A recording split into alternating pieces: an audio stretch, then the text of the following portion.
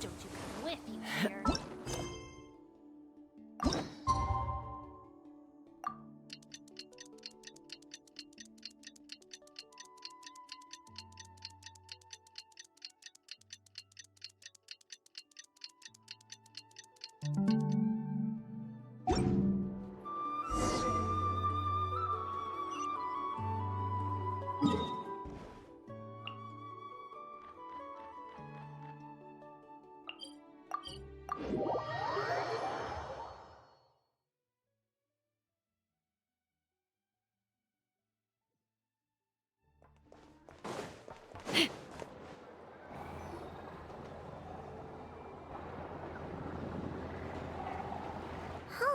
It's been a few days since we said bye to the others in Nasha Town.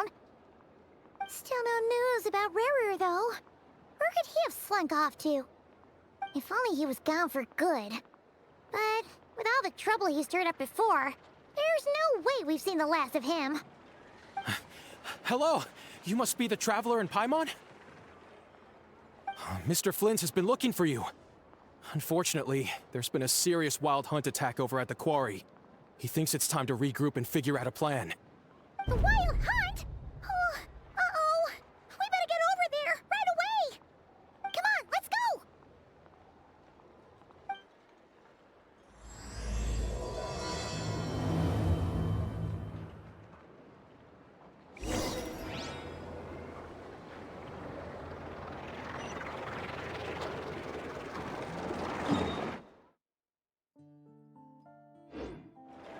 Take me up!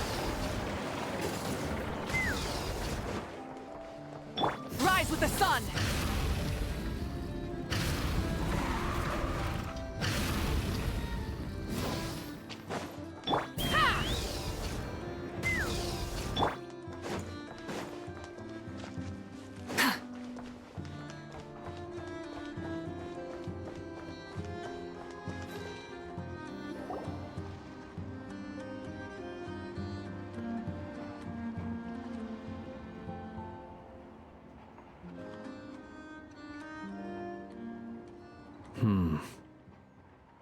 I can barely sense any Kuvaki at all. This whole area feels like a soulless husk. Looks like his appetite truly is insatiable. As if the power of that energy cannon wasn't enough. He's not seriously still getting stronger? What's his endgame here? Ah, everyone's here already. Hey, we made it. So, what's going on? We've all been on high alert since we split up a few days back, expecting Rarir to strike again. But it's like he just vanished into thin air. No one has seen him nor found any trace of his presence. That is, until this morning, when a ratnik found signs of wild hunt activity while out here on patrol. As you can see, the crystalline itself is physically intact, but the Kuvaki it contained is all but completely diminished. And we're sure that Rarir did this. Who else? He's the only one who could pull off a stunt like this. Kuvaki loss has reached critical levels. Reikir of Solnari set to maximum threat level. Warning, unless de-escalation measures are taken soon, he will pose a threat beyond our ability to contain. The consequences could be catastrophic. Traveler, do you remember when we encountered Rarir just after regaining his body? There wasn't a shred of sanity left. Nothing but madness and rage. Yeah, didn't he shout out a bunch of names? Then he started raving about how nothing in this world mattered to him. Oh, Paimon gets chills just thinking about it. Oh, but the thought that he's still out there, lurking somewhere and not cry, waiting for his chance to strike? Oh, even chillier. Last time we fought, we were already at a disadvantage. If he has such overwhelming strength, why would he suddenly go into hiding? Yeah, if I were him and I wanted more Kuvaki, I'd just take it by force. No point staying in the shadows. Unless something went wrong. His whole resurrection thing didn't... The other thing is, how does someone who's completely lost their mind still have the wherewithal to cover their tracks so perfectly? Beats me. According to certain medical studies, insanity does not always entail a complete loss of rationality. It may be that he is simply living in a world of his own. That actually sounds about right. He was ranting away to himself the whole time, like he had zero interest in talking to us. There are many unanswered questions here. He could be right under our noses, and we'd still be in the dark. Besides his name and title, we know little about him. Certainly nothing about his past. Exactly. And we wouldn't even know where to begin looking. Even Boss hadn't heard of the Rahir of Solnari before all this. I'd be willing to bet that even if we gathered together every scrap of intel in Nodcry, we still wouldn't find more than, like, 3 useful facts about him. So, if we do nothing, he'll just keep getting stronger.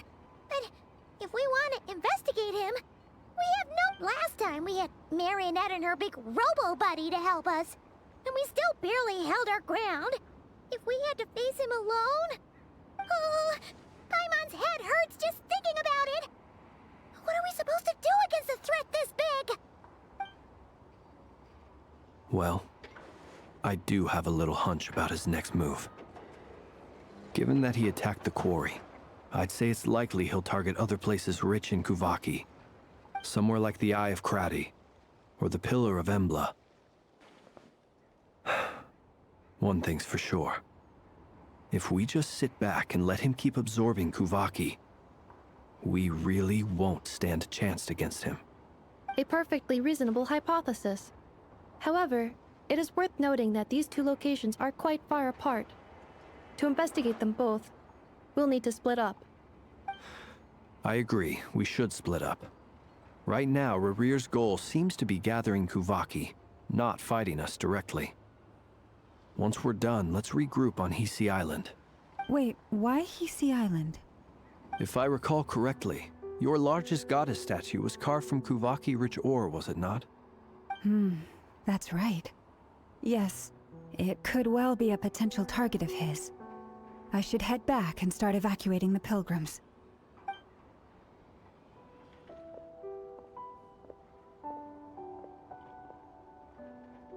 Splitting up's always gonna be risky.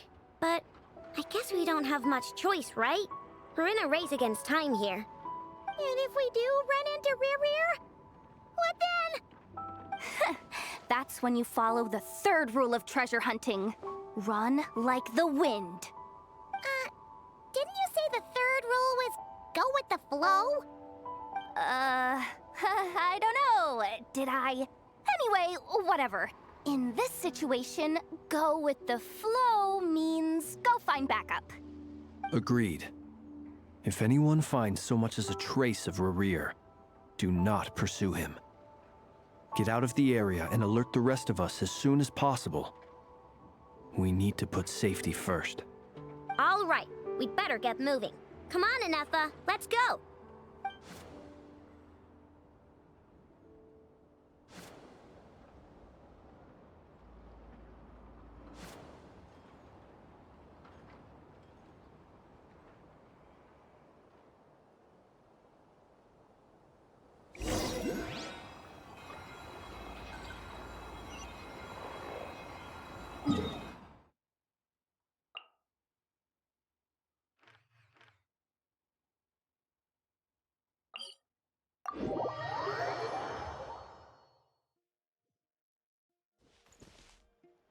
Burn it down!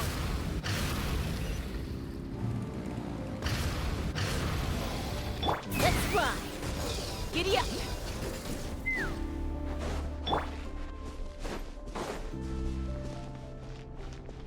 Light it up!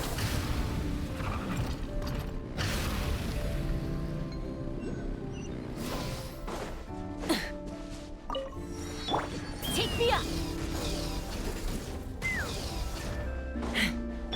Rise with the sun!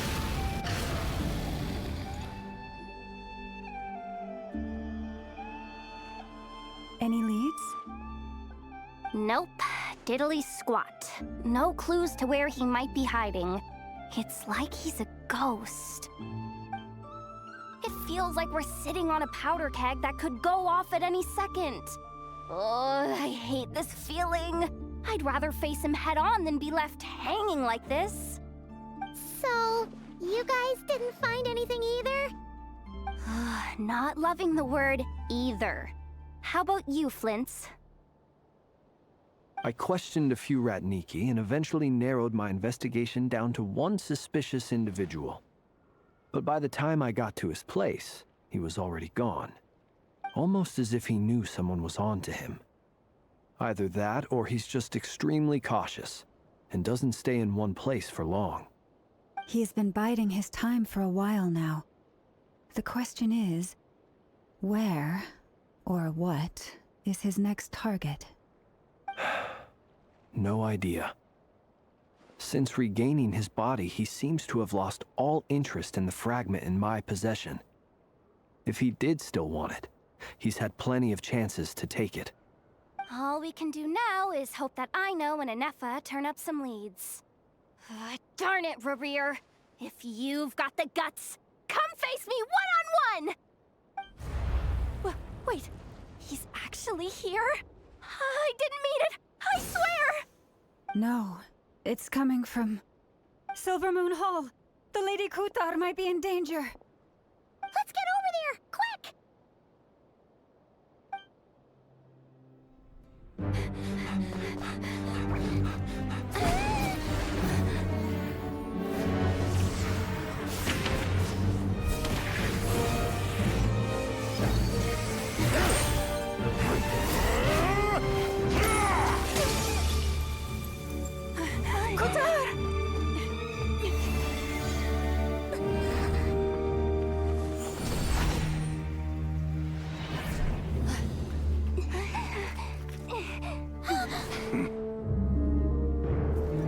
Why is he attacking the damselette? What's going on? No time for questions. Stop him!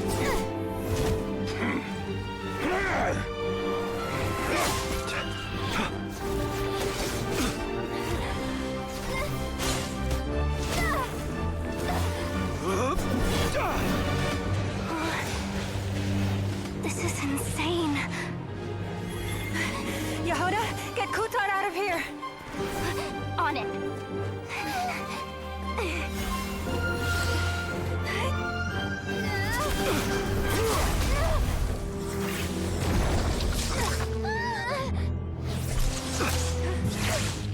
Look where your feeble light has gotten you.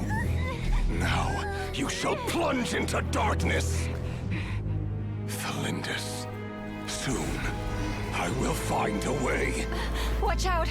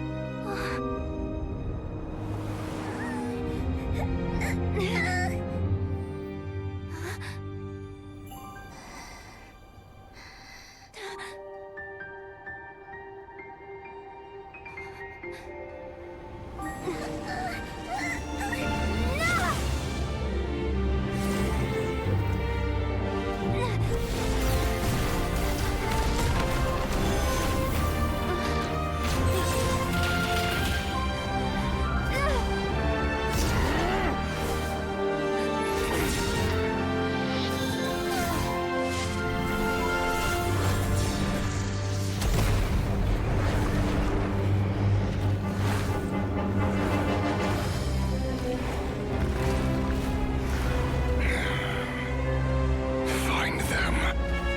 Even if it means turning this place to ashes.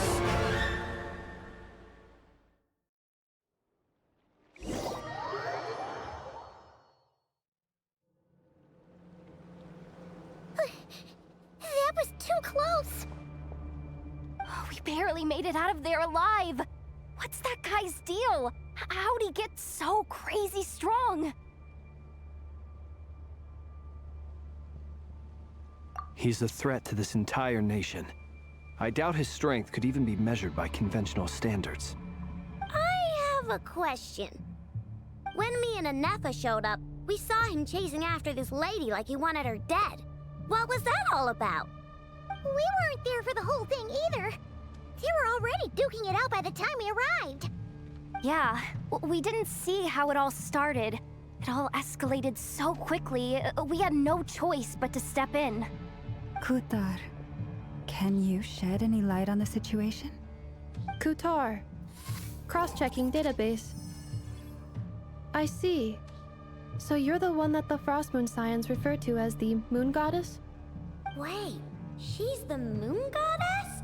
Oh, no wonder she looks just like all those statues. There are many reasons why people might worship the moon, and just as many why they might despise it. I've never met that person before, but there was no mistaking his deep-seated hostility towards me. Why he holds me in such contempt, I cannot say. But since he hunts the power of the moon, it's no surprise that I am a target. Kutar. There are many potential motives. For instance, you help the traveler escape his grasp. This could be his way of taking revenge. It is also possible that he covets the Kuvaki inside you and seeks to take it for his own. The list goes on. But right now, devising a counter-strategy should be our #1 priority. The likelihood of this location being discovered is close to 100%.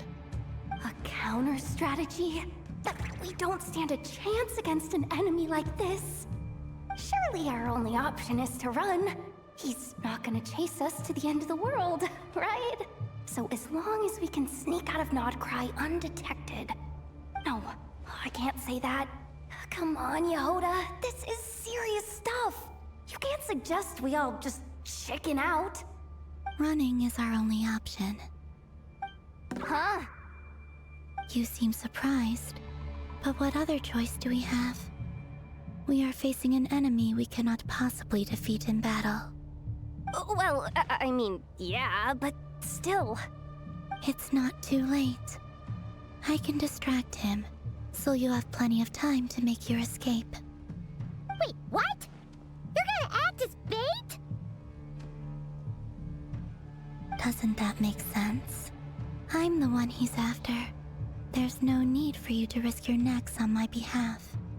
A coyote doesn't stop for bypassers while it's howling at the moon. What is it, Loma? The Frost Moon Scions have already grown accustomed to life without their goddess. My presence here is no longer essential, and this is not my home, so you needn't ask me to stay. We can't just roll over and let him get away with this. That's not our style. Yeah, we can't just call it quits after everything we've been through together. Besides, she'd pretty much saved my life back there. If I just ditched her now, I'd never forgive myself. We can't overlook that you have saved our lives multiple times now. To talk of returning the favor would be a little crass for my liking.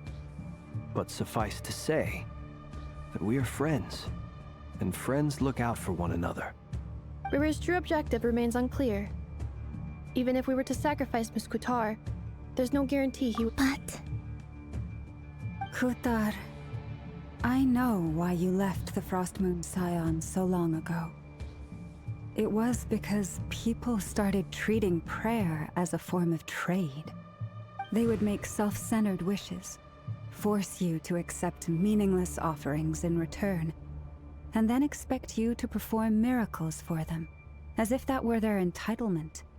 If it were me, I might have walked away too. But I believe that time can change everything, and that sometimes it takes losing something precious to appreciate its true worth. After much reflection, I've realized that this was never about whether the Frost Moon Scions need you. Any relationship based on need is purely transactional. What I truly hope is that you'll choose to stay, not out of obligation, but as part of our family. You were born here, and now you've returned. Who knows? Perhaps it was the moonlight that guided you home. Thank you, Lauma. But my power is on the wane. I'm afraid I will be of little use to you now. Very well then. I'll do as you say. Both times you saved us, we were transported across great distances in an instant. Is that one of your powers as the Moon Goddess? It is, but I find it very draining. I barely managed to pull it off just now, and it will be some time before I'm strong enough to do so again. Rejected by the world, my power is dwindling. Like a lake, cut off from its source, slowly shrinking away. Now, it has almost run dry. What do you mean, rejected by the world? The 3 moons belonged to the ancient bygone era in which they came into being. From the moment I was born, the world itself has been steadily sapping away at my strength. The 3 moons are not one and the same. As the goddess of the Frost Moon, I cannot wield the powers of the other 2. Yet moonlight has a way of blending together. Each can reflect the other's glow. So when our fingers touched, I was able to restore my strength by drawing Kuva. But this method of recovery is painfully slow. If only we could find the... It's the Wild Hunt! Even faster than we expected. We'll have to finish this conversation later. See how those Wild Hunt creatures are running away from us. They're likely just a scouting party, which means Rerir won't be far behind. Then what are we waiting for? Let's get the heck out of here!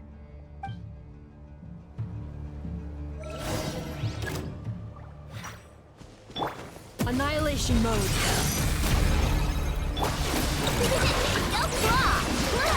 Beware the creatures of the night. Oh, they just keep coming! This is driving me nuts! Rerir's closing in on us. We need to pick up the pace. There's too many of them! And this time, we can't go back on Kazar's house to escape! If this goes on much longer...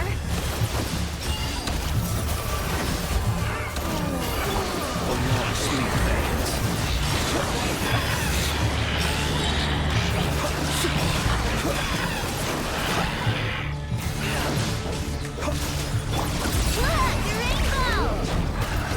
Annihilation mode.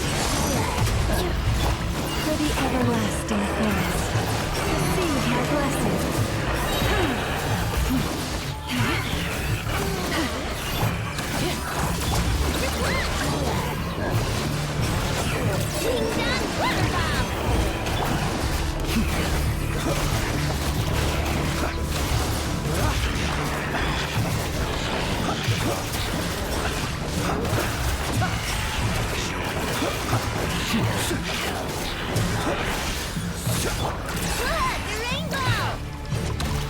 Beware the creatures of the night.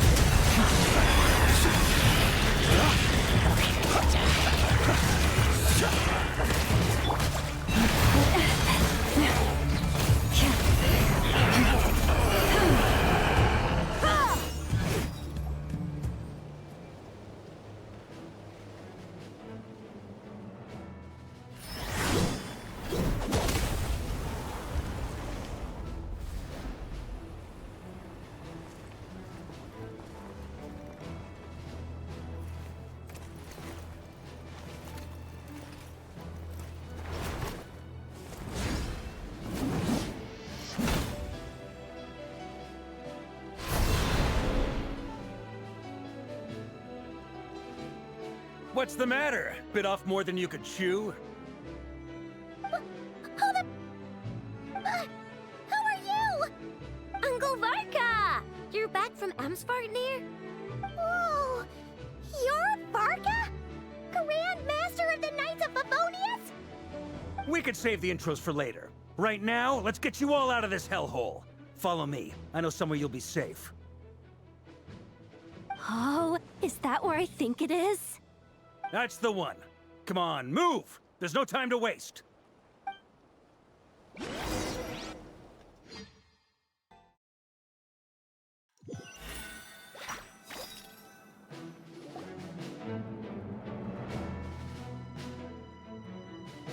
Wow! Where are we? This is so well hidden. Well, that goes without saying.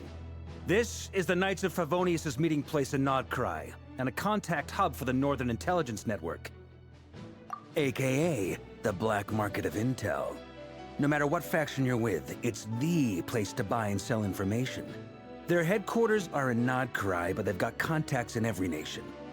As an expeditionary force on foreign soil, working with them has offered us the most effective way of getting our hands on reliable local intel. This is where we meet, so naturally, it's secure. Anyway, where were we? Folks from Nodcry should be pretty familiar with me by now, but I believe this is the first time we've met. Allow me to introduce myself. I am Varka, Knight of Boreas, and Grand Master of the Knights of Favonius. We've heard all about you. This meeting's been a long time coming. You look way younger than Paimon expected, but you definitely have that Grand Master vibe. Well, I'm no spring chicken. Just not showing my age yet. Definitely feeling some of that back pain today, though. Rushed back from Amsfartnir without a wink of sleep, only to get right into another fight with that freshly revived maniac. Another? You mean you fought him before? Yep. He wasn't nearly as strong back then, but he was still a formidable foe. I brought some of the knights along to give him a little surprise, but he saw us coming from a mile off. My squad took heavy injuries, and I barely made it out alive myself. We knew it might have been our last chance, so we staked everything on it. But still, it wasn't enough to stop him. I tried tracking him down afterwards, but he didn't leave a trace. Even in his unhinged mental state, he's as cautious as any trained operative. So, I decided to come find you. And as luck would have it, turned up to find you being ambushed by the Wild Hunt. The rest, you already know. Is that why he's been frantically absorbing Kuvaki these past few days? Because he sees you as a threat? Maybe I'm part of the equation, but even if I weren't, I'm sure he'd still be gathering power. He's clearly working up towards something. Note to self, Uncle Varka's strength rating officially upgraded. Guess it's my turn to ask questions now. So, what exactly has been happening in Nodcry? Why is the Wild Hunt returned in humanoid form? And why is it after you? That's a long story, but I'll try to make it quick.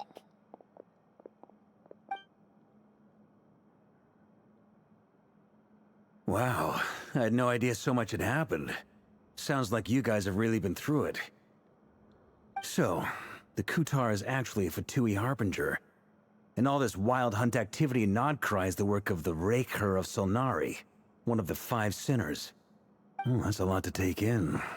Need some time to wrap my head around it all. I'm truly sorry, Mr. Varka. You stood with us against the Wild Hunt, and did everything you could to stop it from escalating into a full-blown catastrophe. And then, the one time you're away, it all comes to a head and all your hard work gets undone. You've got nothing to apologize for, Miss Moonchanter. You can plan 100 steps ahead and still slip up. That's just life. No one knows what tomorrow holds. You can't predict which way the wind will blow next. And, to be perfectly honest, I can't say I'm surprised. For all the times we've defeated the Wild Hunt in the past, we've never been able to completely wipe it out. Turns out, we were just delaying the inevitable. But now that a new variable has come into play, fate may well take a different course. A new variable? You mean us? Who else? And in a strange way, I think his resurgence might not be an entirely bad thing. The Wild Hunt is like an unrelenting force of nature, but Rerir is an individual with an agenda. He's gotta have a weak spot somewhere. That said, while I was explaining everything just now, some of the points that Mr. Flint's added caught my attention. You mean about our mystery ally? That's right. From what you've said, not only did they lead you straight to some key files, they also shielded Hisi Island from a lethal Kuvaki blast. I don't know who or what could pull something like that off. Heck, even Miss Columbina doesn't have a clue. I hadn't heard the story about those files. Would you mind repeating their titles for me? Wild Hunt Phenomena Log, a Nodcrian Ratnik's Field Journal, and Kuvaki Survey Log. Oh. No. Still doesn't ring a bell. Another dead end. Guess all we can do now is hope that our mystery ally keeps showing up when we most need them. Still, it's safest to assume they won't be intervening again. From here on out, we'll have to resolve this crisis by ourselves. Your intel also explains something else I've been wondering about. The reason I led my team to Amsfarnir was because we'd had reports about a possible source of the Wild Hunt showing up there. But once we looked into it, it turned out to be a red herring. I don't know who was behind it, but clearly, it served its purpose. I doubt it's by chance that he happened to make his comeback while my attention was diverted. And from everything you told me, it sounds like his scheming began well before his return. So maybe luring me away was all— But is it even possible that he orchestrated all of this by himself? The Moon Maiden and the Raker of Solnari, Nodcry of all places. The way everything is unfolding, it can't be a coincidence. So, what do we do now? Got any ideas? Right now, we've got at least 3 things to consider. Let's go through them one by one. First, we need to figure out how to take down Rerir. If we can't beat him in a straight-up fight, the rest won't even matter. To my knowledge, the bulk of Nodcry's fighting force is already gathered here. But even with everyone united, we're still no match for Rerir in his current state, let alone with his power still growing. What if there was a way to tap into a new power of our own? How so? Have you thought of something, Columbina? 3 moons once watched over this world. The Eternal Moon was the largest. The Frost Moon was the brightest. And the Iridescent Moon was the most mysterious. They say that back then, the 3 moon goddesses wielded immense power, enough to shape the workings of the world itself.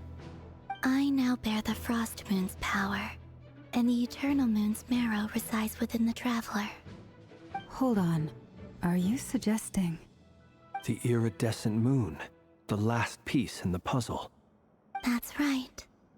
If we can find the Iridescent Moon's marrow, I will be able to regain my strength much more quickly. The 3 moons are said to stir the tides and illuminate all things. Perhaps they hold further secrets beyond our understanding. According to my analysis, the solution is feasible. However, it is subject to one major condition. How do we locate the Iridescent Moon's marrow? I know a way, but we will need to visit the Fatui's Experimental Design Bureau. The Experimental Design Bureau? Are you saying we need to involve Marionette? Yes. I must speak with Sandrone. It's a long way from here to the Experimental Design Bureau. There's a high chance you'll be spotted. You shouldn't go alone. Then that's settled. Next up, our second priority. Somehow, we need to figure out Rerir's end goal.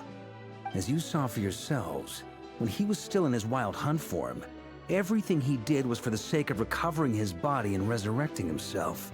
His first act since then, after laying low for a while, was to try and assassinate this young lady. People's obsessions often reveal their greatest vulnerabilities. There must be a reason why he despises the moon so deeply. Perhaps it sheds some light on his title, the Raker of Solnari. The Wild Hunt has plagued Nodcry for centuries now. If we want to stop it for good, we have to get to the root cause of what's driving it. It's true. We still know very little about him. If Kuthar hadn't given us that lead, we wouldn't even know his name. But where would we even start? I doubt even the Intel Queen of Nokrai has a clue, and she has info coming out of her ears. Oh?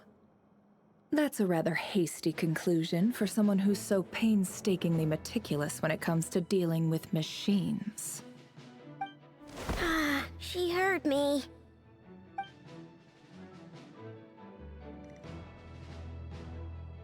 Boss! What are you doing here? I'm now asking myself the same question. I received a letter from a humble knight of Favonius, requesting a meeting to discuss a major business deal. But it looks like this humble knight had something else in mind. Details, details. Miss Nefer, the important thing is that you've arrived at the perfect time. Since his failed ambush, I've been racking my brains trying to come up with a plan to fight Rerir. Given the severity of the situation, I think it's fair to say that our only chance lies in uniting as one. And I'm talking all the factions in Nokrai. We can't do this without the Curatorium, but I knew it'd be a tough job to win you over. So, I took the liberty of reaching out for a little chat. Wait a sec. How did you even hear about this place, Nefer? Didn't you say this is meant to be the Knights of Favonius' meeting spot? And a contact hub for the Northern Intelligence Network? And isn't it supposed to be super hidden? You really think he could have gotten settled in Nodcry without my help? Besides, I'm the one running this gig. Of course I know where the meeting place is. Allow me to introduce the current head of the Northern Intelligence Network. If it's intel you're after, she's your woman. Pretty much seen and heard it all. Please spare me the flattery. Let's cut to the chase. Seems like you've run into some trouble, huh?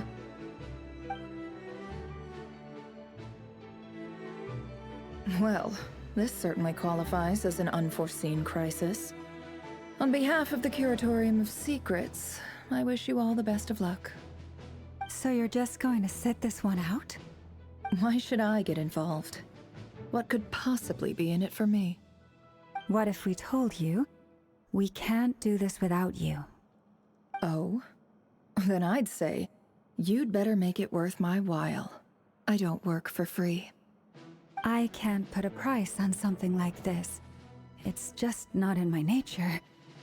But then again, you and I have always been polar opposites in this regard. If you insist on compensation, I will pay you. Consider this a formal commission. Sound fair? You just don't give up, do you?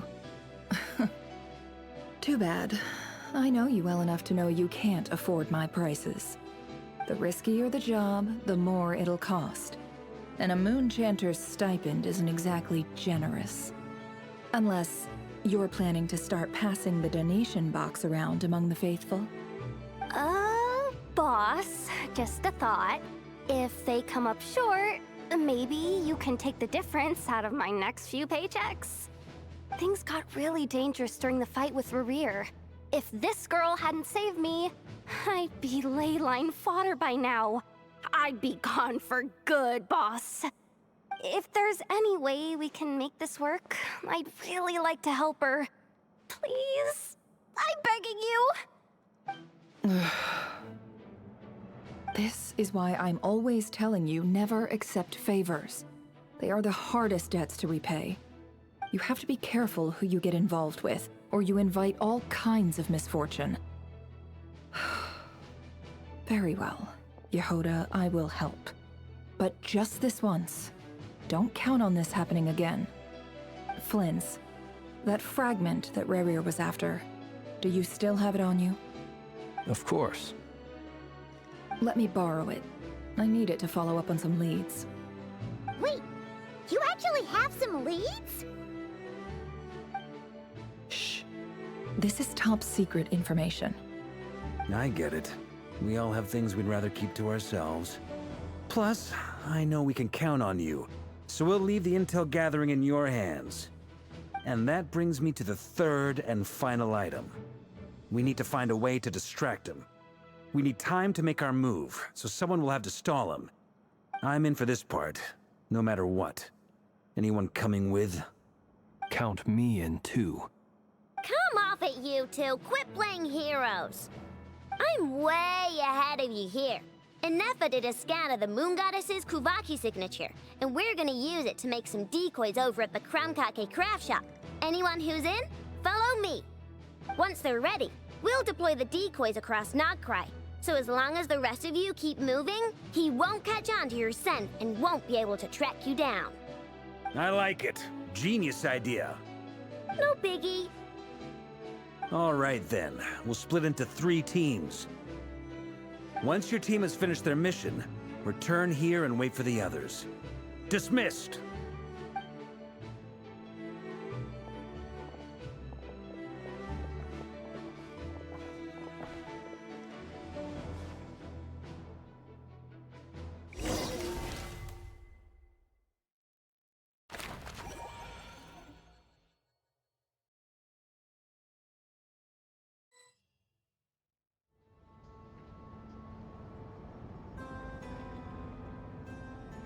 Lady Damselette. Wait, and you two? What are you doing at the Kuvaki experiment? We've been doing our best to mind our own business lately. But if you're just gonna waltz up here like this, you're seriously pressing your luck. Don't blame us for doing what we have to. You really think that's gonna scare us off? We're not looking for any trouble. I just want to see Zandrone. Do I need to remind you that you're still a wanted fugitive for deserting us? Out of consideration for our former ties and the crisis we're all up against, we'll let you leave in one piece. But don't even think about trying to get inside. Let them in. But... Are you going to make me repeat that? no, my lady. Zandrone seems to be in a good mood. Must be maintenance day.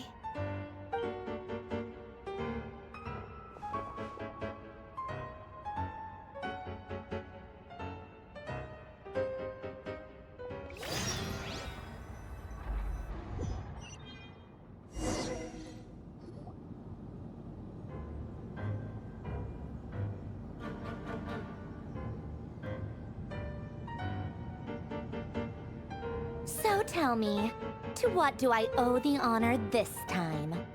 Actually, before you answer that, just so we're clear, we're not colleagues anymore, Columbina. I don't owe you anything. I promise it's nothing big. It seems like you've gotten the wrong idea here. The only reason I let you in was because I was bored. It seemed like a way to kill some time and satisfy my own curiosity.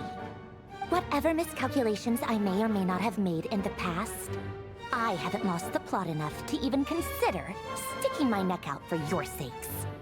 I'd like to speak with Arlecchino. What? Huh? You mean the knave? I'd like to speak with Arlecchino. Is she in Nodcry? No, she's not. Once the work on this facility was completed, she went back with the Rooster and Regrator. The only ones in Nodcry are me and... What is it you need to speak to her about anyway? Rerir is hunting me. If I'm going to face him, I must first retrieve the lost moon.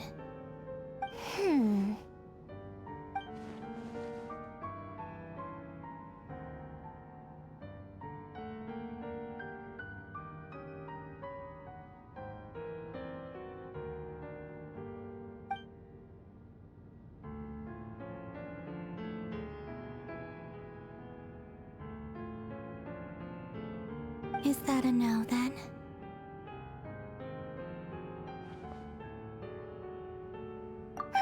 As if I need reminding. I was this close to settling things with him before someone decided to whisk me away to their weird little garden. Have you held any tea parties lately? Tea parties?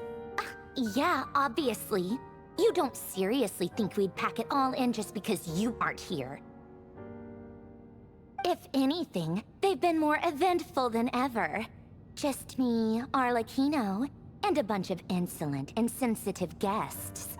who won't stop asking where you've gone. Oh, they've been a real joy. I bet you served them the worst tea you have. Just like you used to do to me when I upset you. Who cares about how good the tea is when there's no one around to drink it? I keep losing people. First Rosaline, now you. I'm running out of people who can make me laugh. Honestly, what could be more ridiculous than a multi-centenarian goddess who's only ever had the plain herbal tea she received as offerings? You'd always brew a different type of tea for me each time. Was it really just to see how I'd react?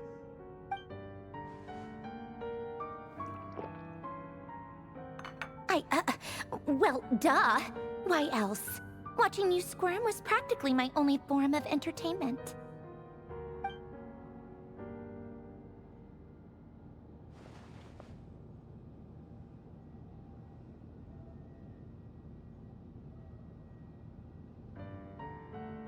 Oh, yeah. And Capitano sometimes used to bring Tartaglia around, too. But I guess we won't be seeing him again. Well, I guess we are overdue for a get-together. Polonia! Have Febronia pass a message to Arlecchino for me. It's time for tea. Will suffice. Pass along a message for me, too, if you would. My body cannot contain the marrow of 2 moons, so I'll be leaving one of them in her care. Excuse me? Who said you were on the guest list? If my tea meant that much to you, maybe quitting the Fatui wasn't your brightest move. Back when you were under the Tsaritsa's protection, no one would have dared come at you so openly. But that protection didn't come for free. In fact, I paid dearly for it. At the end of the day, it was just another transaction. I just got tired, that's all. I never wanted any part in their grand ambitions, and I've had enough of being treated like a bottomless supply of power. It brings back memories from the old days, when I was still worshipped as the moon goddess. Centuries on, it may be a different group of people, but I see the same greed in their eyes. I figured you'd leave eventually. You didn't have as much of a reason to stay as I do. The Tsaritsa gave you shelter and protection, but that was it. Nothing more, nothing less. Meanwhile, the Fatui demanded everything from you in return, until it was more than you could bear. I get why you left. And frankly, I have no interest in dragging you back just because the higher-ups told me to. But if you keep hanging around with this riffraff, the next time we cross paths, we might be enemies for real.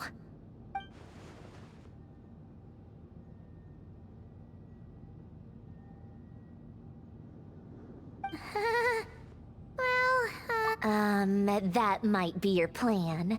But it sounds like someone else wants you to stay a little longer. Huh?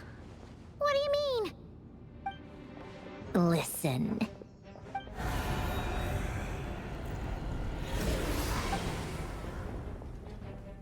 My lady, it's the Wild Hunt. A horde of monsters is headed straight for the facility. Another uninvited guest trying to crash my tea party. Clear the area. I'll handle this. Wait, what? You want us to leave you here by yourself? Huh, you'll be lucky to make it out of this alive. You really think you can afford to worry about me? Go on, get out of here. You may have stopped Polonia from crushing him last time, but I've made sure that won't happen again. The entire Experimental Design Bureau is rigged for war. Stay and watch if you want, but it'll be at your own risk. Don't tell me what to do! Look, if you're leaving, make it quick, or you'll just get in my way. There's a secret passage on the 2nd floor. It'll take you right to the plains out back. Stare all you want, Columbina. You're not getting another invitation to my tea party. I know. But thank you anyway, Sandrone. Ugh. This is exactly why you shouldn't hang around with those people. All their melodrama and sentimental nonsense is rubbing off on you.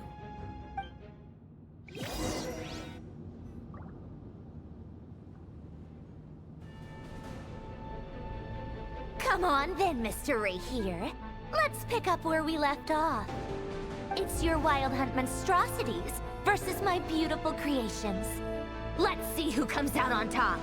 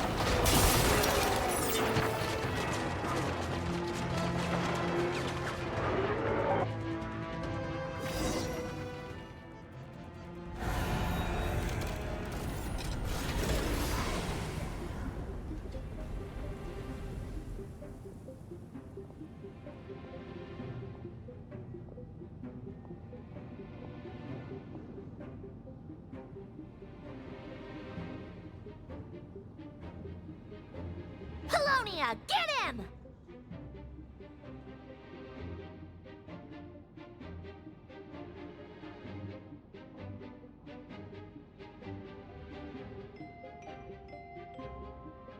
I've upgraded Colonia again since our last encounter, and uploaded every last scrap of your data.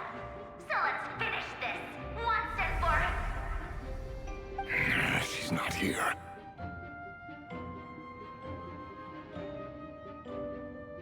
Where did she go?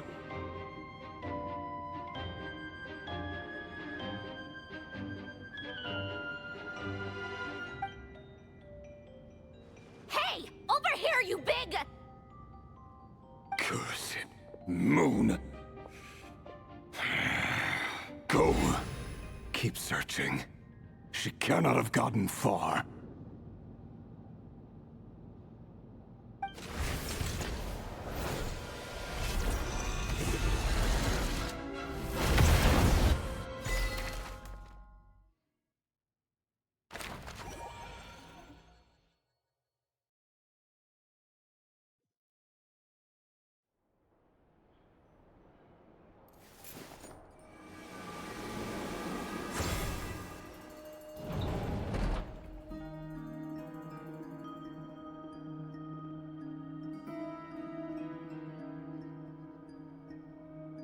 So this is your method for investigating Rarir's past.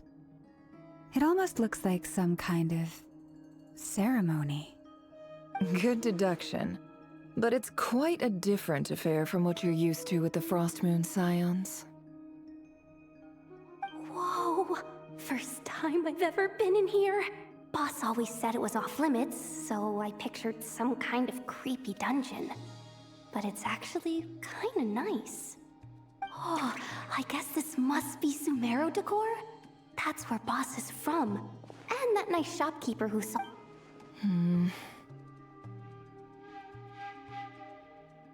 I'm not sure exactly what you've got planned, but it looks like you're all set. When do we begin? Whenever we wish. But for some reason, I've got a feeling this isn't going to end well. I've never faced Rarir myself, but from what you've told me, his power is beyond anything I could imagine. I, on the other hand, am just an ordinary businesswoman. Our paths should never have crossed, yet here I am, forced to make an enemy of him. If you ask me, you're about as far from ordinary as it gets. So what are you saying? You're getting cold feet? Once I take a job, there's no backing out. Still, I have to ask myself if the power I'm relying on will even work on an opponent of this caliber. And also how to make sure I come out of this alive if things spiral out of control. Death is the one thing we can take for granted. It is the great equalizer, however fortunate or unfortunate we may otherwise be. So it's important to consider how to spend what lifespan we have left. Come on, boss. Lighten up. Quit talking about death. It's bad luck. For once, I agree with you. When you're up against a foe like Rarir, there's no such thing as being too prepared. Is there anything I can do to help? That won't be necessary. I've already made up my mind. Time to cash in a precious favor. That shady merchant who sold you an— Come on, boss. You're pulling my leg again. Anyway, I know who you're talking about. Don't go anywhere.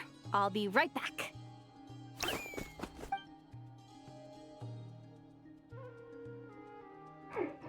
Quit dragging me. I genuinely can't run any further.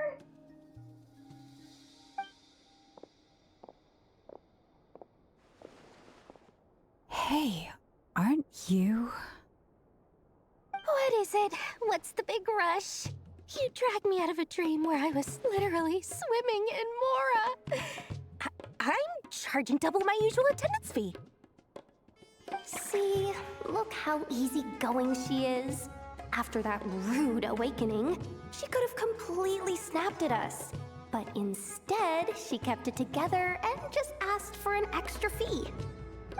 Dori Sangama Bay? If you want to make it big in Nodcry, it's all about connections. Lady Nefer just so happens to have a lot of intel that interests me. And she also did me a big favor in the past. It was back when I first arrived in Nodcry. My trusty assistant, the genie in my lamp, had an adverse reaction to the Kuvaki and fainted. And when you know it, that's when I suddenly find myself in a life-or-death situation. Good thing my compatriot was there to swoop in and save the day.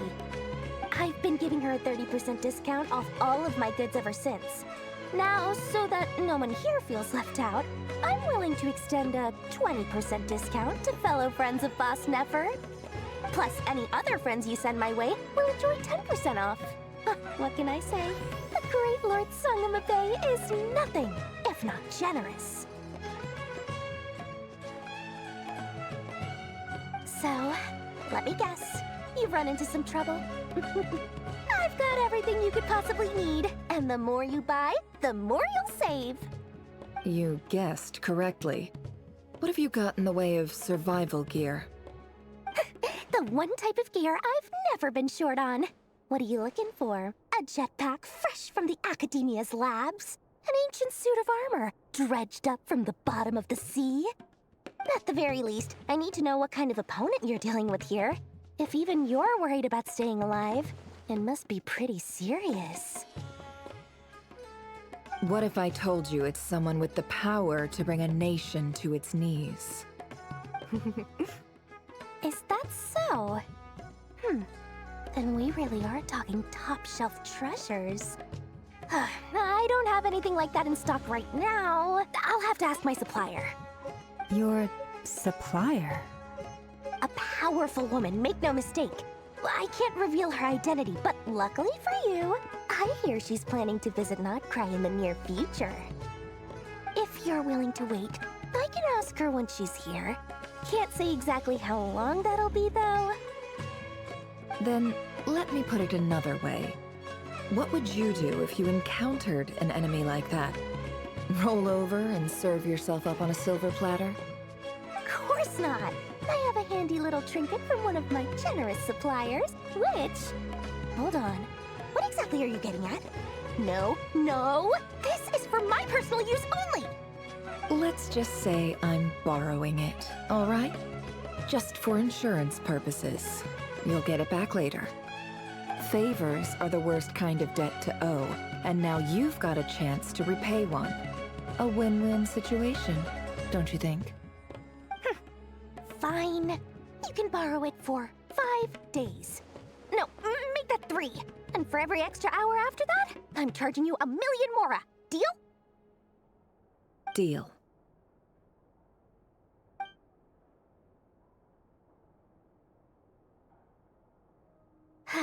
What a way to start the day. Now, was there anything else you wanted? Or can I go back to bed now?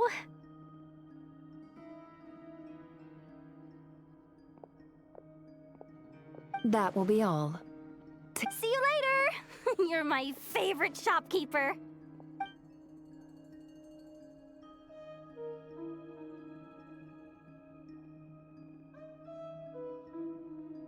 Excellent. Everything is well and truly ready. The ceremony can now begin. After initiating the ceremony, your minds will follow me wherever I go.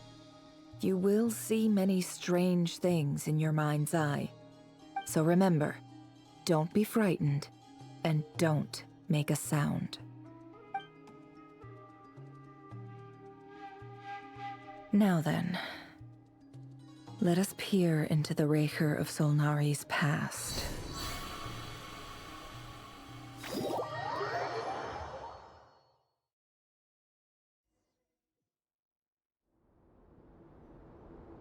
I made it. I don't recognize this style of architecture. Must be Conrian. Simple furnishings, table and chairs. It's a more ordinary house than I might have expected. Looks like the fearsome Raker of Solnari came from surprisingly humble beginnings. Unless this passed for luxury in Conria. Unlikely. It was said to be a very prosperous nation. Anyway, I'll keep exploring.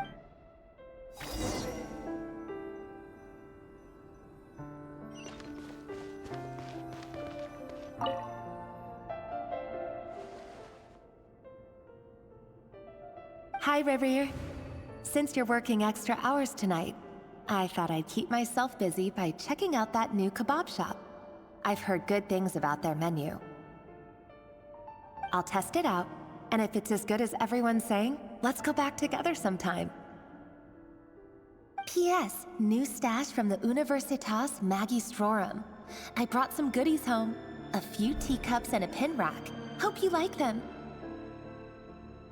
They didn't sign their name, but they must have been close. Sounds like they were living together.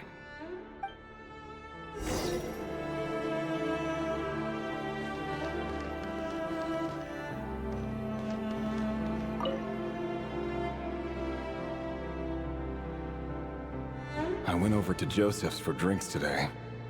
They have a fine collection, but I went alone.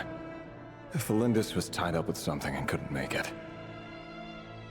Joseph asked why I came alone, but I didn't really have an answer. He then went on to ask about other things.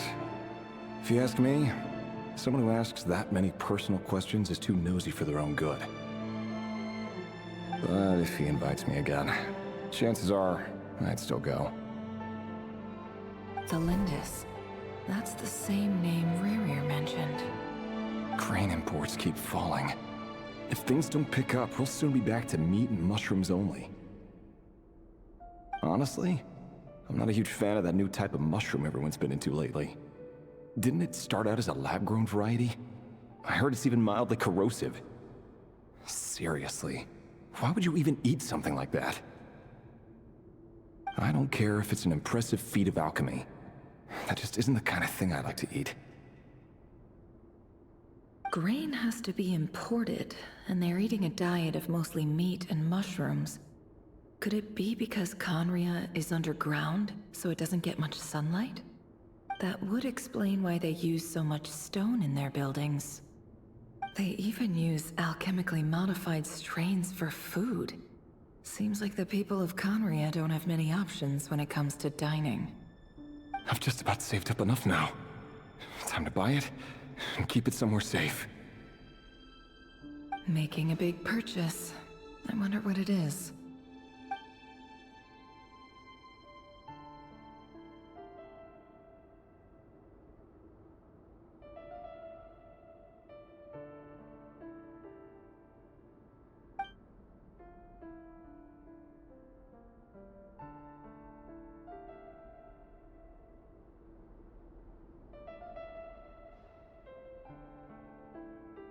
He really is a professional.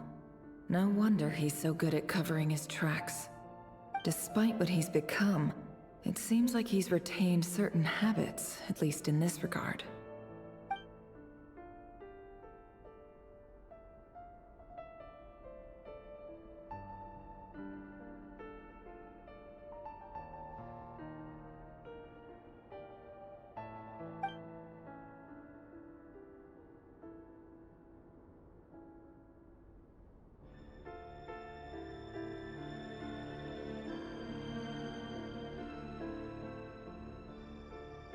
Did Rary rip it out himself?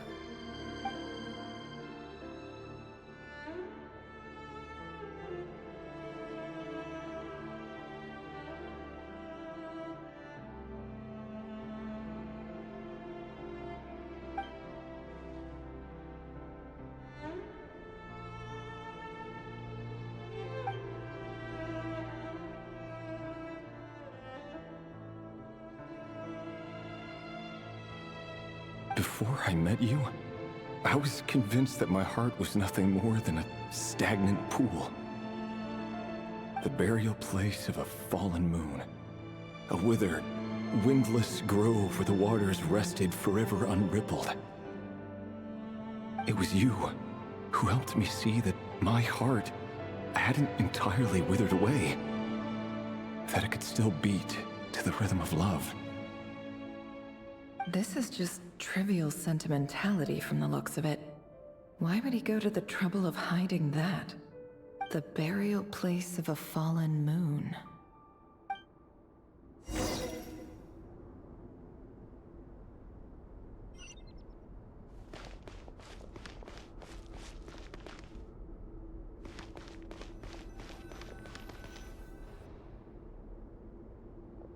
Reverie, over here. Dane! Oh, and, Vediflin here? What a surprise to see you here, sir. Hello there, Reverie. You need not address me so formally outside of court. He doesn't get that much free time, so I invited him over for a drink. Even the court prophet deserves a break every now and then, right? Well, I'm flattered. So, what are we discussing today? Hey, don't look at me. As far as I see it, we don't need an excuse to have a few drinks. Come on, don't give us that. Didn't you say you were about to pop the big question? How's that coming along? Who'd have thought the great Twilight Sword was an even greater gossip? I just didn't expect you to be the first one to settle down and get married, that's all. Yeah. If you told me that a few years ago, I wouldn't have believed you either. So, are you planning to come clean about your job then? I'm guessing you still haven't told her. Sure, I'll have to tell her at some point. But I'll need to pick the right time and place. To be honest, I have no idea how she'll take it. Come on, stop being such a pessimist. For all you know, she could be thrilled. I bet she'll be much more impressed by your actual job than the one she thinks you're doing now. A member of the King's Guard.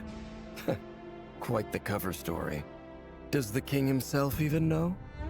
Of course he does. Anyway, enough about me. How have you been? Me? Same old, same old. Nothing much to... Huh? What's up, Ved? It's nothing. Vediflin, Dainsleif's elder brother. Renowned throughout the court of Conria as the Visionary, and said to possess a wisdom far beyond the reach of any ordinary man. And yet, despite the gulf between us, he seems to have something to say about me. Does he even know me? Does he see me as a friend of his brother, or just another of the Vinster King's blades? Why did he react so strongly? Was it really to do with what we were talking about? Brown, curly hair and brooding blue eyes. So this is what Rerir looked like back in the day. Perfectly normal. No different from anyone else. As frightening as this monster is in the present, there's something even more unsettling about seeing the human...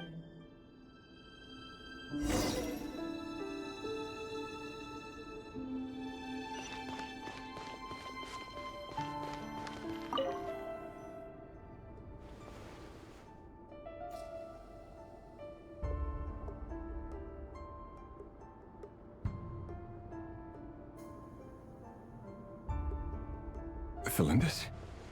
You're back early? Our equipment's being serviced today, so I got off earlier than usual. How's your day been? Aw, why the long face? Is something the matter? Has your boss been giving you a hard time again?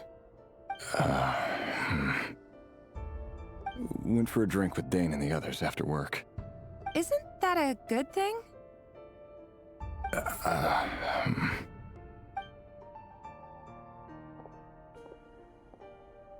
Vediflin showed up today, too. You know, Dainsleif's older brother. Ah, Mr. Vediflin. Yes, I've heard of him. They say that everything he says ends up coming true. He overheard Dainsleif mention that I'd recently proposed, and seemed to have an issue with it. But when I asked what it was, he kept it to himself. So, you're worried? You can be such a child sometimes, Reverie. We're nobodies. Why would the Visionary be concerned about us? I'm sure someone in his position has much bigger fish to fry.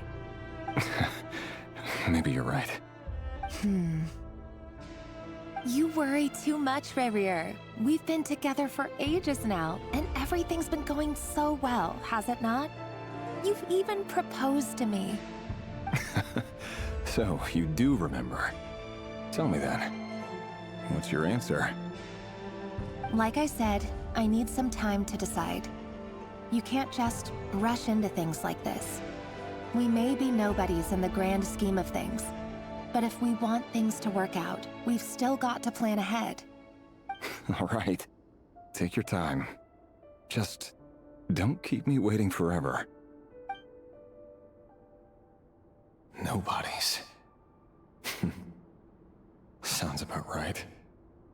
In the eyes of people like Vedalfanir and Dainsleif, can someone whose gaze is so fixed on a far-flung future even see the present clearly?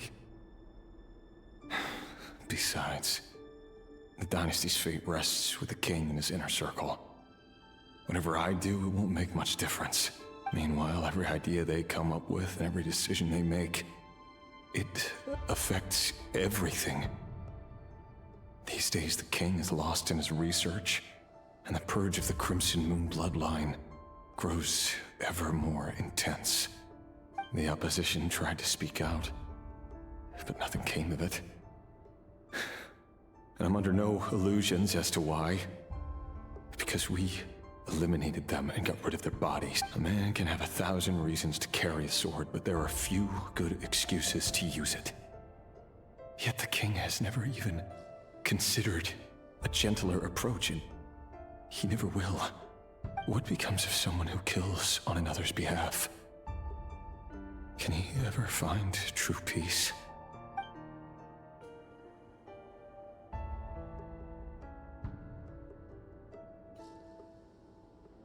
Thalendis?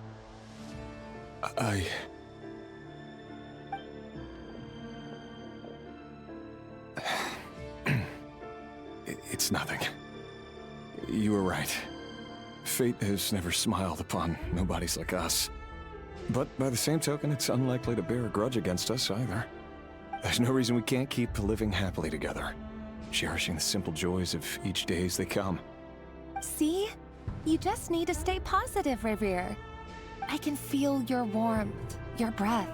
You're right there, right by my side. Just seeing you makes me happy in a way I can't explain. And that's something that no one could ever take away from me. So smile, my love. Let go of that frown. You're right, Thalendis. I've just been overthinking things. That's better. Getting caught up about things like this will only ruin our evening. Speaking of which, all set for the ball tonight? I need to go get ready. You go ahead. I just have a few things to take care of, then I'll come join you. Even busier than the big shots, huh? Fine, I'll go get started. But don't be late. If you keep me waiting too long, I won't be a happy bunny. Relax. I'll be there. Seriously, though, you drive a hard bargain. You're really gonna leave my proposal hanging and still expect me to take you to the ball? Well, that goes without saying. I already told everyone I'd be coming with a dance partner. Besides, they're two completely different things. Let's take it one thing at a time, all right? All right. White outfit it is. It seems like Rarier was deliberately hiding his ties to the intelligence services by giving the impression that he was just an ordinary member of the Venster King's Guard.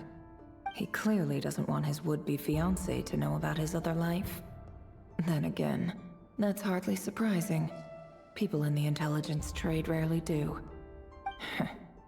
Who'd have thought we were in the same line of work? Let's dig a little deeper.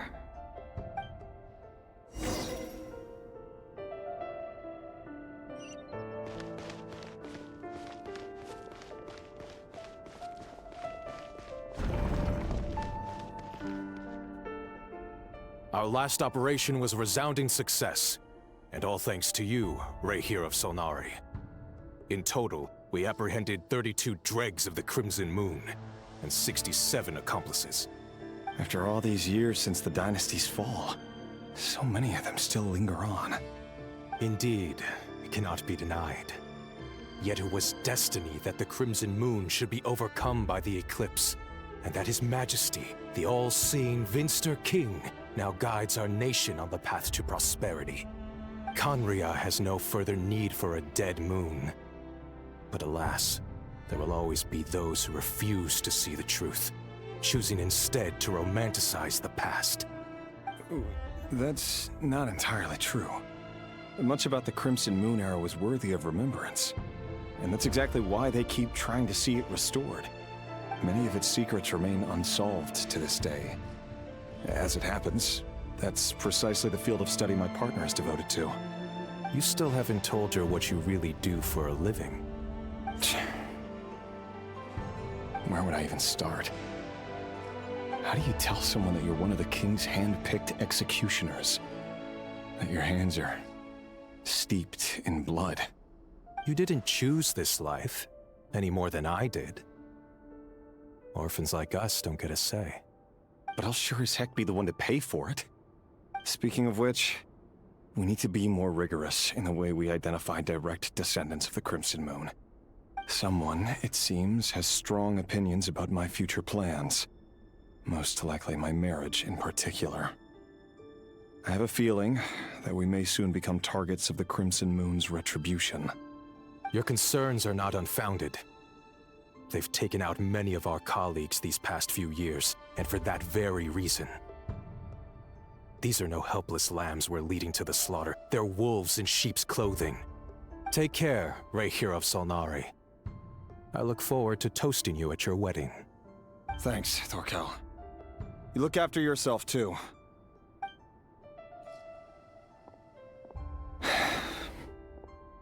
Thelindis, I never wanted to keep this from you. You're the last person I would ever want to lie to. But that's exactly why I can't tell you everything. There are things you shouldn't know. Things the Moonlit dynasties are a thing of the past. Yet even now, with the sun shining high in the sky, there are those who would call forth a dead moon's ghost. Could that be why Vedalfnir held back? Or was it because of some court secret he's not at liberty to share? I have to get a clear answer from him. No matter what happens, I will protect Thelindis. Rayhir seems to be very concerned by Vedalfnir's reaction.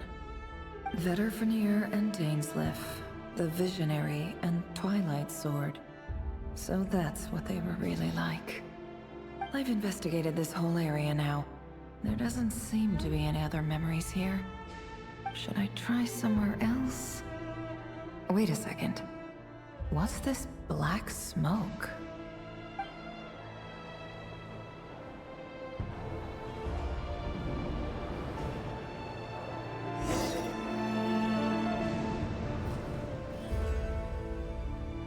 So, he's late after all. Just you wait, Rayhir. You're in for it. Big time.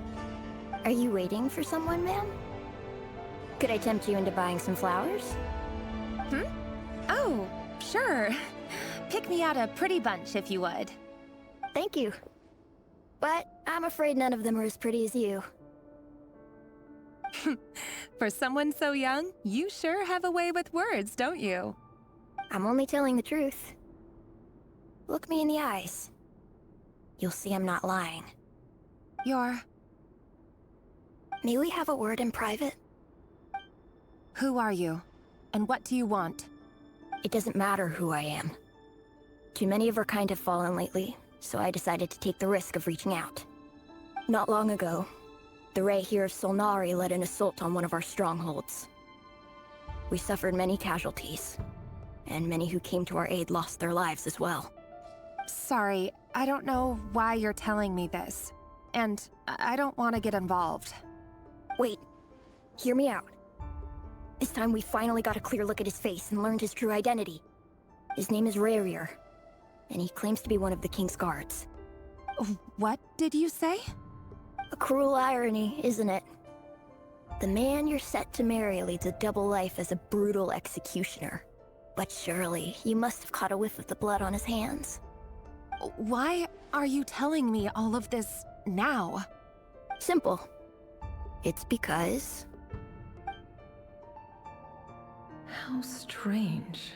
Rerir was nowhere to be seen in that memory. It clearly belonged to Thalindis. Rerir couldn't possibly know what happened if he wasn't even there.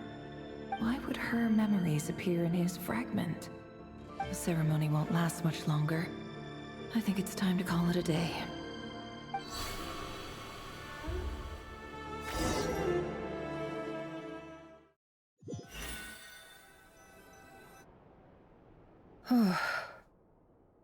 So that was your doing? Did you just pull us inside Rerir's fragment to spy directly on his memories? Any more questions, and I'll have to start charging. I had no idea you could do that, boss! Seriously, that was amazing! We're not worthy. We're not worthy! I gotta admit, though, I'm itching to see what happens next. Feels like we barely scratched the surface. I'm just as curious as you are, but the ceremony only allows for limited time inside. That's all we can see for now. Luckily, we managed to learn quite a lot. So far, so good. I just hope the others are doing okay too. Especially the group with the Traveler. Their mission is a risky one. Let's hope it's all going smoothly. If you're worried about them, go see how they're doing. If I know Boss, she's gonna need some time to write up all the details and make sure it's all coherent. I'll stay behind to lend a hand, but feel free to head back and meet up with the others.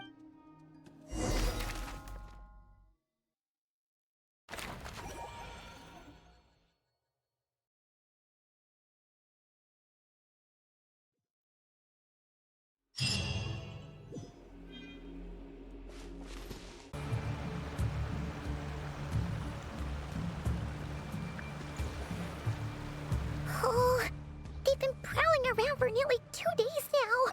These things just won't quit.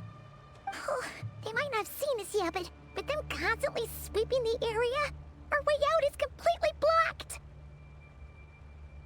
Oh, that's never gonna work. One little slip up and it's game over. If they spot us, they'll run straight back to Rerir. And once he knows we're here, it won't be long before he's breathing down our necks again.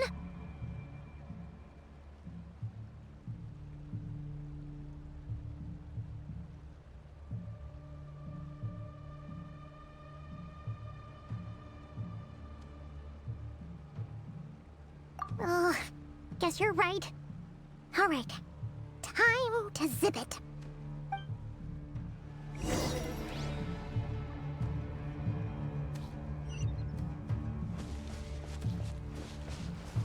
Quick, hide! We almost got spotted. Phew, that was a close call.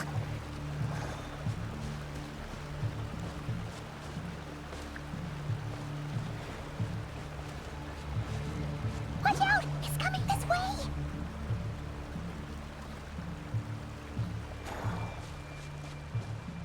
Keep going. We're nearly there. This is the final hurdle.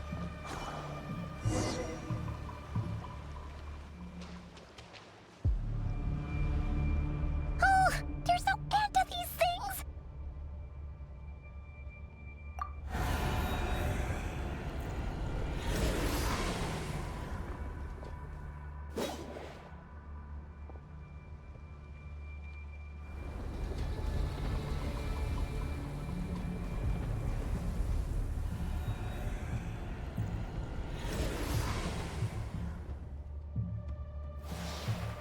Fire. Fire? Wait, what's that smell? Oh no! There's a fire!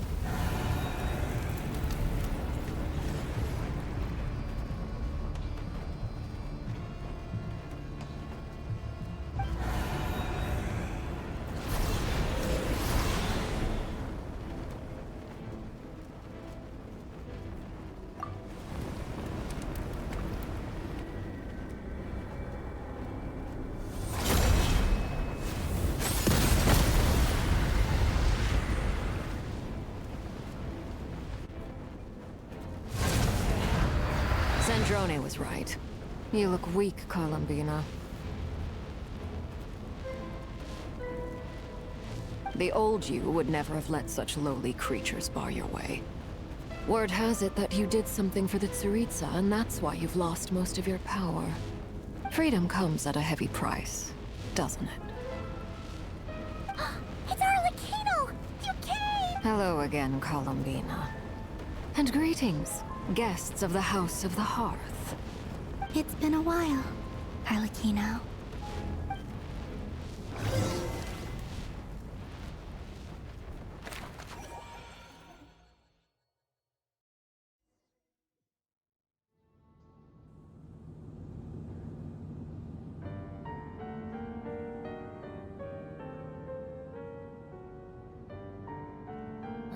Stupid right here of stupid Solnari. Ugh, whatever. I've got all the data I need. Next time we meet, you're fin. He sure doesn't pull his punches. Excuse me, do you need a hand? You can do me a favor by staying out of my way. Can't you see I'm busy? Wait a minute.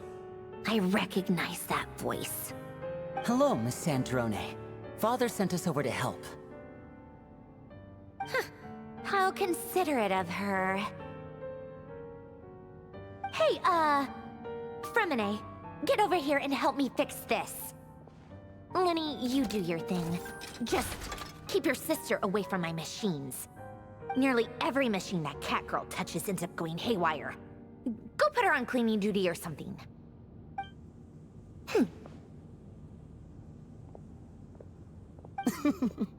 Then let's start downstairs. Fremine, we'll leave this place to you. You've got it. Wait a second. Pretty sure there's still some tea in the cupboard. If you want some, you'll have to make it yourselves.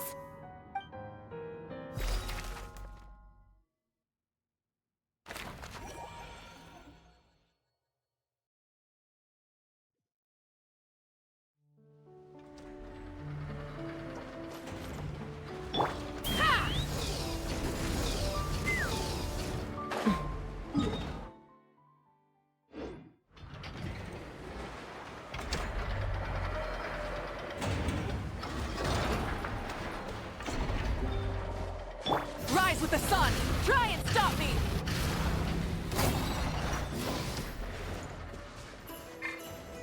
Let's fly!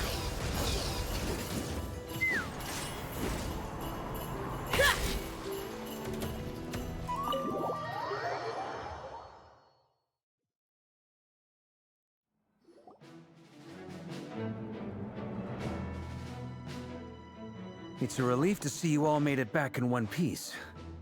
Huh? Feels like there's quite a few people missing. Where's Flint's and the others? And what about Nefer? I returned ahead of them.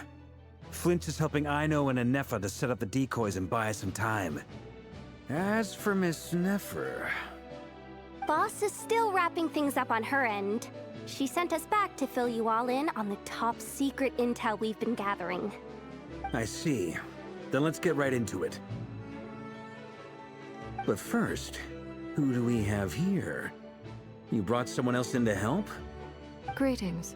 I was invited here to help as a longtime Tea Party companion of Columbina's. Surely it can't be. Those eyes.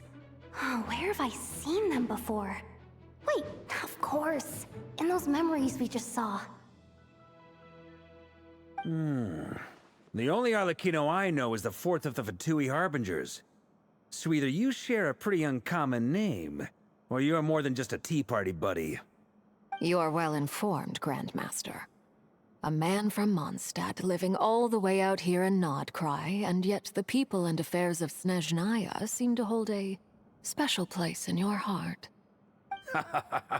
Oh, the feeling's mutual. Sounds like you know all about who I am, too. A Fatui Harbinger. The atmosphere in here just got really tense. Guess we can't just start trusting Fatui Harbingers, even at a time like this. I must admit, though, I'm a little curious. Seeing as the Moon Goddess no longer belongs to the Fatui, what makes you so willing to put your neck on the line here? Nor does Nodcry belong to Mondstadt, Mr. Varka. Yet still, you're fighting for it all the same. Things don't always have to have a tangible payoff. Sometimes, stopping things from spiraling out of control is a higher priority than chasing the spoils of victory. Of course, I can't say there's nothing in it for me at all. But that's between Columbine. Forgive me. I don't mean to doubt you. It's just that the Fatui really have been the source of many of our troubles. We have our own way of doing things here in Nodcry. But ever since they arrived, the Fatui have treated us with nothing but hostility. I know there's been a lot of bad blood between us in the past. I've done my utmost to avoid friction whenever I could. But sometimes fundamental conflicts of interest simply can't be settled amicably. That's why I'm here solely in a personal capacity. This has nothing to do with the Fatui. As a gesture of good faith, I'll be frank. I can help Columbina track down the iridescent moon's marrow, which will help her restore more of her power. Anyway, what else is on the agenda? Let's begin. She says she'll be frank, then completely skips over the details. Looks like she doesn't want to give away too many secrets after all. But she clearly wants to change the subject. It'd be awkward if I tried to bring it up again now. I guess we'll just have to go along with it. She's the fourth of the Fatui Harbingers after all. One look and you can tell she's not someone you'd want to mess with.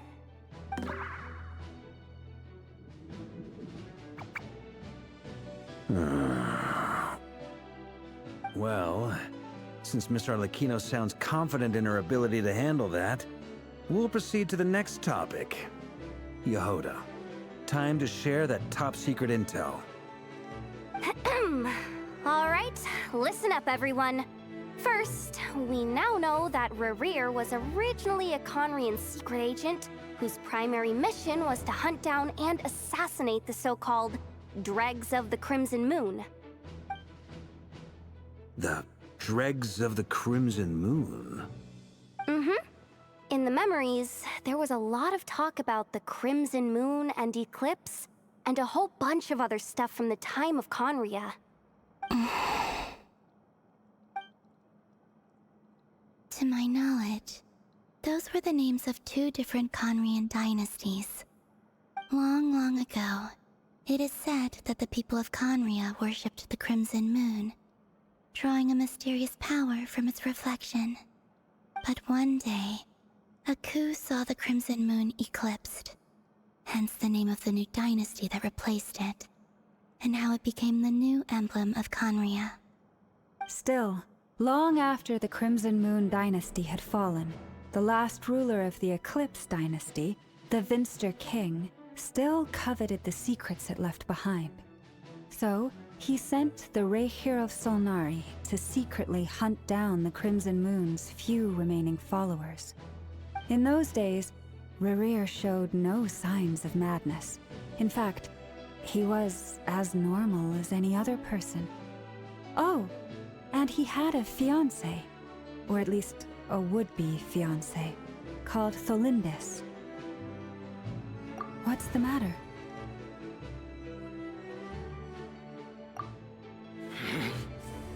Stephanie, granddaughter. Flinders.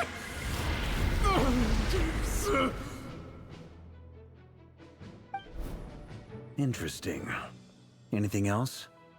What about this would-be fiancé of his? Do we know anything about her?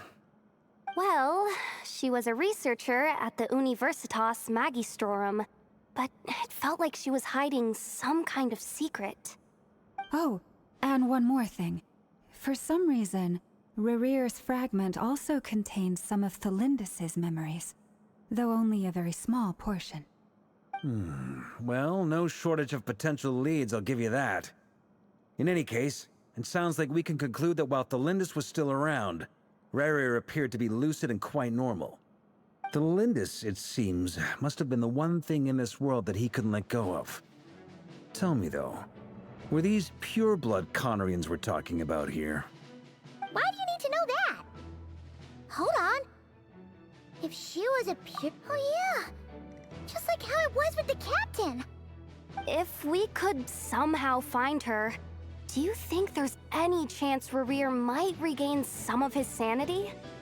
It's possible, but it would take a miracle.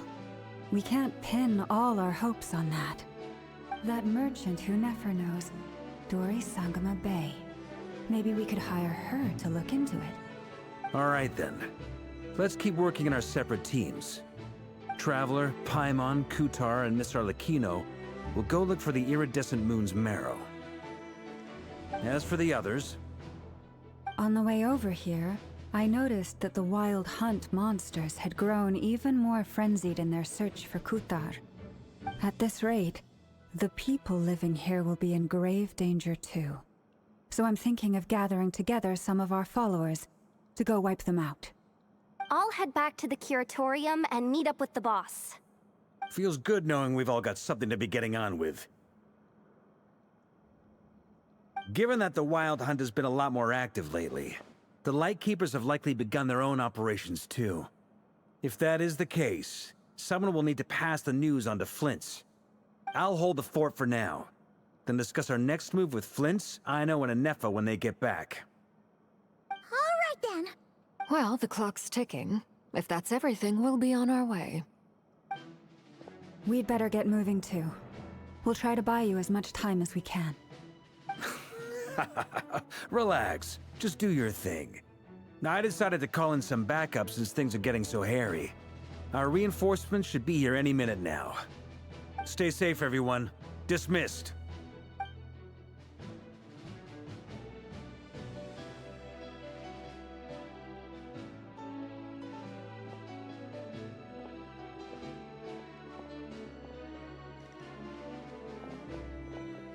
We're back. Did we get here a little early? Or a little late? A tad late. The others have already set off. To summarize, our resident moon goddess has found us a new ally, and Boss Nefer has uncovered some promising info. Everything going smoothly on your end? Not great. I don't know how long we can stall them for. The decoys are getting taken out way faster than we imagined. I'm gonna make some more later, but I need a timeout first. I'm so tired right now. Oh, right! Inefa, could you fill in Uncle Varka on what we just discussed with Flint's? Sure. Uncle Varka, you previously told us about how when you went to investigate a source of the Wild Hunt in Amsvartnir, you discovered that it was just a diversion. But according to Flint's intel, several outbreaks of the Wild Hunt had already occurred in Nodcry in the period leading up to that. That was before Rerir had regained his body, when he was far from regaining his full strength. In other words, in theory at least, he still lacked the means to act in two places at once. Flint's, with everything that's been happening, the Lightkeepers across Nodcry are rallying to fight back against the Wild Hunt. They're gonna need your help. I know, I'm sure you're capable of coming up with something far more effective than decoys. But for now, you should stay here and get some rest. Anefa and I will head back over to Amsvartnir to see if there's anything I missed. I told you Uncle Varka would say that, didn't I? A deal's a deal. Not a word about my snack intake for the next week. Database updated. Reliability of Aino's predictions increased. What does that mean? They were betting on how you'd respond after hearing their intel. It's the obvious choice, isn't it? That's hardly worth betting on. We already decided that Anefa should go investigate the situation over at Amsvartnir on her own. You might as well stay here and keep watch. Someone needs to hang back and oversee our strategy meetings. And besides, you still haven't fully recovered from ambushing Rerir. So I've ended up with the easiest assignment. Well, I appreciate it, everyone. See you when you get back.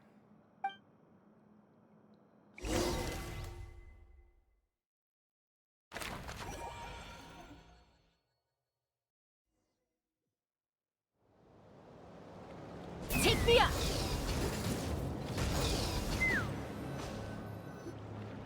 Here, This will serve as a good spot to cross over. Arlecchino, hold up a second. Since you brought us all this way, would you mind telling us what you've got planned? We still haven't got the slightest idea what's going on here. And if even Columbina doesn't know where the iridescent moon's marrow is, how do you? Simple. Because I am an inheritor of the royal bloodline of the Crimson Moon. And one of the last surviving embers of the Two Worlds' flames. Huh? Are you serious? As in, you're a descendant of that Crimson Moon dynasty we were just talking about? The one from ancient Conria? Your surprise is understandable. I was also taken aback when I first learned of it. But the more I thought about it, the more I realized the signs had been there all along. When I was young, I discovered I could wield a very special kind of fire. It coursed like blood through my veins and smoldered away inside my nerves. What's more, whenever I experienced strong bursts of emotion or drew too deeply on this power— Exactly. That is why my hands are like this, too. At first, I saw it only as a curse, but once I became a harbinger, the Jester together with my own investigations over the past few years, there are several things that I have gradually cut. For instance, take the so-called Crimson Moon. In truth, it is nothing more than the shattered remnants of the iridescent moon, fused with the abyss to prolong its lifespan.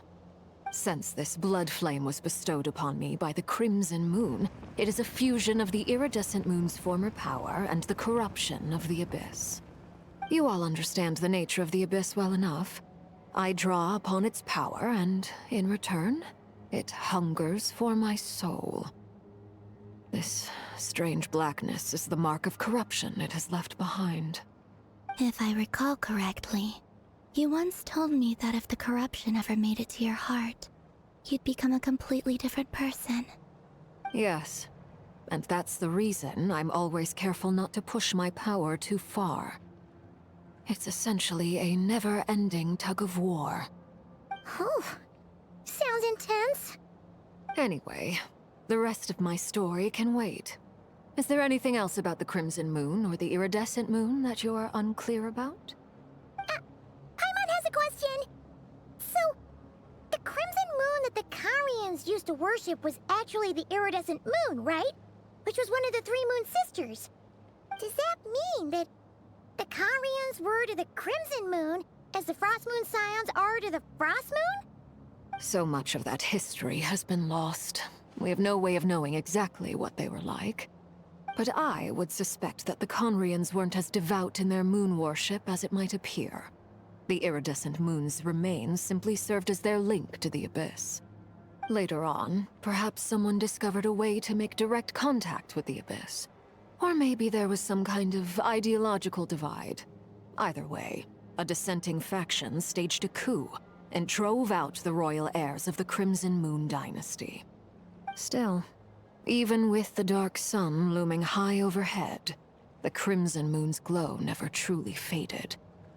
If you want living proof, it's standing right before— The first time we met, I sensed something familiar in your presence. When I looked at you, I felt I could see that mysterious red moon in the corner of my eye. In your flames, I saw its broken image, surrounded by a strange black aura. Well, I appreciate that you kept it to yourself. Much about the Crimson Moon is still a mystery, and I'd prefer not to end up as the object of an insane research project. Anyway, time is against us here, so if there's any other questions, they'll have to wait. I just want to make sure I've got one thing straight.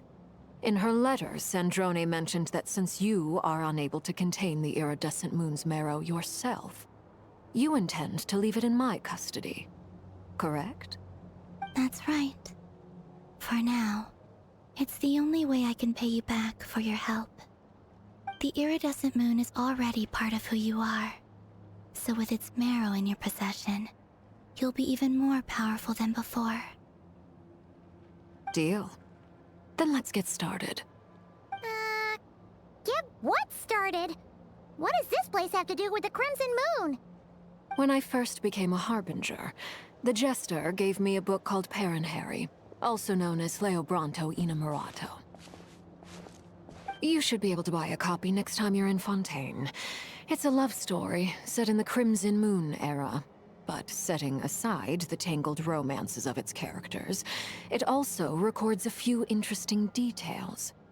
In the Crimson Moon era, or so the story goes, there was an orphanage that received children from beyond the bounds of this world, and subjected them to a peculiar induction ceremony.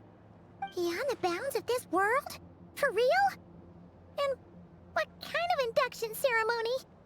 The Crimson Moon sages looked beyond this world for beings with powers that surpassed the gods. But fearing they might lose control, they subjected these children to a process of refinement. They made these children crawl up a fireplace and kept asking them, "Have you died? Did you see it?" Until they finally admitted to having died and seen a crimson moon. The adults embraced the children who passed the ritual, telling them, "Within the fireplace, you have traversed the flames between two worlds. Here and now, you are born anew."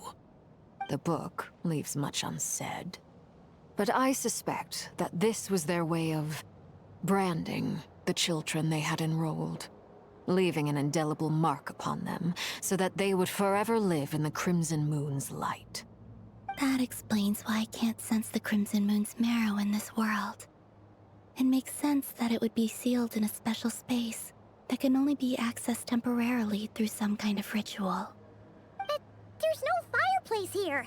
Do you see a chimney anywhere? Oh, are we supposed to build it ourselves? Okay, fine. Paimon will go find some bricks. That won't be necessary. The fireplace is purely symbolic. The key to the ritual is crossing the flames between two worlds. In other words, the flames that burn within me. Those burned away by such flames leave behind a kind of ghostly afterimage in the world. In the days of Conria, people believed they could be used to bridge the gap between the two worlds of life and death. In short, I can open a passage to that space for you. That's the easy part.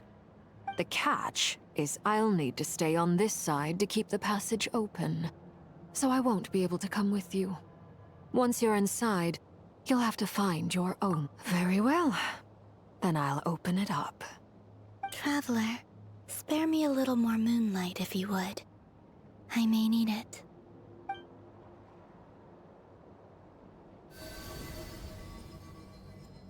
Thank you. I feel like I've recovered some of my strength now. It should be enough to move us across short distances and confront whatever dangers might await.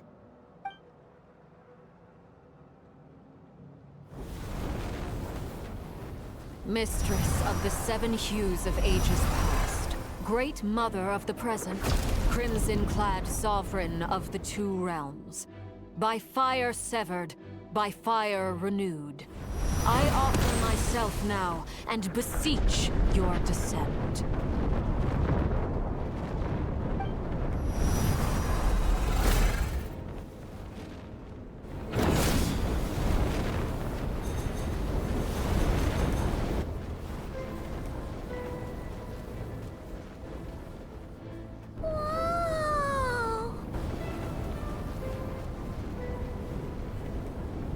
One word of advice.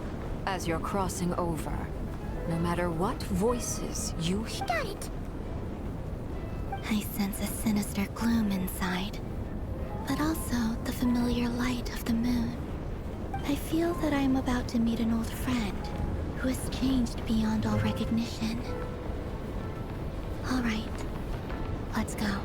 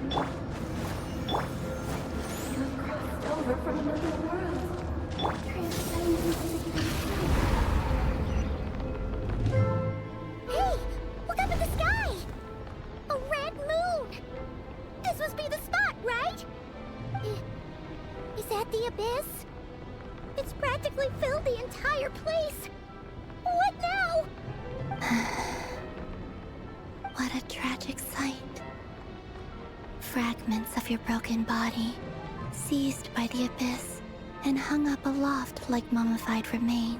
Careful! There's something spooky about this place. Feels like something is lurking in the fog. Paimon's right behind you. Whatever you do, don't run off without her.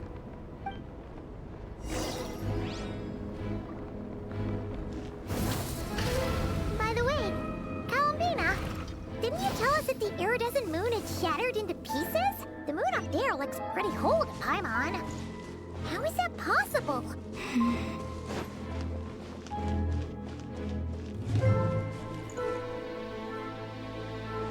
I'll protect us.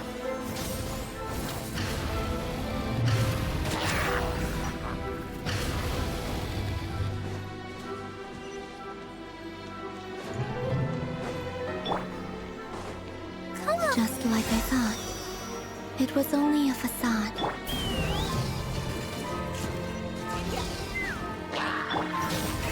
Rev the engines!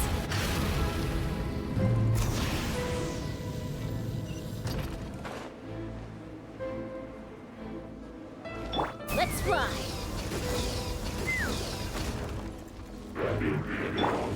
Go for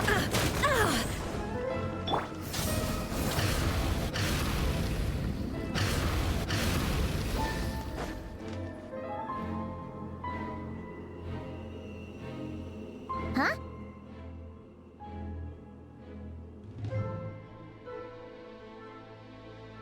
Huh? For real? That's way too high! There's no way we'll be able to reach it! No. I'm not sensing anything up there. It's coming from under the mountain. Let's see... Ah! There's some kind of weird shadow over the water! Wait, see that? Looks like a mechanism of some sort. Let's check it out!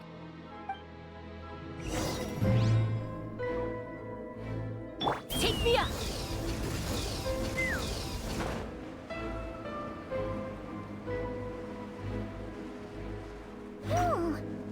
Looks like a device from the time of Kyria. Maybe people once came here to study the Crimson Moon's domain, and they left this behind. Oh, if we can activate it, we might find some clues!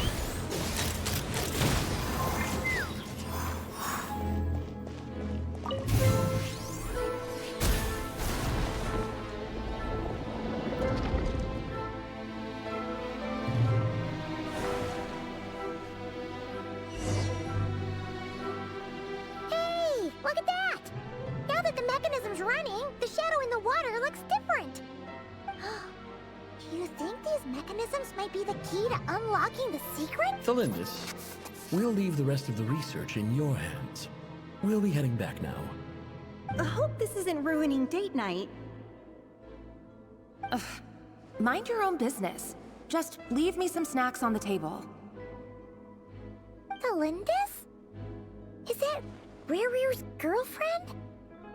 How come we're hearing her? Oh yeah!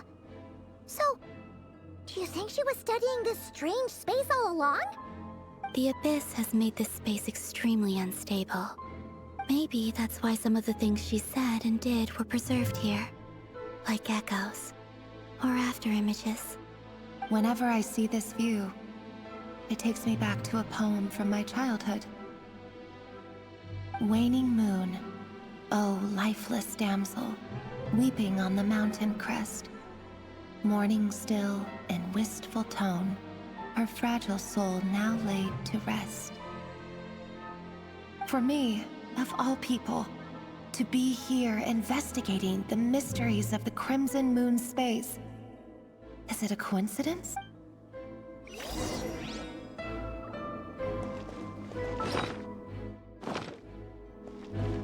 Let's fly!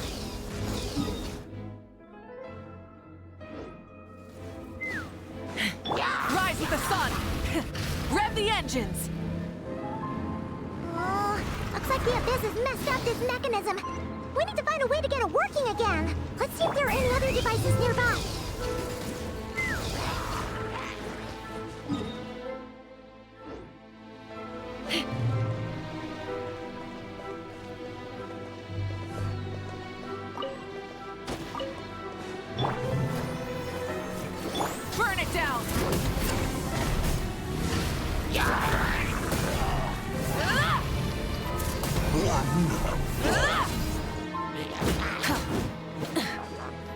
There is no escape!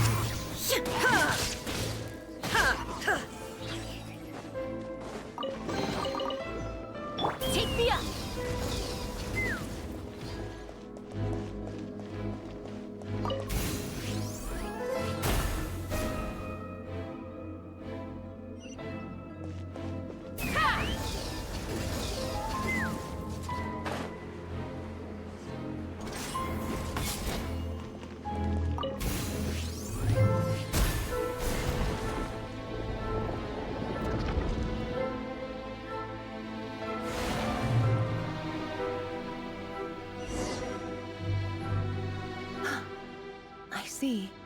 So the moon marrow, or rather the power of the 3 moons, is the key to unlocking. If it really does exist, then maybe this madness can finally be put to an...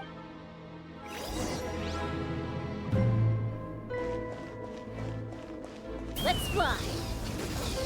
Yeah.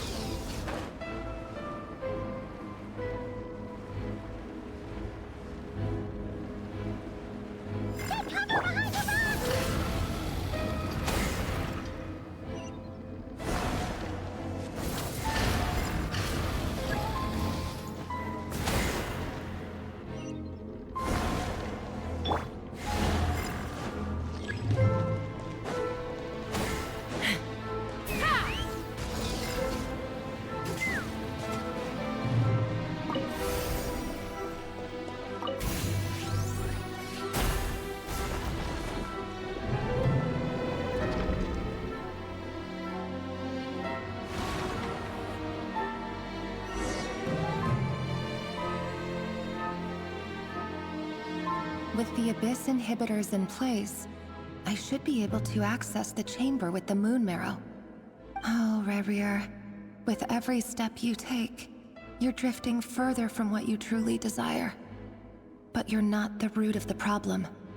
Ever since that outsider set foot in Conria, the Vinster King has sunken deeper into madness. If only I could get my hands on that outsider.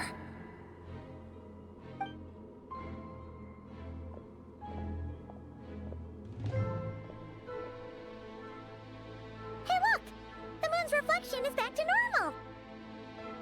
Melendez's voice mentioned a chamber with the moon marrow.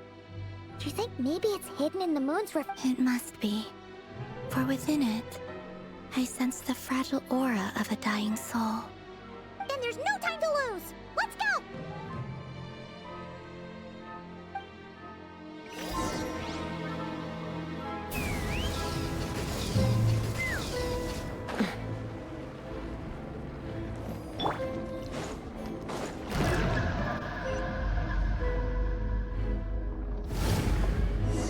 Burn it down!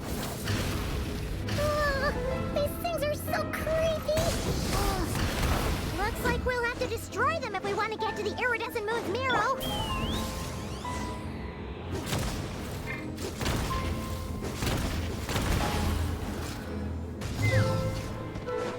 That must be the iridescent moon's marrow!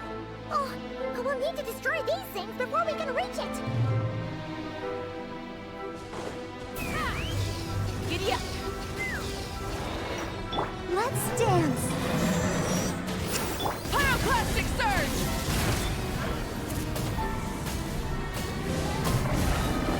Incinerate!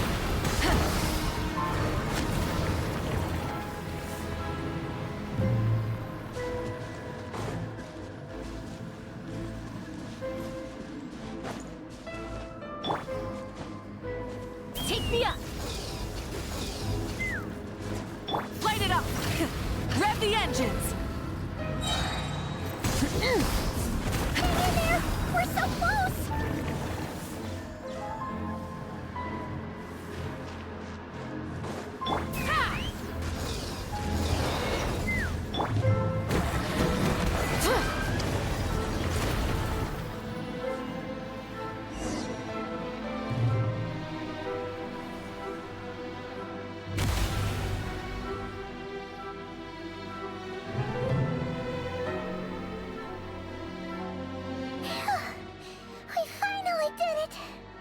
the iridescent moon's marrow, still burning away like an undying flame, yet now contaminated by the abyss.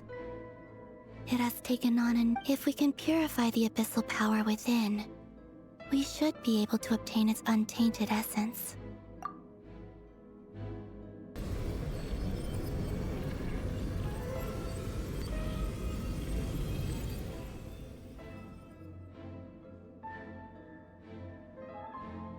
It's so cold.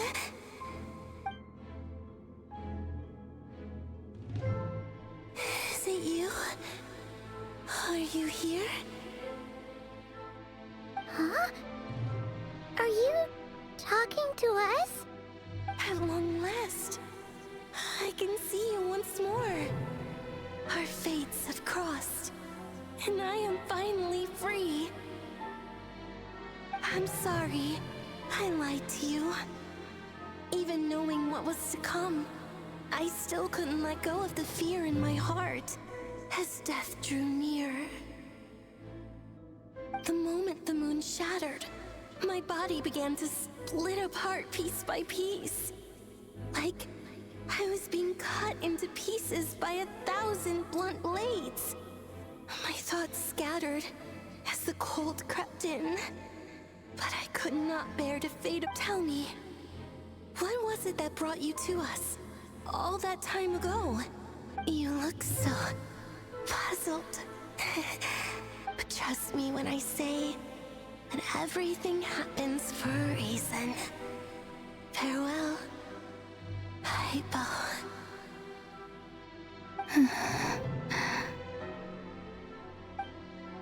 What was that all about? Was that the goddess of the iridescent moon? Oh, it sounded like she was speaking to a long-lost friend. But none of us have ever met her before, right? Perhaps. She took me for the goddess of the frost moon she once knew. For a fading soul like hers, our auras must be too similar to tell apart. But anyway, we've got the iridescent moon's marrow now. That should help you regain your strength, right? Alright, time to leave this place and meet back up with Arlecchino. Let's go!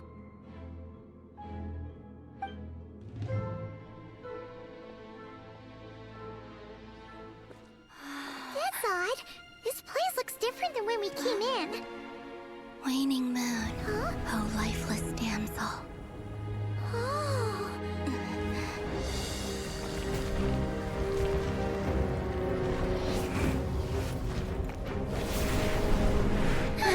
Hurry! The place is collapsing!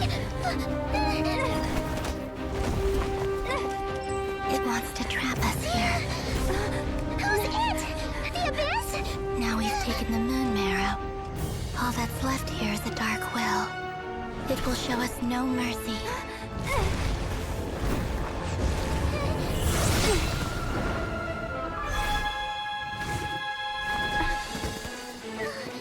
Give it back! The crimson moons! My marrow! My heart!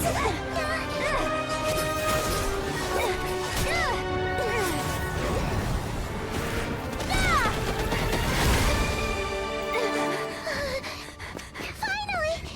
Huh? Oh no! The exit's blocked!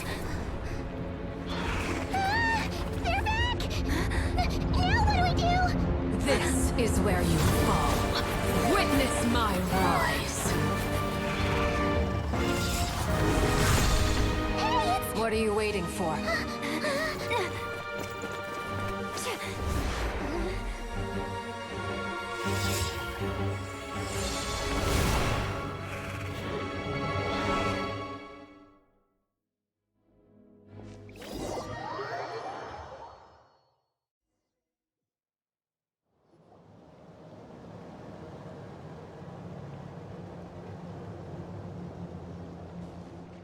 Oh, we made it!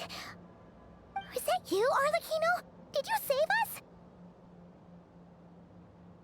Wait, your hands! They're... Oh, this? Don't worry. It's a small price to pay. The Abyss wanted to trap you inside, and I defied its will by bringing you out. No. I have paid the price, albeit a small one, and it cannot be undone. My hands have already fused with the Abyss. Purification would simply destroy whatever's left of them. But surely... Oh... We're so sorry, Arlecchino. Paimon can't believe you'd make a sacrifice like this for us.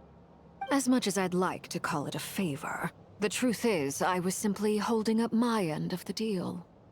Well, Columbina. Yes, you did your part. And as promised, I will leave the iridescent moon's marrow in your care. From this day forth, may the two worlds' flames burn ever more brightly.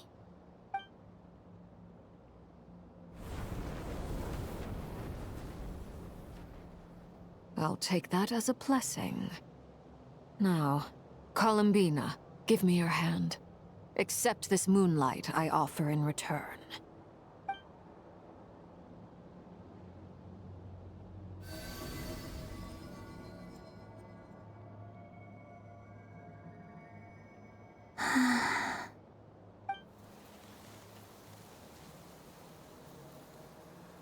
Feeling stronger?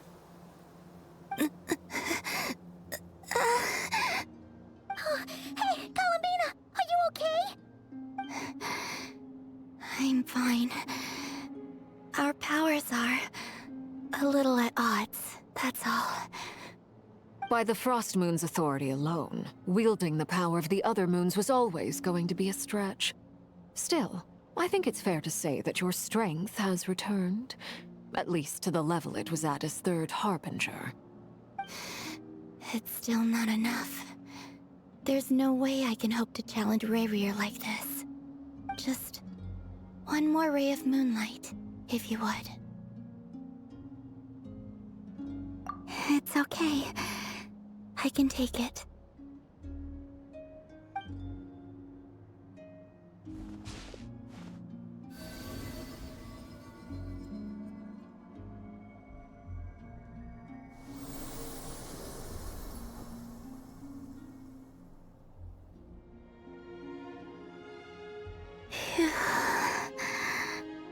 How about now? Fighting fit? At the very least, I won't have to stay hidden like before. I want to see him gone from Not Cry. The Rayhear of Solnari and his wild hunt must be sent back where they belong. Well, it's good to have something to aim for. You certainly seem more alive now than you did earlier. When I first met you, you didn't strike me as a ray of moonlight. More like a wisp of fog drifting in from who knows where. But now, you're full of vitality. Just like the Frost Moon, once the brightest of them all. May you keep shining, Col. Thank you. Look after yourself too, Arlecchino. I know you have plans, but whatever you're after, don't let the Abyss take a hold of you.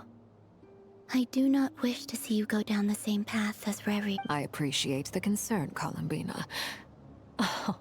Although perhaps... A new name? Kutar, the Moon Maiden, Columbina. They're nothing more than code names. They describe who she is and the roles she's played, but they're not her real name. We often use code names in the House of the Hearth, too. But it's knowing your real name that keeps you grounded.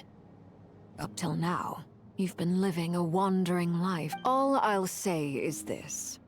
Once you've defeated Rayrear, give it some thought. All right, that's it from me. I'll get you back safely first, then go meet up with Sandrone. You're the best! I appreciate the gesture. It speaks to your good character. Anyway, let's get going. There are more urgent things.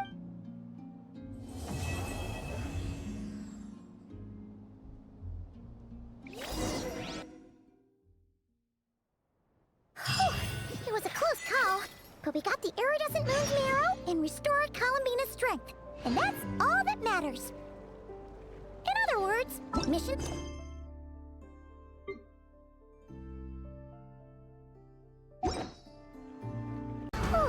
Do you think the others are making good progress?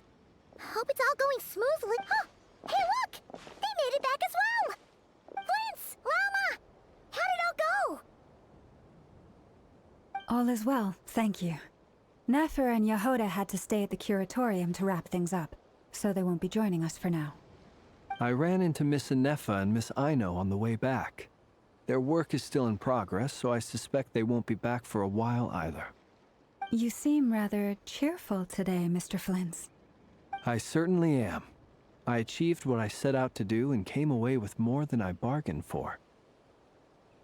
Fighting alone can get quite tedious, but I had the good fortune to run into a pair of brave young warriors. We meet again. How have you been? Albedo! What are you doing here? Thankfully, tracking you down turned out to be a lot simpler than we envisaged. These two courageously lent me a hand while I was fighting the wild hunt. When they told me they were Servarka's colleagues, it all made sense. And given how people of outstanding talent tend to cross paths, it's no wonder you're already acquainted. So, who's your travel buddy, Albedo? Why don't you come and introduce yourself?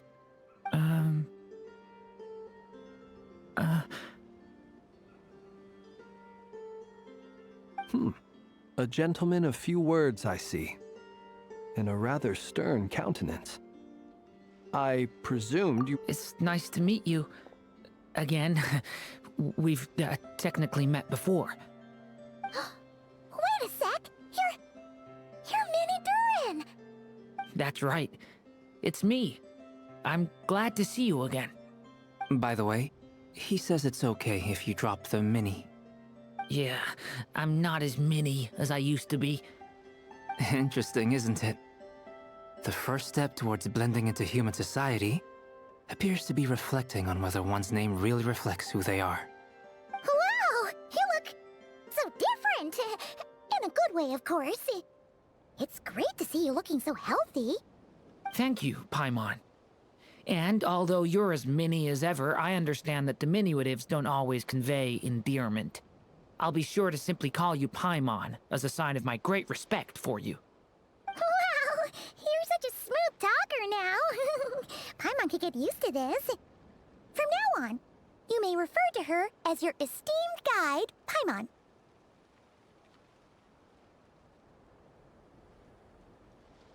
Personally, I think our little Paimon is the perfect size. When people call her Little Paimon, it's just because she's so adorable that they can't help themselves. If that's not a sign of endearment— You're absolutely right, Miss Lauma.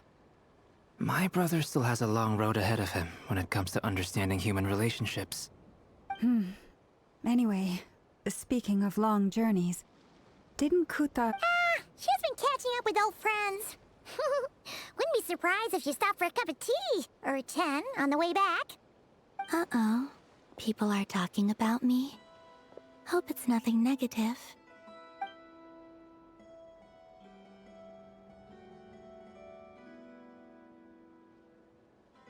Judging from your expressions, I'm guessing it all went well? It's getting crowded here. I'll go grab some chairs. No need. This is a job for an alchemist. I'll whip some up momentarily.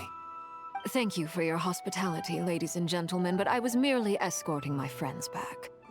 I'll be meeting Zendrone shortly, as we still have some things to discuss.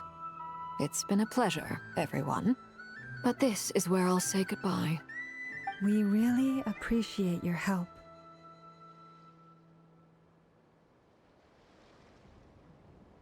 Oh, come on. Spare the form. I understand. Oh, this place is hopping. Are you saying we're about to run out of chairs? As a matter of fact, I am.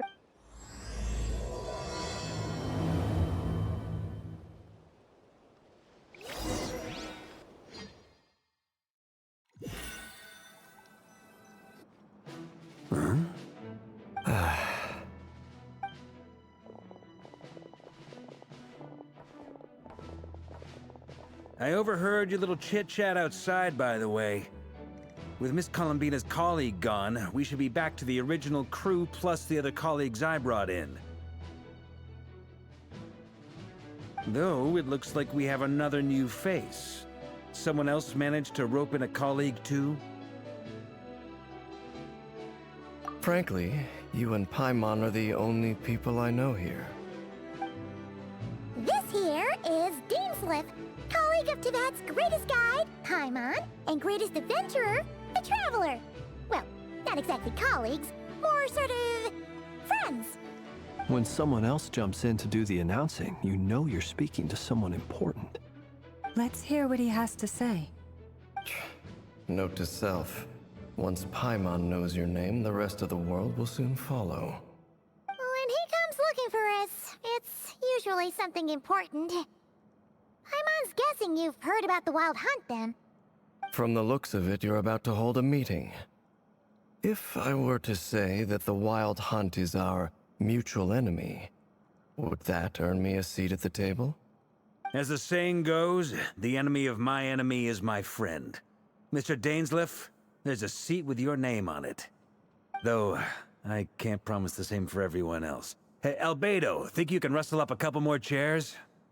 After all this time apart, Grandmaster Varka's first order is to rustle up a couple more chairs. I've missed this. Is he being sarcastic? Hey, he's your brother. Why are you asking us? I've still got a lot to learn about the nuances of human conversation. Trying to decipher Albedo's way of speaking has been like jumping in at the deep end. Oh, good point. Paimon gets you now. Don't sweat it. There are people who go their whole lives without getting the hang of it. You're ahead of the game already. I wonder what's taking Nefer so long. Perhaps you should go and check in with her. If anyone can hurry her along, it's you. I just got back from the curatorium. Besides, aren't you curious to see what's taking her so long? Miss Nefer doesn't strike me as the type to share secrets. And since gathering intel is her specialty, I'm guessing she'd prefer to keep her methods confidential. Under such circumstances, would it not be tactless for me to impose? Oh, but it's fine for me to impose. What can I say? You have an unrivaled ability to garner people's affection, Miss Moonchanter. Besides, you have far more in common with her than I do. All right, then. Impressive. She barely fought back at all. I admire your powers of persuasion, my friend. As I'm sure Miss Lauma will realize soon enough, the trick in life is to always pitch in with other people's responsibilities so that you can be selective with your own. Another trick is to simply hide in the background. Spoken like a true sage. Anyway, looks like we've got some time to kill before the meeting. Let's take a little breather, folks, and feel free to chat amongst yourselves. We'll get down to business once the other two arrive.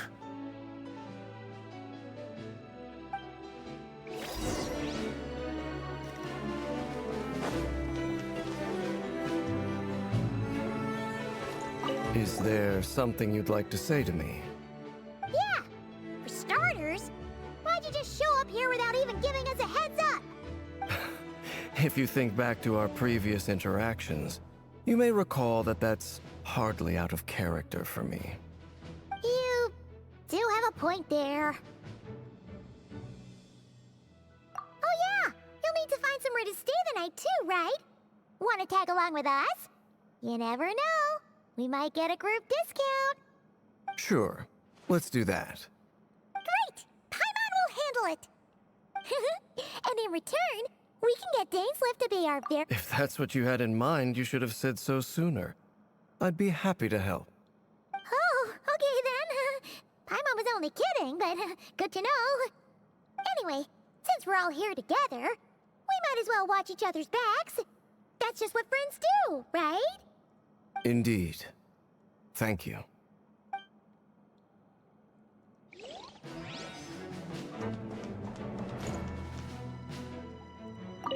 Truth be told, I can't remember the last time I was in a meeting with so many people. You're not alone there, my friend.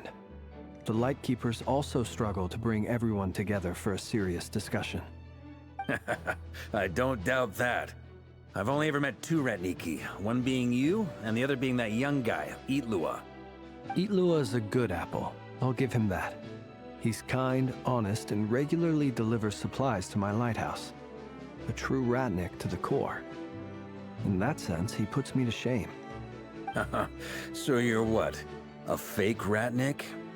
That's what it sounds like you're saying. But I get the feeling that's not quite what you meant.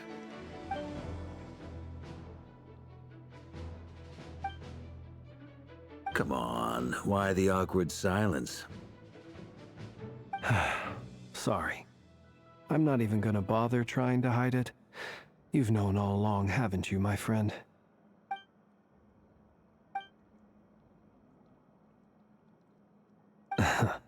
Now that was an awkward silence. Let's just keep this between ourselves. Probably best if Itlua doesn't know, huh? That goes without saying. Gotta be careful what you share with youngsters, after all. Anyone else in the know? Let me guess. The Traveler and Paimon? It's dangerous being too sharp for one's own good, you know. Then, in the name of the Animo Archon Barbados himself, I swear, your secret's safe with me. When we went for drinks, you said that you and Barbados were practically best buds. In the light of that claim, do you really expect me to take your oath seriously? Of course. Just as long as you don't go spreading around the fact that I'm close with Barbados, all right? Fair enough, then. Nothing like a bit of mutual leverage to seal the bonds of friendship.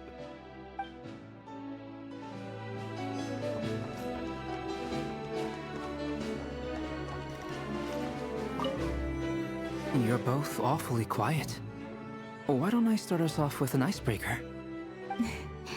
Much obliged. Have either of you ever had your portrait painted? If not, I'd be glad to help. That sounds like a lovely idea. You know how to paint, then? I dabble occasionally. He's an excellent painter. Tables, chairs, people, dragons, you name it. I'm flattered. If I ever get the chance, I'd like to give it a try myself. I'll bear that in mind. Anyway, how about you, Durin?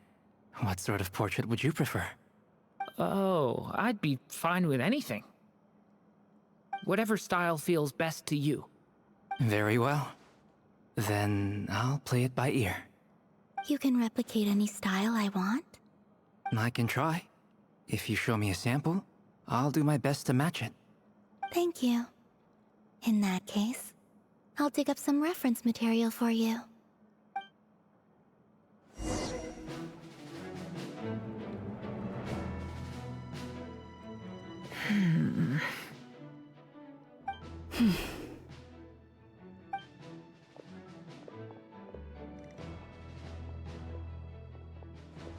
Ah, Miss Nefer.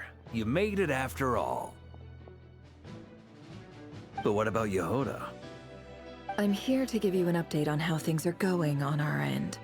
Once this is over, I'll be heading straight back to continue my work. I left Yehoda back at the Curatorium to watch over things while I'm gone. Huh. So much for just this once.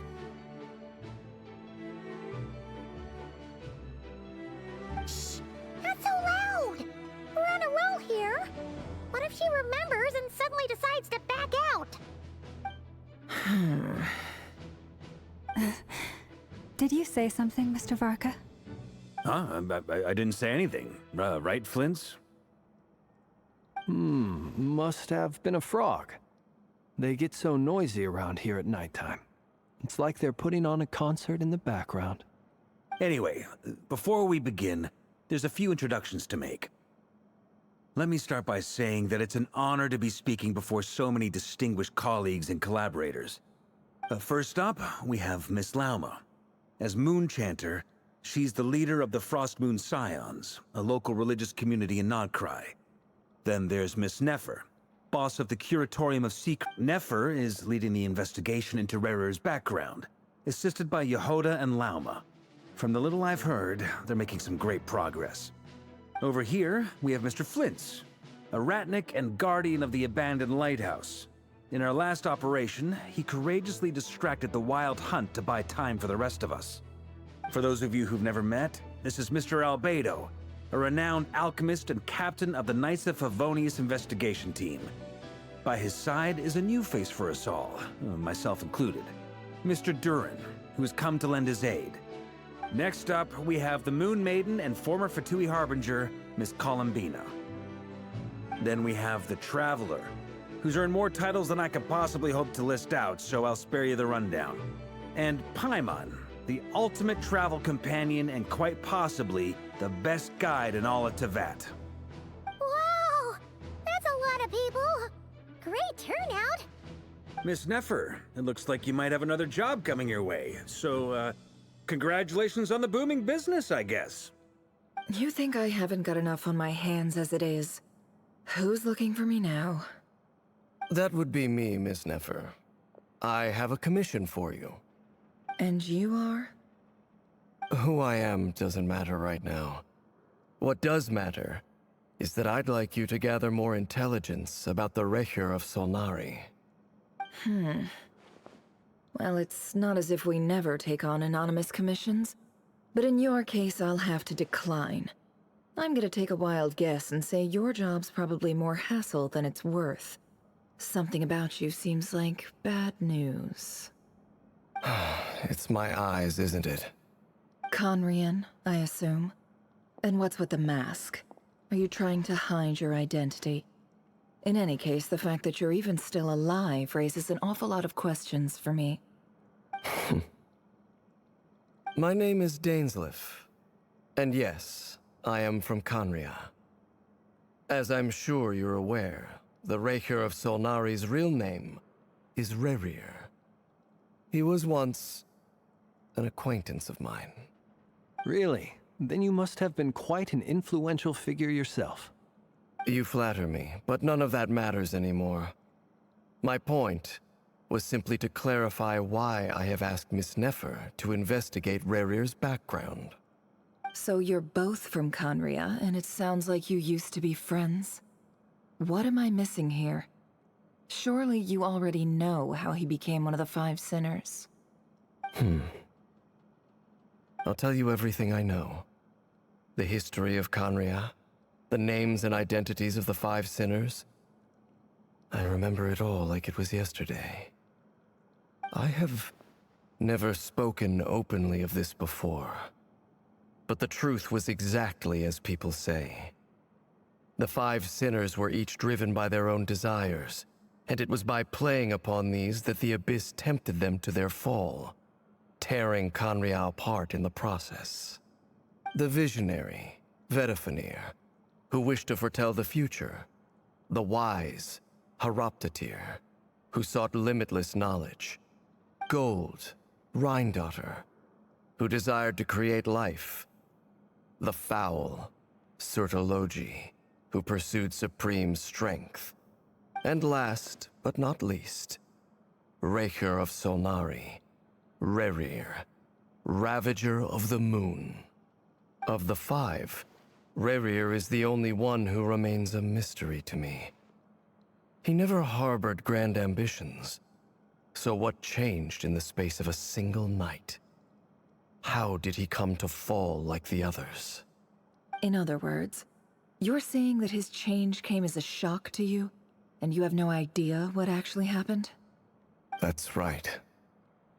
You mentioned how the Abyss tempted them, which led to their fall. But what did that look like in practice? And what other context can you give me about the events of that time? The more detail you can give me, the better. Strangely, now that it comes to it, I hardly know where to begin.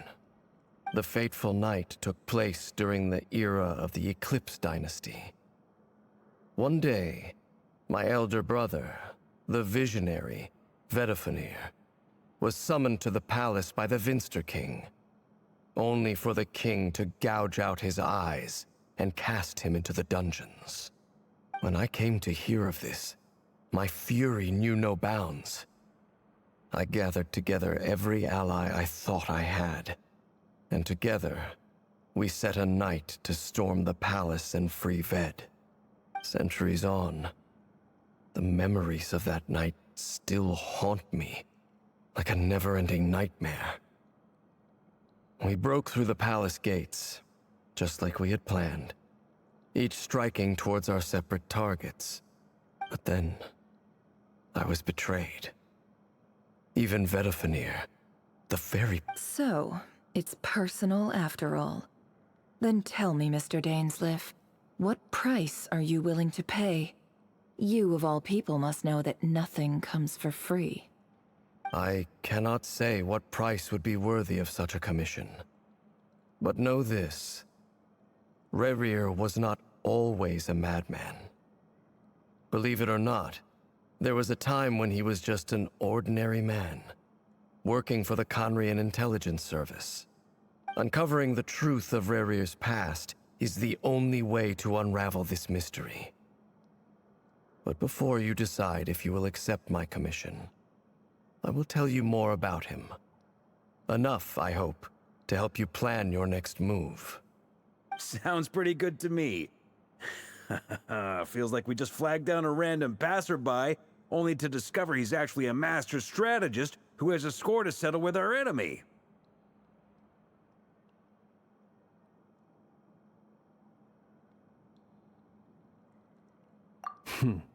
Can I borrow your halo?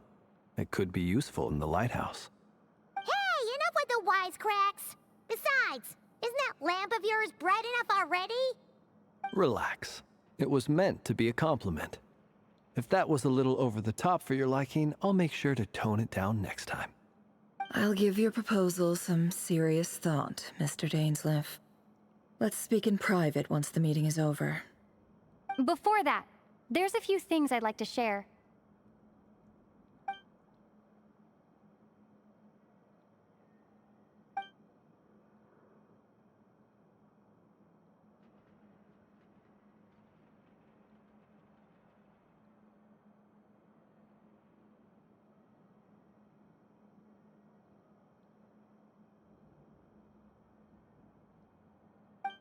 Now that we've united the hearts of the three... I believe it. You've done so much for me. So I want to be completely... From the moment I was born, my power has been slowly ebbing away. And that is because, so far, I have yet to find a solution.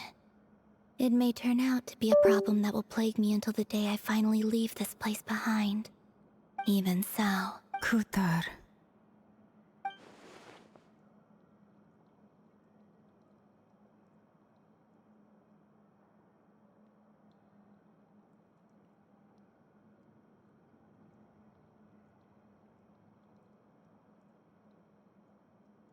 Defeating the Reihir of Solnari will be no easy task.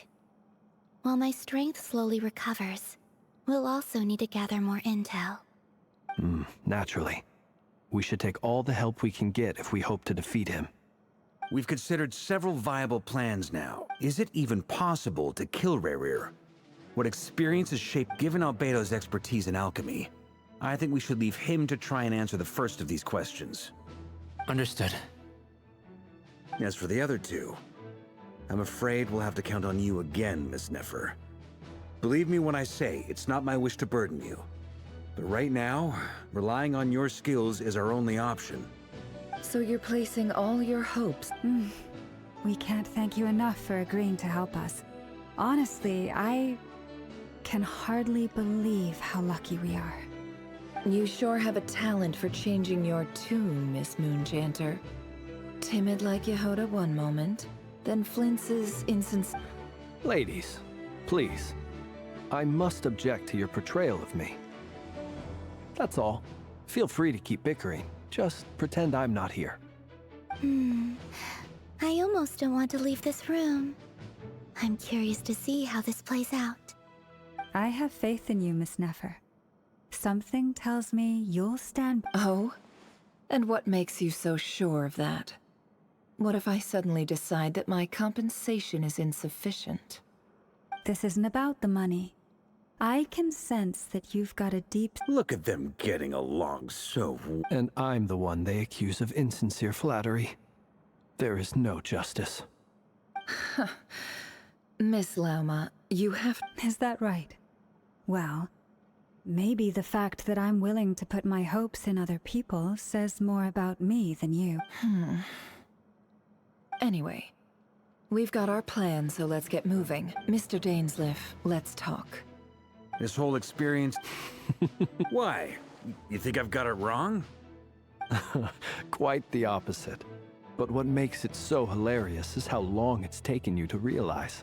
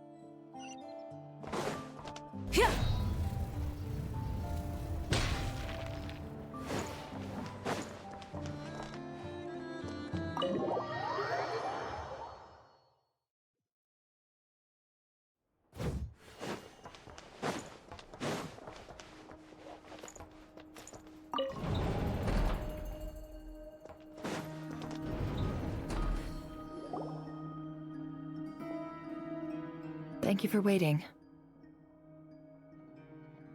It's okay. We actually used the time to help Dainsleif get a room at the hotel. That's very considerate of you. Now, I trust you share my curiosity about Rarier's past, and you seem fairly familiar with Mr. Dainsleif already. We spoke at some length after the meeting. He was the one who suggested I should invite you to join this operation. Dane has a lot of faith in us, that's for sure. Likewise. I appreciate that you got right on board without interrogating me about why I invited you. That's because we know what you're... That's one way to put it. Another is this. Alright, so here's how it is. I'm going to access Rarier's thoughts again using my confidential method. The reason I've gathered you all here, think of this as a Once the ceremony begins, we will all be spying on privileged information. But in the interests of safety, Lastly, any individuals of, Well, good luck. There's a little more in the event that's... I second that. So... Good.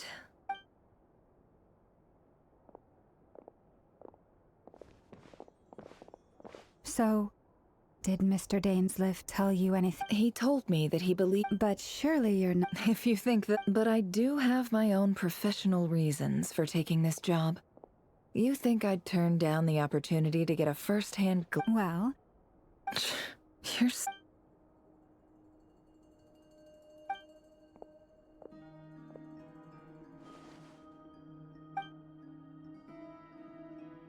All right. All set over here, too. Promise, Paimon, you'll be extra... All right. Close your eyes.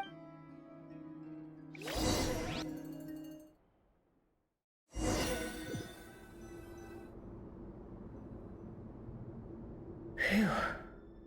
Could this be his office? Pretty standard setup. Bookshelves, paperwork, files. According to Dainsleif, Rarier used to be an intelligence operative. Is this where you keep your secrets?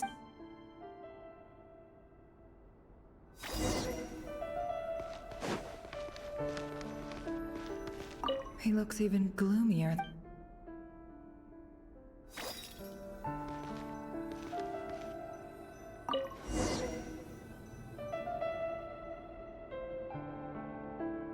Today's files are in. Time to wade through them, just like usual. Male, 51. Occupation, cook. Confirmed Crimson Moon descendant. Has maintained frequent neutralized.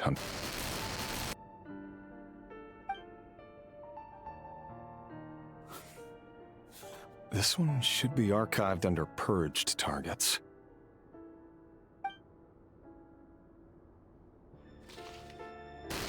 Female, 23. Occupation, office clerk. Confirmed Crimson Moon descendant. Has neutralized. Another one for purged targets. Sounds like she was that other man's daughter. Never mind. What's it got to do with me? Male, 40. Occupation, teacher. Confirmed Crimson Moon descendant. Has neutralized on... Just another nobody for the archive. Come to think of it, I remember surveilling this man. A case like his never would have been considered a priority in the past. Huh. He barely even Female, 16. Occupation, none. Orphan and confirmed Crimson Moon descendant. Has been observed making contact with other descendants during the past year. Poses a threat to the dynasty. Neutralized on... Filed. I have no recollection of this girl. None whatsoever. She doesn't seem to be anyone important, but... Female, 13. Occupation, none. Orphan and confirmed Crimson Moon descendant. Has been neutralized and... Filed.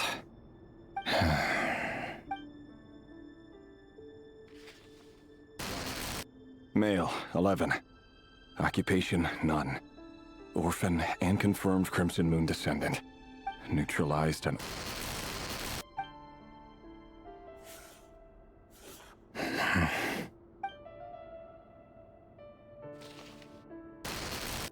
Male.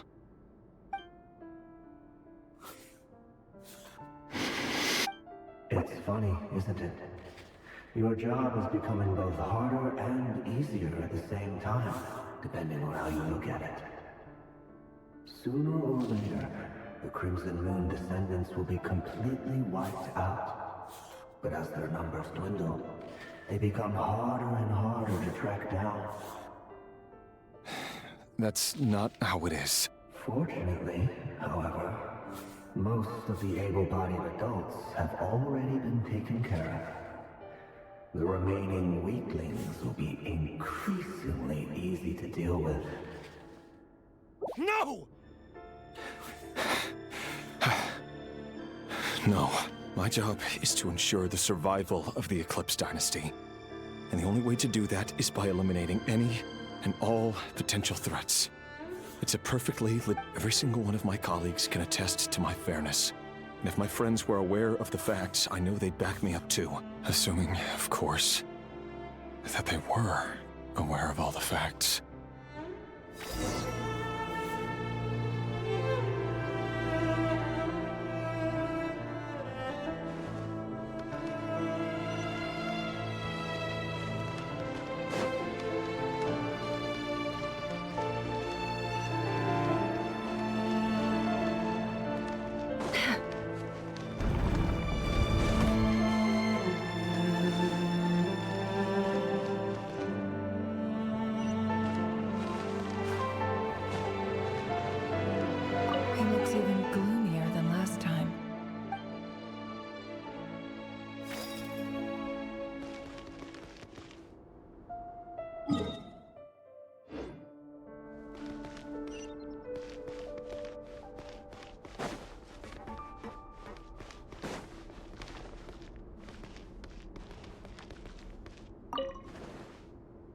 He looks even gloomier than last...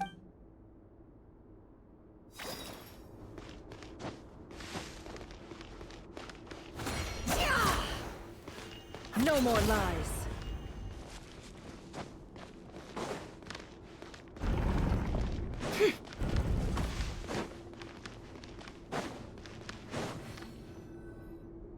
Mr. Vedelfnir? It's been quite some time since we last met. Rerir, I trust you're here because you have something important to discuss.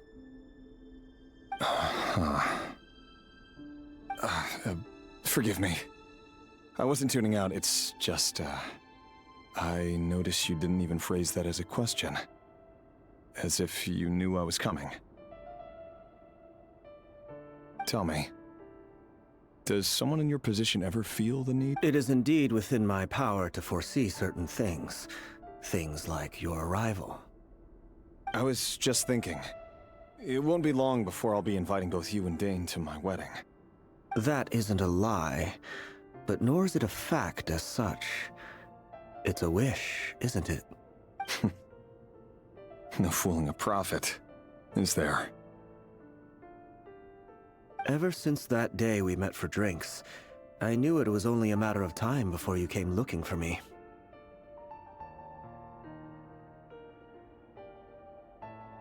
Does it feel good? Knowing how the future will unfold.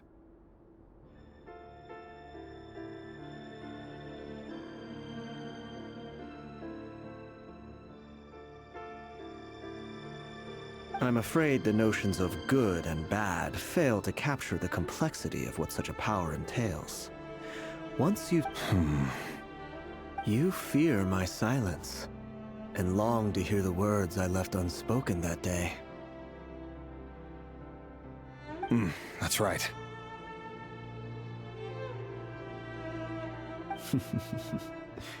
You must have noticed my reluctance to broach the subject.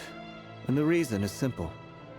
Because the truth could never have lived up to your hopes. For both our... The burden of prophecy was never meant for your shoulders. So who exactly do you deem worthy to hear your prophecies?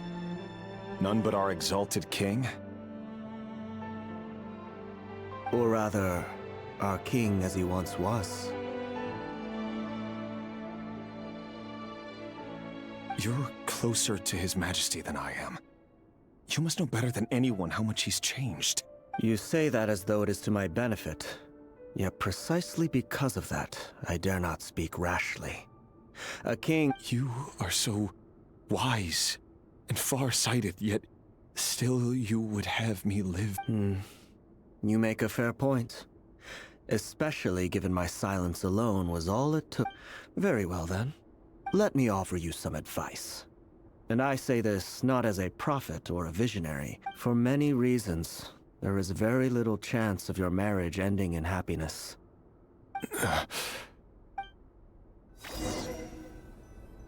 Hold on. There's that same black fog again. Could this memory belong to the Lind? Wait. Hear me out. This time we finally got a clear look at his face and learned his true identity. His name is Rayrir, and he claims to be one of the king's guards. What did you say? A cruel irony, isn't it? The man you're set to marry leads a double life as a brutal... Why are you telling me all of this now? Simple. It's because... I want you to kill him. You are the only person he would never... No, absolutely not. I would never dream of doing such a despicable... So you'll just stand by and watch him slaughter us to the last? Do not forget that the blood of the Crimson Moon flows in your veins too. The blood of the Crimson Moon? What does that matter now? The dynasty has long been dead and gone. You think that alone is reason enough for me to throw away everything I have? Why wouldn't it be? You two were once a child of the Crimson Moon, just like me. Don't tell me you've never felt so much as a flicker of fury for the way we were trampled into the dust. As long as you promise to abandon this pipe dream of restoring your dynasty, I can try to persuade him. Or have him persuade the Vinster King. Persuade the Vinster King?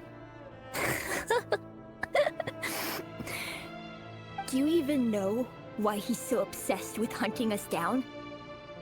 Why he keeps trying to force us to hand over our secrets? Over and over again? Or why we refuse to give up on restoring the dynasty?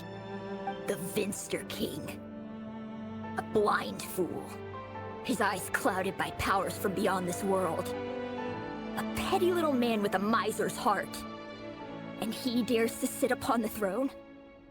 Mark my words. Sooner or later, Conria will fall. And it will be his doing. If you can't bring yourself to do it, so be it. Just you watch. It won't be long before calamity descends upon us all. The Reheir of Solnari.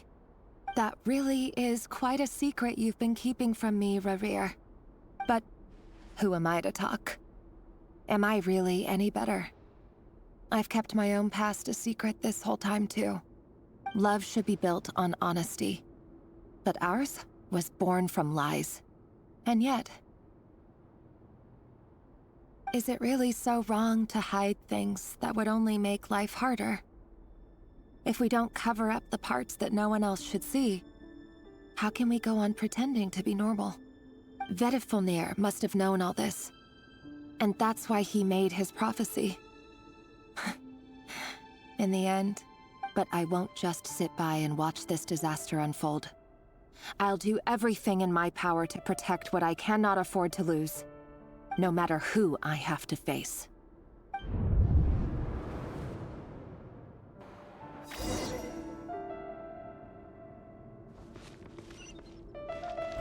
Huh? Was that Rerir who just walked past the window? Doesn't it give you the chills that he still takes the same road to work every day? As if nothing ever happened. Those people at the deli. Enough already. They're clearly pretty taken by their own disguises, so just smile and play along. Pull the rug from under beasts like that, and you'll risk having your throat torn out. Deli? Oh. They're talking about those people from the opposition. Right. I'd almost forgotten they used to run a deli. People... But surely you can see he's not the man he pretends to be! So many have died already, and they say that the king's madness grows with each passing day. We're not going to survive this, are we? But why does it have to be this way? Do we really deserve to die just because of the blood that runs through our veins? Felindis, are you even listening? Sorry, Freether. My mind was off wandering. I heard you, though. You're talking about what Rerir said. He's just following the king's orders.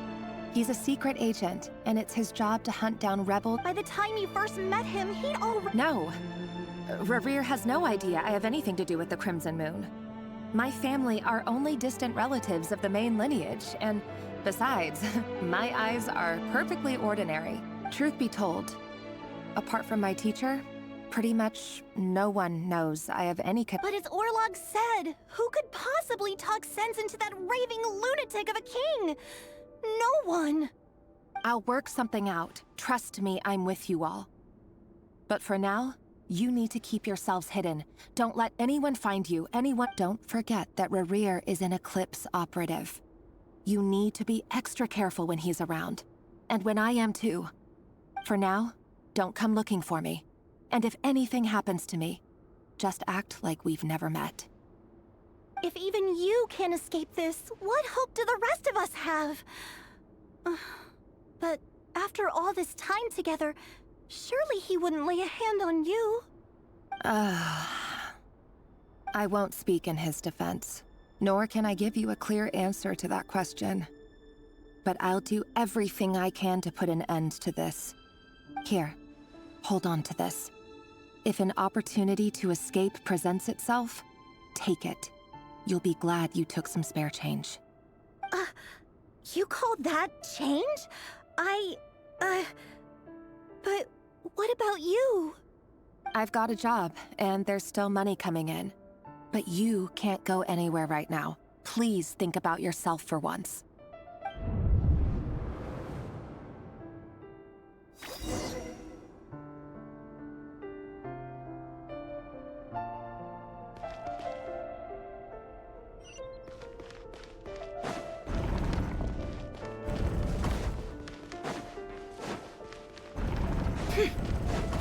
day, another round of assassination training. Training ground is just beyond this hidden passageway. When you kill a person, doesn't it bother you when you end up covered in their blood? Why would it? Aren't we all just walking blood bags? Make sure you have a firm grip on the handle, and choose your angle well. Keep your movements light and brisk, and the prey won't sense a thing. I doubt that.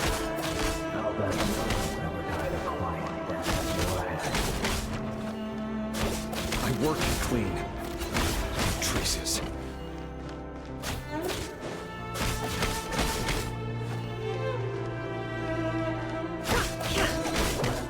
Make it open with board though. The king is thinking you right now. That won't happen. Ever since you joined the shadows that take out a handful of the guilty. The ones I dealt with have always been guilty. And I've carried out my work flawlessly.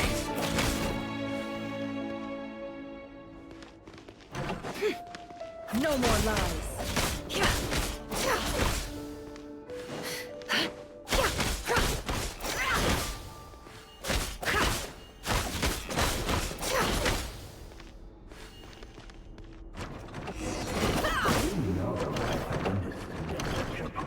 Don't you? Was it because she didn't trust you? Or something else? No!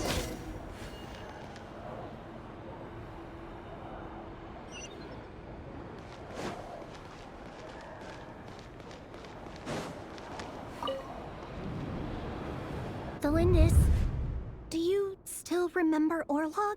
Orlog? The boy who was pretending to sell flowers. You spoke for quite a while, didn't you? Yes, we did. What about him? He was arrested 2 days ago. Chances are he's already dead. I just don't get it! After everything he's done, why do you still stand by? Or does it mean nothing to you that people keep dying? No, that's not... Just hear me out. I need to go now, Delindis. They're looking for us. You take care too. If you ever need a place to hide, come find us.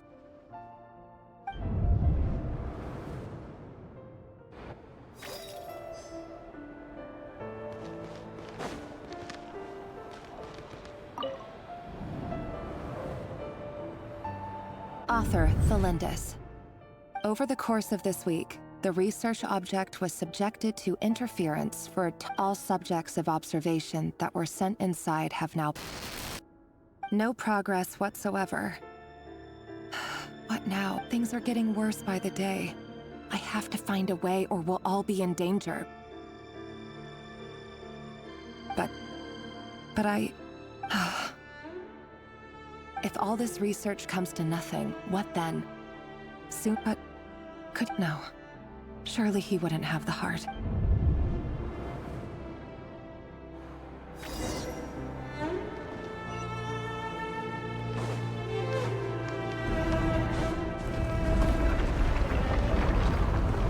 Why won't you just let us go? We don't even know each other. All we want is to live ordinary, peaceful lives. You want to live?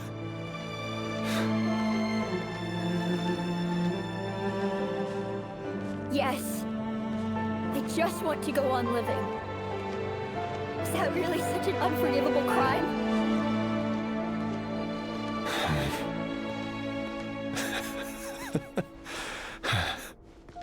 You want to go on living. I want to keep living too. To keep living forever. That's why I have no choice but to continue on the path I'm on. If only some savior would suddenly swoop down and change the way the world is. Too bad that's not going to happen. Imagine that. If there really were such a person, you and I wouldn't be standing here like this. would we?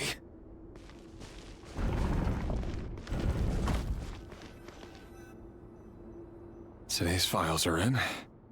Time to wade through them just like usual. No, I don't get tired of it. It's my job. And not only am I lucky to have it, I'm good at it too.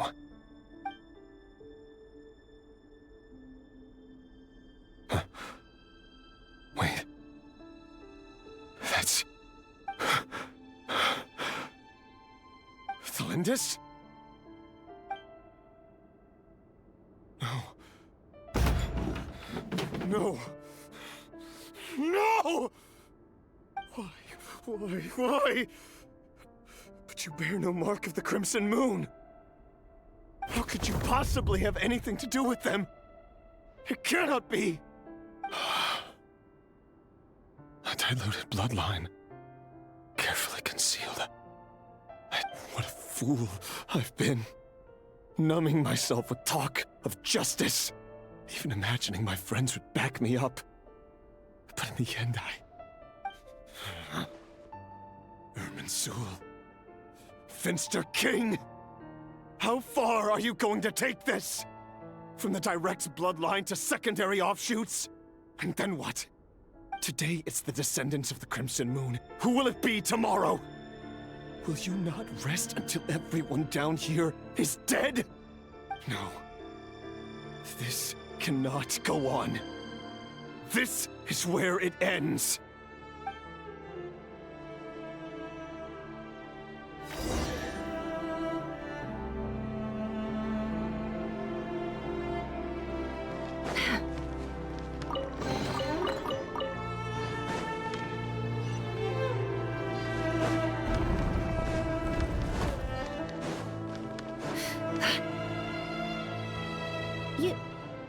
You're really letting me go? I am. As long as you can guarantee that no one will find you. Don't worry, I'll be extra careful. No one will know I was here. But what about you? Me? If you let me go, you won't be able to complete your mission, will you? Good point. In that case, maybe you should stay. No, please! I just want to see the outside world again. To... Go on living? Yes. I know you're a man of your word. So please, just let me go. If I let you leave, what will become of me? Just kidding. Go, now. But remember, don't let anyone know you were caught. We'll be seeing each other again very soon if you do. Even shadows in the dark must live by a code. But you can't save everyone. You've been whispering in my ear for days now, Vedifilnir.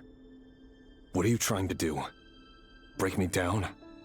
I only say this because you long for an answer to your problems. Let her go, Rerir, or you risk losing everything. I will not abandon Thalindis. Then you'll need a little more vigilance and a lot more power. The world is changing, Rerir. Keep your eyes peeled for your moment of opportunity. That voice used to be so unclear. But now I know exactly whose it is. It's Vedifilnir. He won't tell me how to actually resolve any of this, but he keeps trying to manipulate me like a puppet. What's his game here? Tell me then. What will this moment of opportunity look like? And... no answer. He's like a ghost. So, the Eclipse Dynasty was purging... well, massacring the descendants of the The king's obsession with abyssal power left the future of Conria hanging in the balance. No one... and it looks like this Thalindis, Rerir's would-be fiancé, herself belonged... It almost defies belief that a couple like them could hide the truth from... And why does Vedifilnir, Daneslif's older brother, keep talking in Rerir's head? The human mind is like a vast desert of shifting sands. When you follow the flow of someone's time for something a bit more creative. We've been inside Rerir's mind this whole time, building up a picture of his psyche. There's already enough clues on the board to start reading between the lines and mapping out the rest. Now, we can finally begin to put the pieces together. Sure, it'll only be a reconstruction, part simulation, part reasoning, but it's usually pretty accurate. Once we've built up a cognitive profile, we just need to cross-check the logic behind his actions. And then we'll be able to take a sneak peek at whatever it is that Rerir has really been hiding.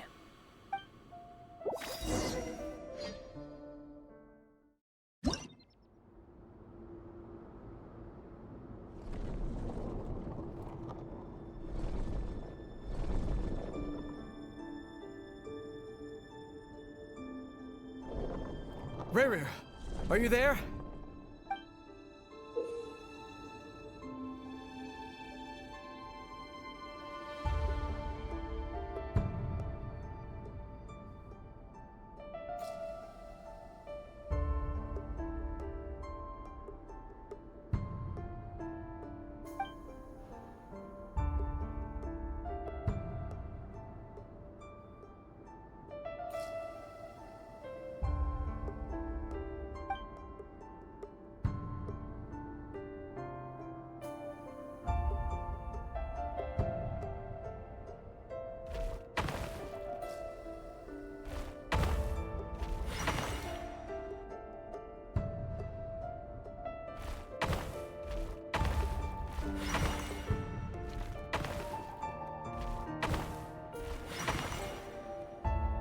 Hey, Rerir!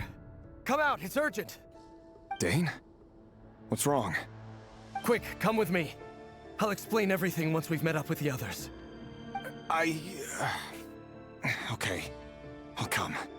But the Lindis is still over at the Universitas. I'll need to leave her a note. All right then, but make it quick.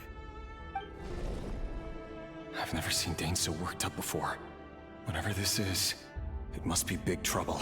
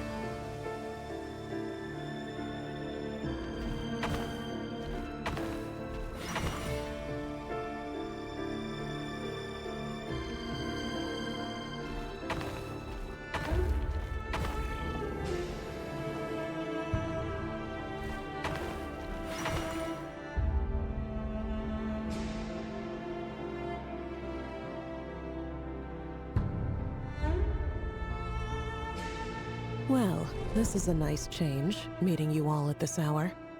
When men and women of ambition can speak face to face in broad daylight. Don't be ridiculous. We do not fear the day.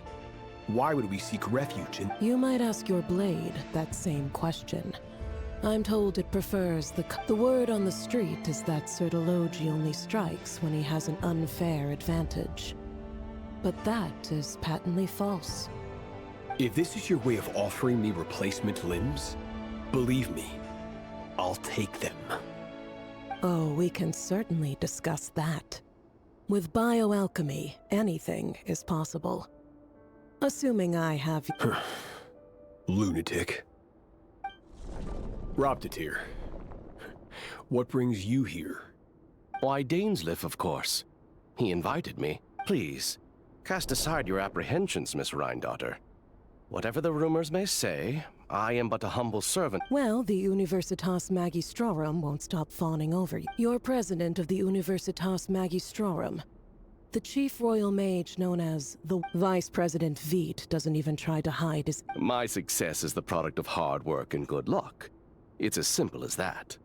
Were the king not such an— Of course, no job is without its gripes.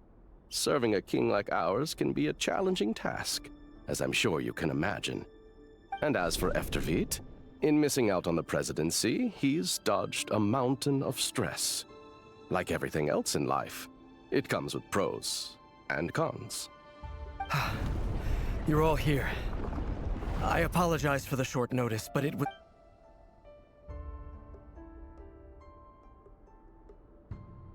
You must be Rerir. Mr. Sertologi. Yes, I handled your case file during your sentencing. You're clearly a person of substance if you've been invited here. But Dainsleif, you'd better have a very good reason for convening this little gathering. It's my brother, Vedofenir. After he spoke at the court this morning, the king was so infuriated by his words that he had him blind. Vedofenir in prison? Strange. I thought the king trusted him and Horoptatyr more than anyone else in the world. Does this mean the king's circle of trust just got even smaller? It has nothing to do with trust. It's about what the king wants, which I simply appease him, because it's in the best interests of the Universitas. And also because you're slimy. Vedofenir, perhaps less so. But still, a visionless visionary? Do you honestly think this is an important discussion to be having right now? Dane, what are you planning to do? Rescue Vedofenir, I assume. Correct. It will mean storming the palace by force. That's far too dangerous. And don't forget, Dainsleif, you're captain of the Royal... You've been planning this for a while, haven't you? I have no desire to commit treason. But whatever critique the king may have of Vedofenir, my blade will force the king to see... So, Vedofenir's prophecy enraged the king. I'm sure it wasn't what he wanted. The extent of His Majesty's madness is now all too clear. You have noble ambitions, Dane. A letter of pardon? For whom? The chances of the Venster King issuing a pardon...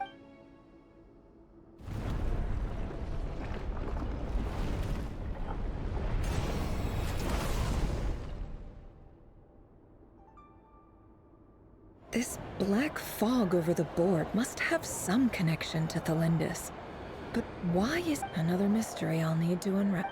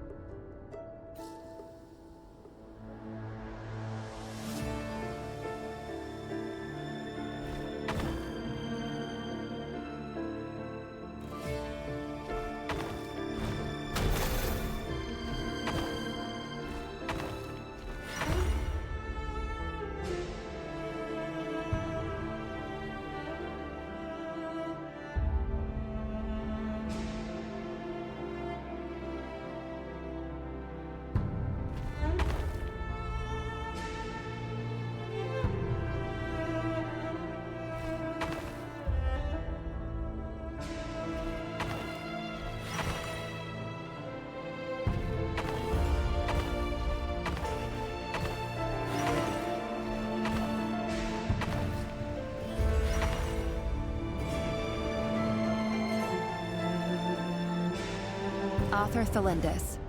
Over the course of this week, the research object was subjected to research dating back to the Crimson Moon Dynasty has established 2 points regarding moon marrow.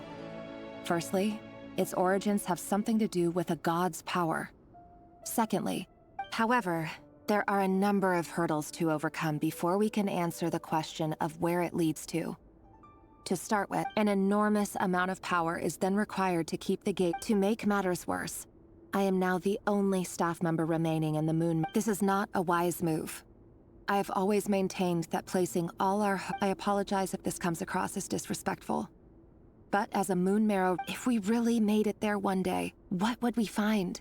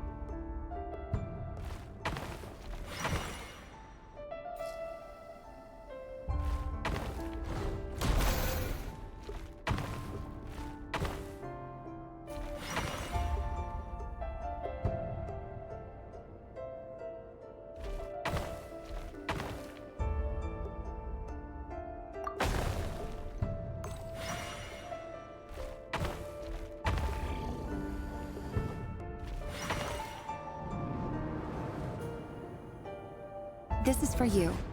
I heard you're gonna leave the city. Thelindis, did you? I've heard nothing. Rerir got back very late last Friday, and he was acting a little unusual. You never saw him, and I don't know what he did. What if he finds out that you Don't be silly. Are you scared of him? I don't know. The Rerir I know, logically I should be, but enough about that. What's in it? A piece of the moon. A red moon? That's right. I promise, Thelindis. The Crimson Moon bloodline, no matter how long.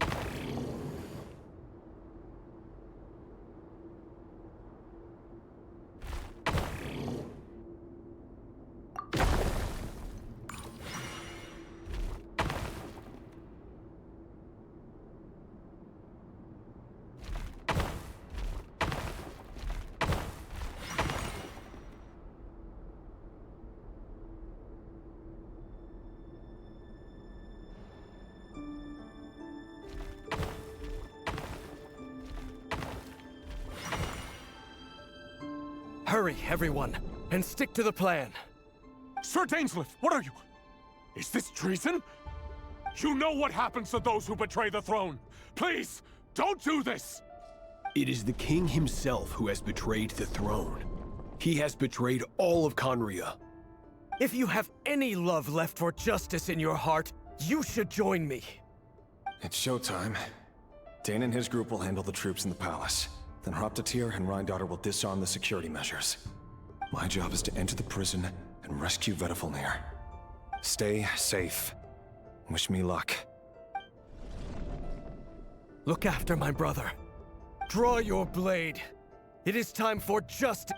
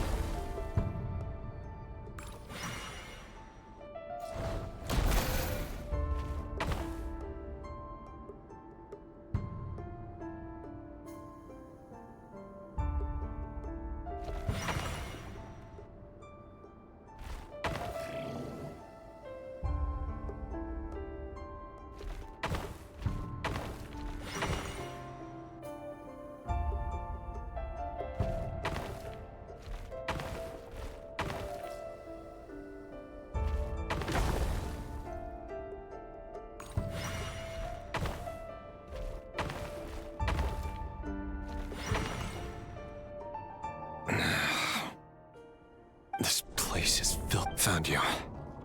Hello.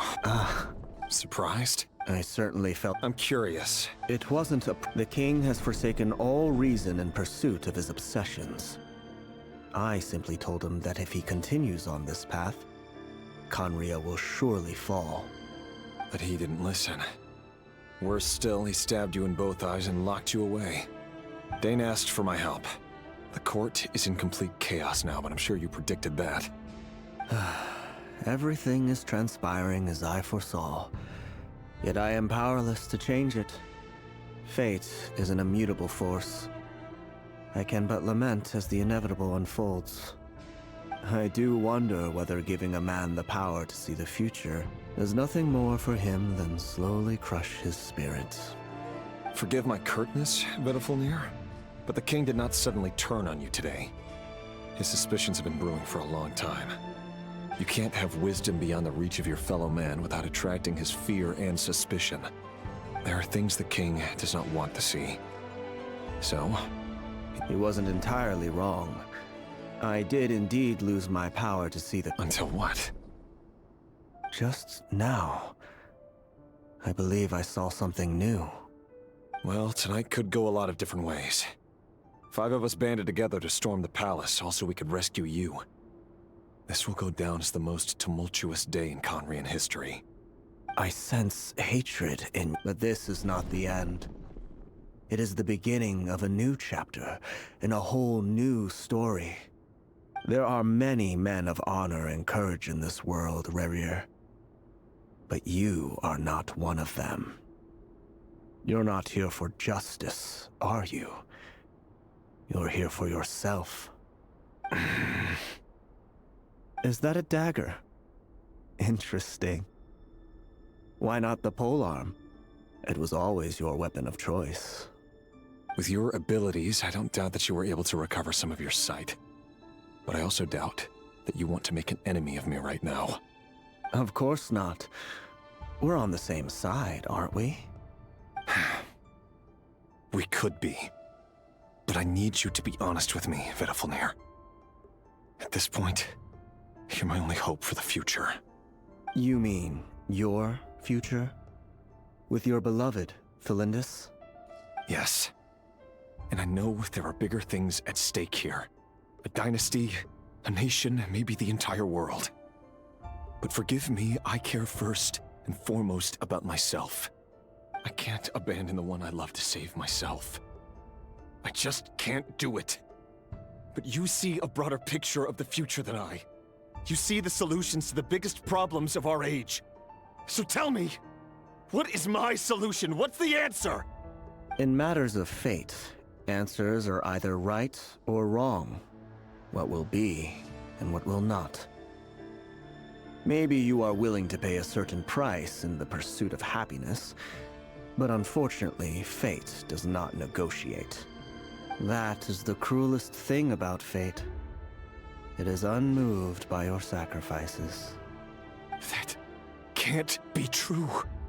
I know it's your voice that I keep hearing in my head, urging me to see how the world is changing, to seek more power, so I can protect the things I love. You show me disaster, but you won't show me how to avoid it? Why? Why are you doing all this? My voice. In your head.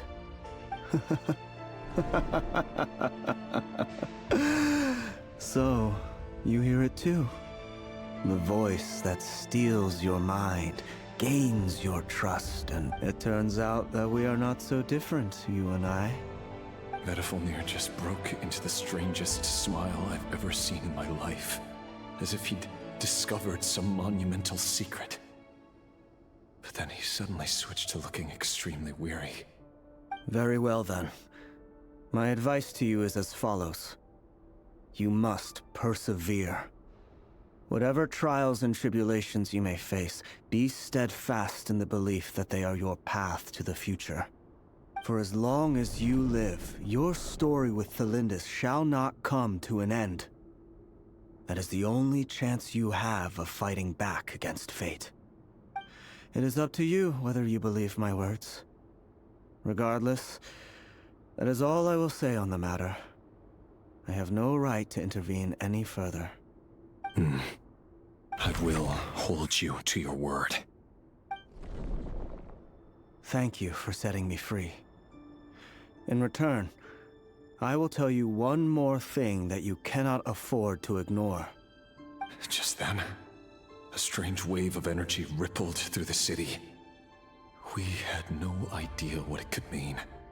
If I were you, I would head to the Universitas Magistrorum. The Universitas? Oh no!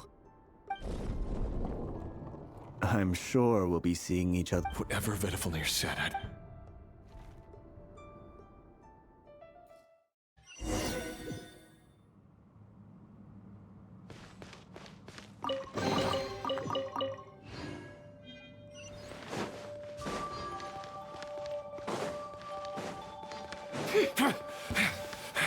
Monsters? Is this Rhindaughter's doing?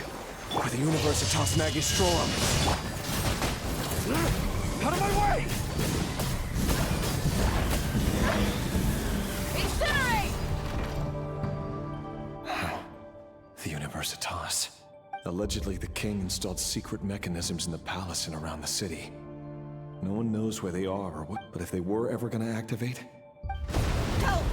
Help! Hold on! Don't let them anywhere near you! Save me! I can't... That sounded like an explosion. What other means does the king have at his disposal? And given it's a major center of abyss research, anyone over at the Universitas will be in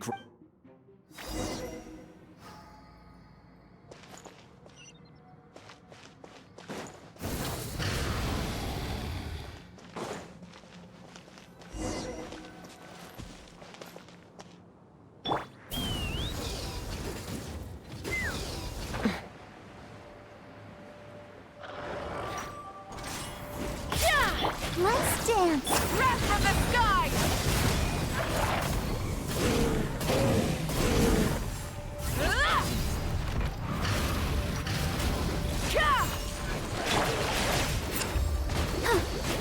Knock him down.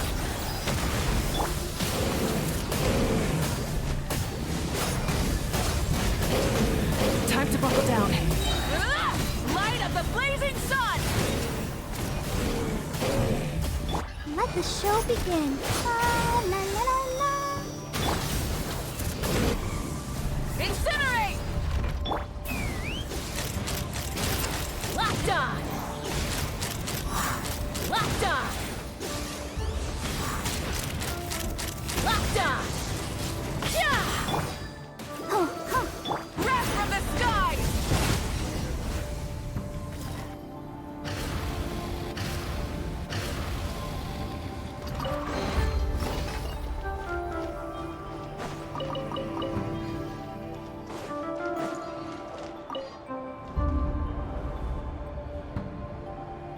Monsters! At the Universitas Magistrorum? Why now?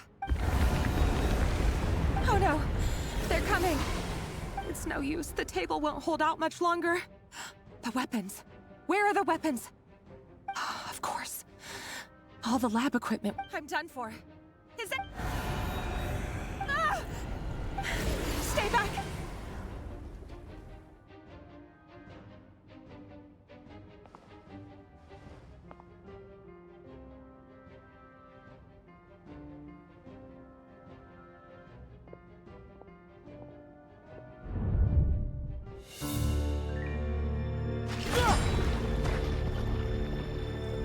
What's that? Rear. So the rumors about your work are true. What? No! Listen, something happened at the palace tonight. We have to leave! You don't need to lie to me anymore. What do you mean? I know why you're worried, and I will respect the decision you've made. But it's okay, because I found a solution. I know how to end all this. You can have it back. The normal life you so desire. But until then, I'm afraid our wedding will have to wait. Cylindus? No, don't do it! Cylindus! Cylindus!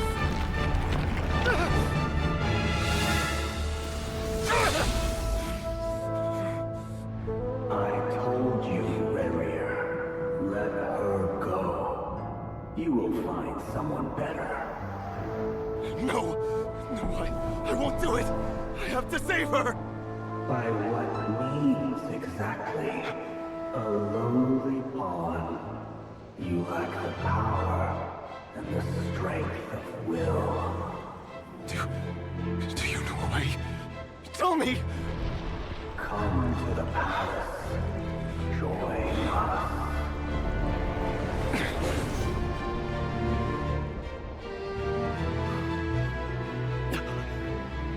Rerir, thank goodness we... Step forth and take your share. You made it. Not you too.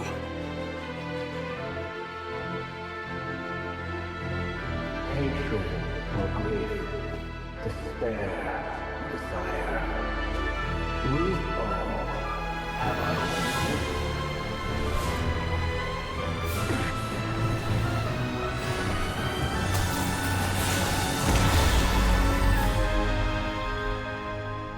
Rerir. Rerir.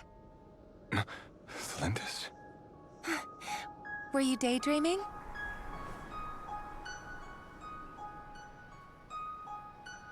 You still remember, Rerir? That question you asked me a couple of weeks ago? Oh. You mean the proposal? Yeah. I'm wondering, where do you think would be a good place to discuss it? Maybe in the garden? Or were you thinking a fancy restaurant? It's your choice.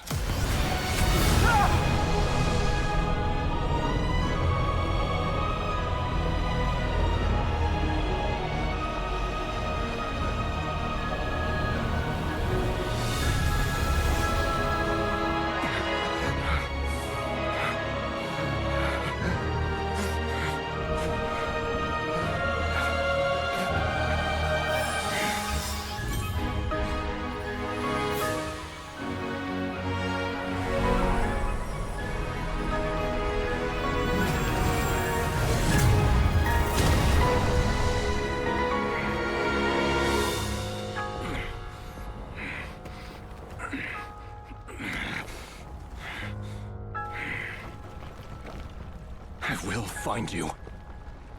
And then, you can give me your answer.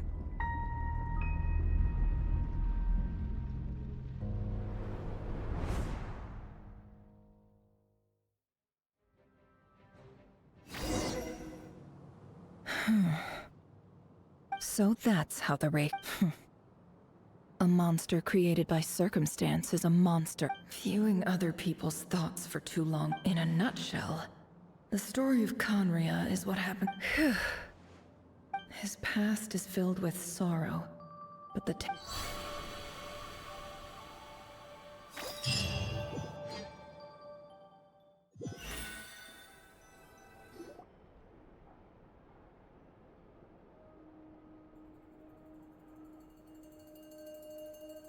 Everyone, I'm back.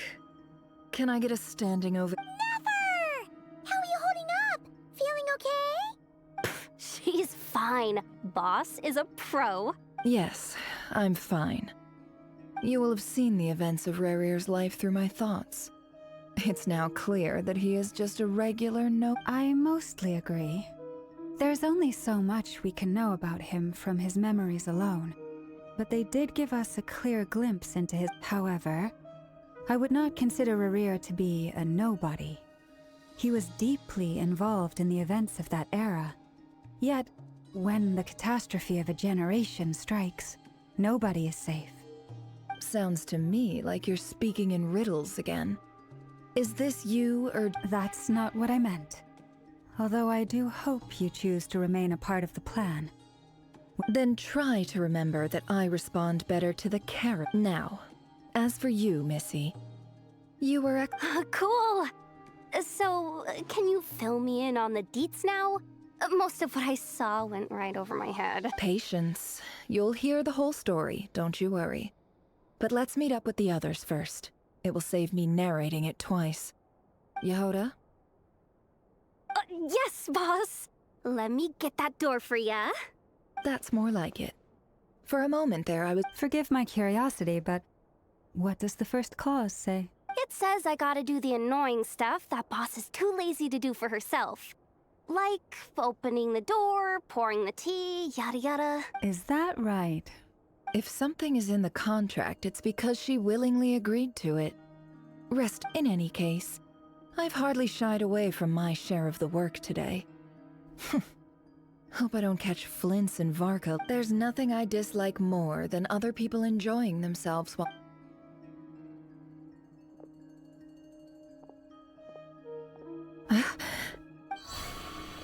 Oh no.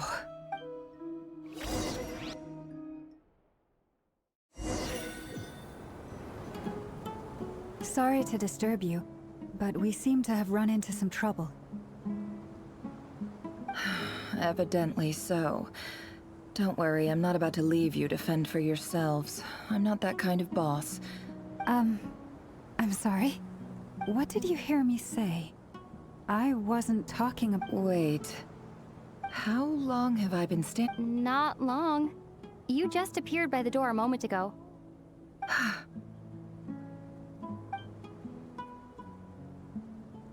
Boss, What's wrong? We've been tricked. We never left at all. Hallucinated? But... How indeed. So you control everything in here? More or less. But yes, it's a special technique of mine. Has anything like this ever happened before? Only once. It was the first time I used the chess set. Is there any similarity between what happened then and what's happening now? I suppose my thoughts are a little turbulent, which was also the case my first time. Is there anything I can do to help? The first clause of your contract clearly states that I only need... Meaning you're not feeling lazy right now? Meaning this is not something Yehuda can help with. The chess set is a personal treasure that I alone understand. I must be the one to find our way out of here. Boss, it's fine. Really. Let me do something useful. Oh, listen to you. What? Yes, really. Where? Well, anyway, I suggest everyone, even though you don't want to dismiss mental fatigue, just because— Don't I have the— If we can find— Time to rally, everyone. Follow me. As we continue our journey, the same rules will apply. That means stay focused and no talk. You have my word that I will get us all out.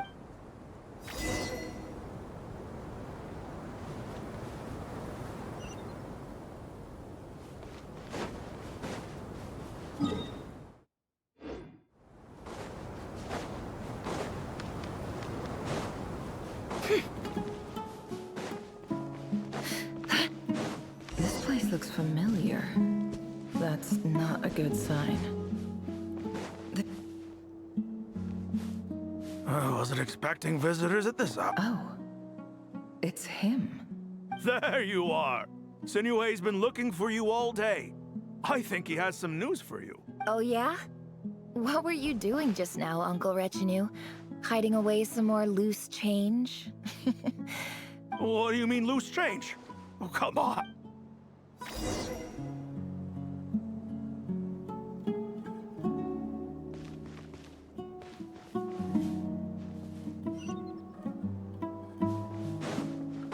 Can't hide the truth. It all adds up.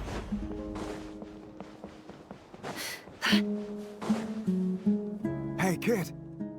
Mind telling me what— Get in his good books? Why? What do you— I've written a new song. I was hoping to showcase it at the next festival, but I'll need his approval. A new song, huh?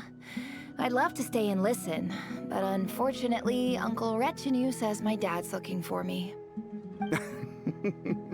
Well, there's plenty of time and I'm not going anywhere. See that pile of stones? I'll be sitting there warming up my vocal cords. Come find me when you're done. Pile of stones. Got it.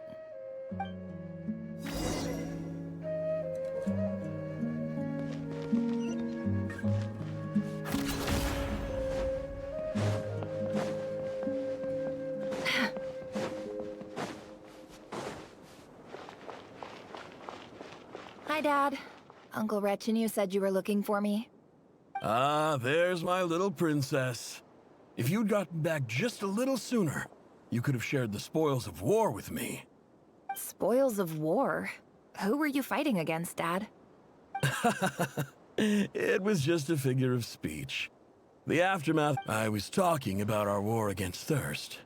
I went out to fix our water supply problem, and now I'm back. Which means— We have a well again. That's right. I found a new one and brought back as much water as I could carry. It should last us for a good while. If it wasn't for these blasted sandstorms... As the chief of our tribe, I'm supposed to be leading us out. You know how prosperous our ancestors were. But things are looking up. I started— So you're the Academia's helper? Special ambassador, they call it. It's nothing bad, okay? We've been isolated here in the desert for too long. So, do you get it? Of course. My luck's in—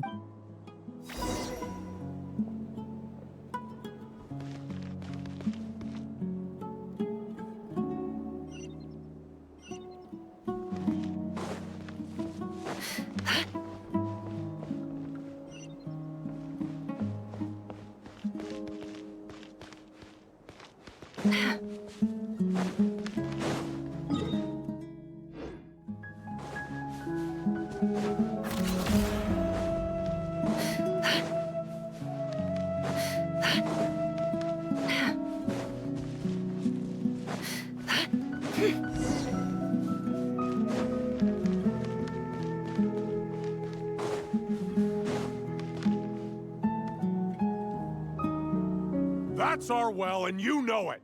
You stole from us. Well, you've gone from chief to thief, and now you have to face the consequences. Did you really think you could take our water without permission and get away with it? You're either brave, stupid, or both. And that special ambassador act? Yeah, nice try. We spoke to the academia. They said it was all news to them. You're a liar and a cheat!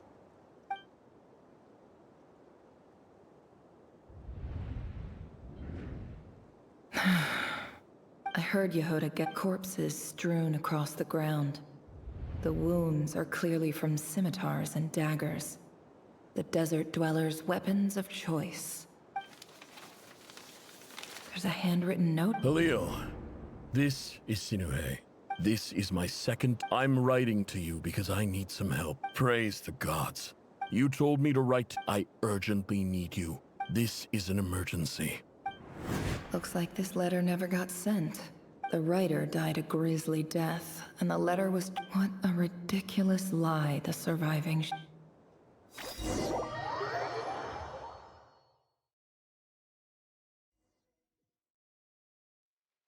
Officer. Well... I thought you would at least have the courtesy to... This is the finest wine Aro village has to offer.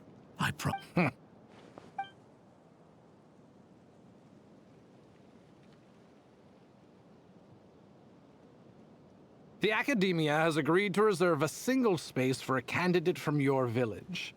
But I remain skeptical of this. Please, have faith. If not in us, then in our God. The child we found shows great promise. I beg you, take her away. I don't recognize... She showed up here a few days ago, and we took her in. So, where are you? Nowhere special. What about the rest of your family? How many? Just the one.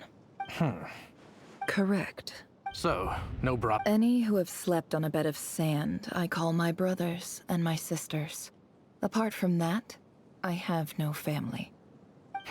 All right. Get over here. Sign your name on the form.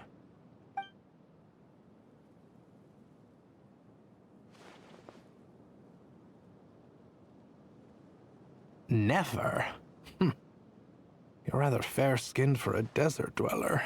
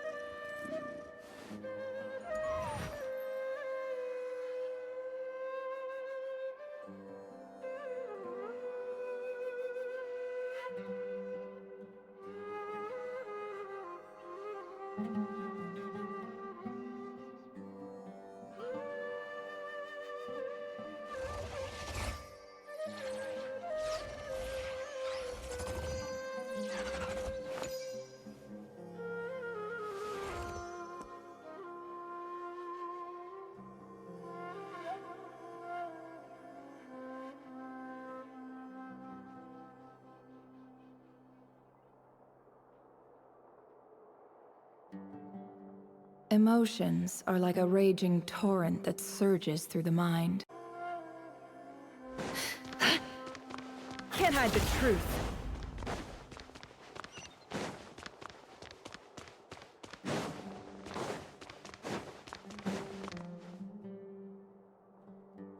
Nefer, this term's assignments have been issued already. Please read through the materials thoroughly, conduct your own additional research, and then write an essay on the topic. Yes, Professor, I'm aware. I just had a couple more questions I wanted to get your perspective on. Oh? Please, ask away. Well, I saw the other students' problem sheets, and I couldn't help but notice that my assignment is much easier than theirs. Do you really think I'm a weak student? A weak student? Goodness, no. Quite the opposite. You have a sharp mind. Almost too sharp. I think what you're saying is, a weak student wouldn't have noticed the discrepancy. And if they did, they certainly wouldn't complain about the lighter workload. You see, sharp as they come. You see things the way they are. And I'm sure you know why they're like that. Because of where I come from. Because I'm different. I'm sorry, Nefer. I don't like it any more than you do. It's just... Anyway, you said you had a couple of questions. What's the other one? I wanted to check.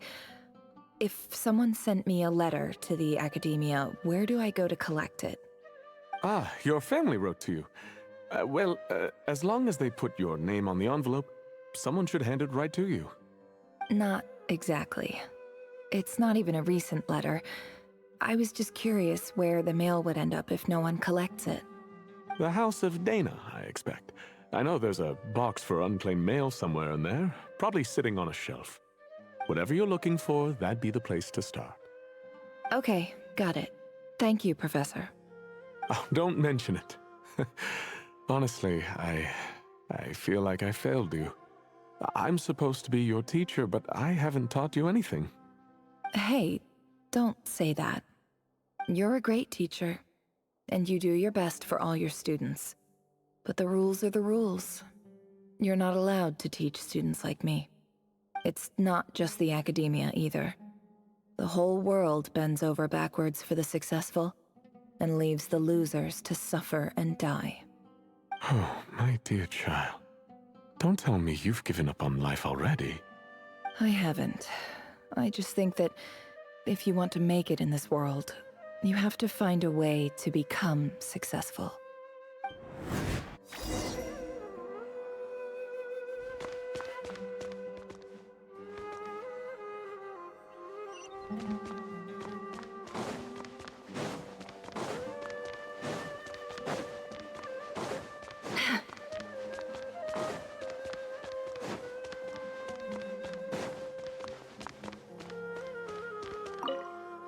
This must be it. A big cardboard box. Let's take a look.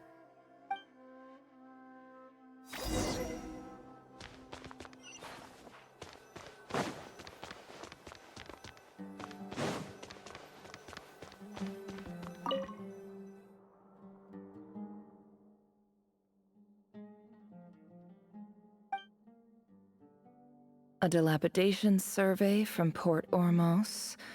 Looks like it's from a Core of 30 representative. What a this one was never even opened. I guess the recipient... Who was it addressed to?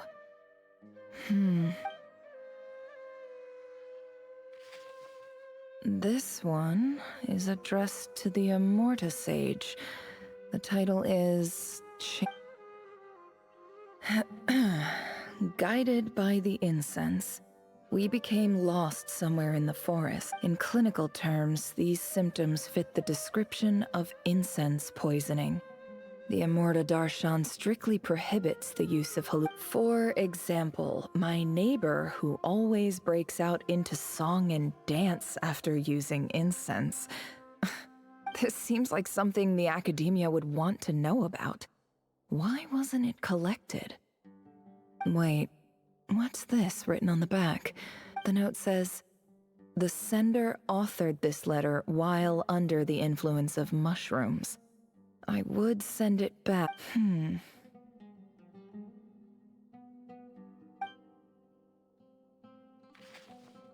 This next one is addressed to... A few words of protest. In recent years, the academia has taken on. However, it appears to me that these students have not, as well as receiving dumbed-down assignments. Education is the fundamental purpose of this institution, which should go with, as Grand Sage, policy decisions are your prerogative. But I do hope you will give some serious attention to this matter. I encourage you to discuss issues like this with... Great letter. Shame it didn't get to where it needed to go. And the sender is... Huh? I didn't realize anyone else even knew how bad students like... So this is where letters from the Sage of Spontamod end up? Nice one, Grand Sage. Really enlightened leadership. Whatever. This isn't what I came here for. I'm not exactly holding out hope that a letter sent from the I can't believe how much discarded mail there is. I don't believe for 1 second that any human being has sat...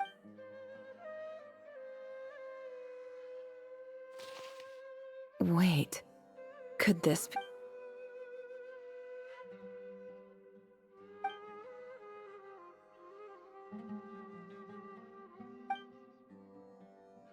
Greetings, Halil. My name is Sinuhe, chief of the Shim. I don't know how well you remember it now, but I brought you to safety. And in my tribe, learning a person's true name is serious business. And the Shimti tribe lives a harsh, nomadic existence in the desert. You were sympathetic towards my plight. This brings me to my reason for writing. Our tribe... There was a terrible sandstorm a few days ago, which blocked up the well in our land. To ensure the Eob and Unut are descended from the Thamudians. While we trace our I found a well belonging to the Eob tribe. They declined to... When we met, you assured me that you would be my ally in the That aside, the last time you were here, you mentioned that the academia had started accepting students from the desert. And I told you a little about my daughter. We have next to no resources here in the desert, and my power and influence are limited.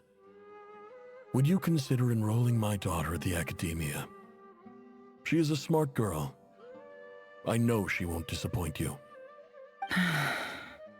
From the outset, the academia never took you seriously. Those things they promised were just empty words. And you were so emphatic that your luck had finally changed for the better. You swore you'd lead us to a better place one day. You spoke with such conviction. You liar. You lied about everything. And who fell for it? Just me, by the looks of it. Which makes you a pathetic liar. You weren't even any good at it. I think I'll take over from here. Let me show you how it's done.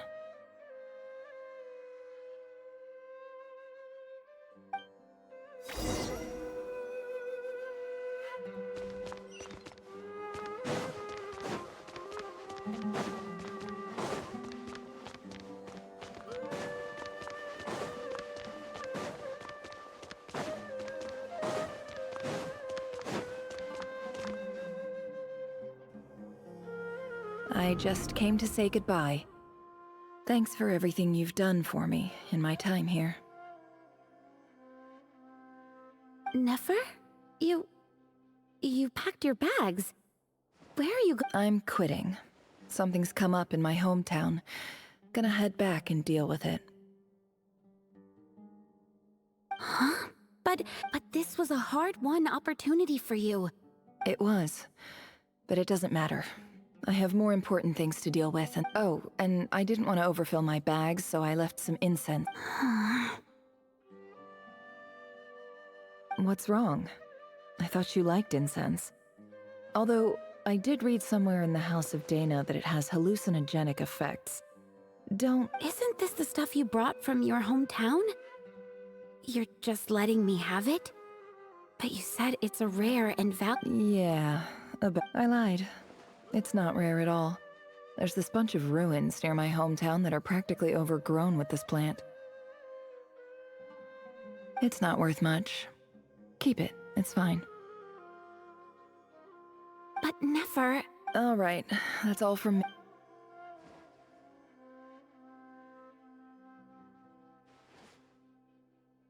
Don't forget me, okay? I mean, we're more than just classmates, right? We're friends. Yeah. I lied again. That incense is worth a fortune, and it's a rare... And as for remembering her, I have far too much to do when I get back. No time to reminisce. I'll be lucky if I even make it through this alive. But either way...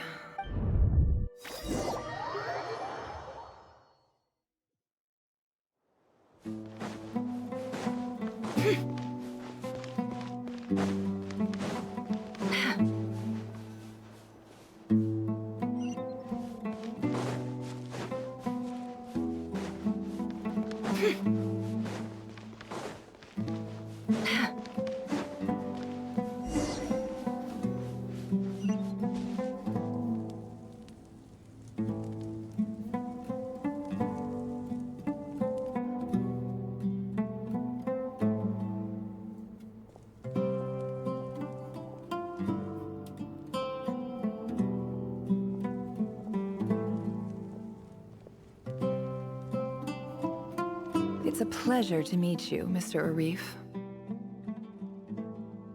So, what does the Academia want? Since they've sent their special ambassador, I assume there's a big business deal to be... Please, sir, lower your blade. You're lucky I'm the one they sent. Not the ever-shifting balance of power in the desert reduced the once great civilizations of this region to rubble and sand.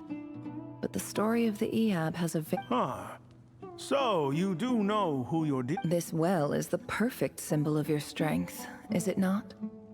It used to belong to the Unut, but it looks like you... You're not wrong. But I'm sure you didn't come all this way just... Of course not. I came to bring you some very good news. Some information that recently came to... Records uncovered by the Vahumana Darshan show that a certain well currently under Eab control... I checked the map carefully on my way over here, and I'm confident that this is the well in question. The Academia is offering 50 million mora in return for excavation. 50 million? No, wait. If these ruins are as important as you say... Don't get greedy, Eab. We know far more than you think. We know that you seized this well by force. Wasn't that the... So what if it was?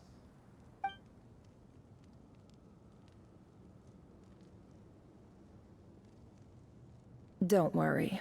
As unscrupulous as it was, it's some... I hope I am making... And I hope your words are the truth. If I find out the Academia is trying to play me... You see how I'm dressed, don't you? I appreciate that you've never been to the rainforest. And what does a barbarian like you have to lose anyway? All right, I take your point. The Academia... In that case, we have a deal. We will sell you the excavation rights. I'd like to thank you, Ambassador. This is good news indeed. Excellent news. In fact, it calls for a celebration. Gladly. I am partial to wine myself, and I trust you are as well. So let's indulge in a few drinks together.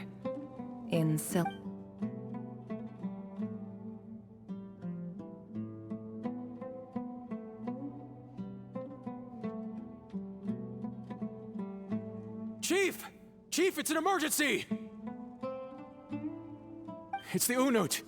They've taken the well. What? Well, don't just stand there. Take it back. Yes, Chief. I have every confidence in the Eab's military superiority. Well, what is it? The Unut's response was alarmingly fast. The day after we reach a deal, they seize the well. This can't be a coincidence. I don't think so.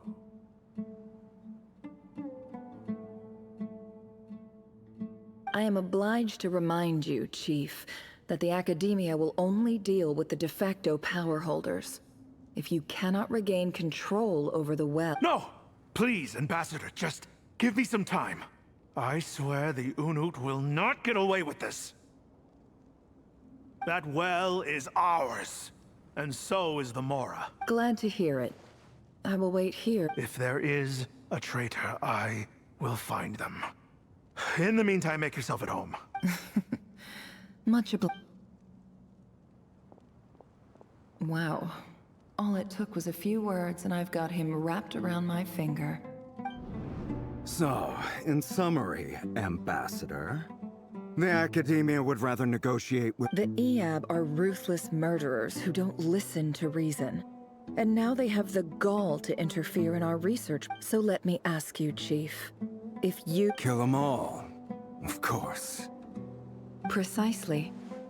The Academia does not tolerate those who stand in our way.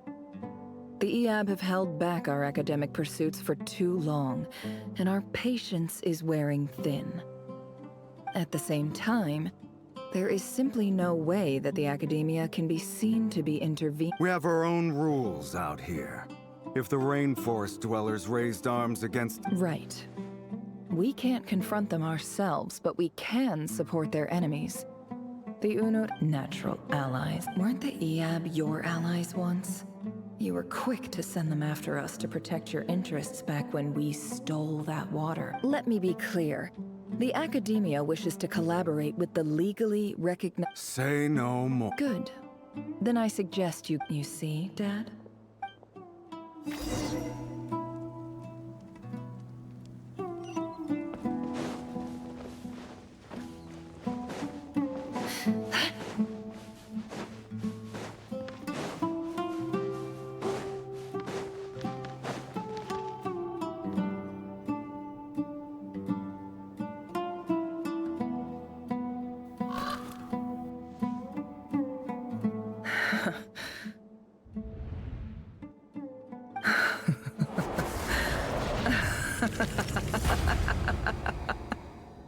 Look at yourselves.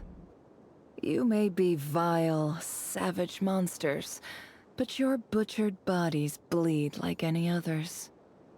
You're no different. You're the monsters who destroyed my home. They're just ordinary, petty human beings. What? I think we're even now. Maybe I've even done the desert a favor. Oh, Sinuhe, my gullible fool of a father. Perhaps if you'd been as ruthless as I was today, our tribespeople would, but you couldn't do what had to be done. Never. It's okay. All of this is in the past now. I believe I remember you promising to remain silent. Yeah, but even so... Yehoda, is there anything you can do to ease the tension?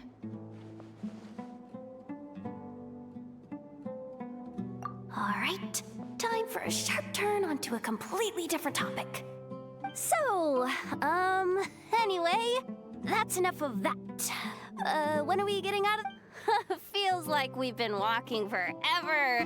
I'm getting pretty tired. Oh, Yes, if we can find somewhere to sit down, I could certainly do with a rest. It's not far now.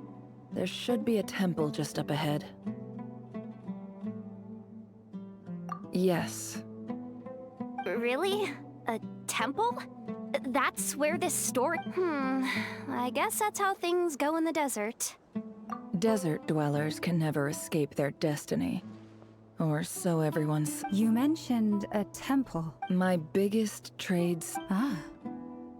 Then I'm guessing... I didn't know you were... I'm no expert in the history of Sumeru, but... Sounds impressive. Oh, I know who you mean. General Maham... That's boss enough for ya. Sino's hardly a figure of obscurity. What about him?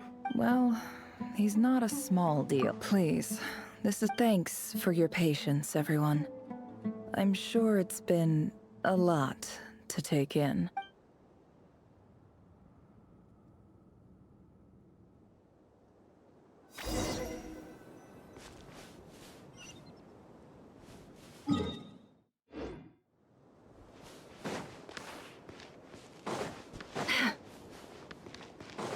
No more lies.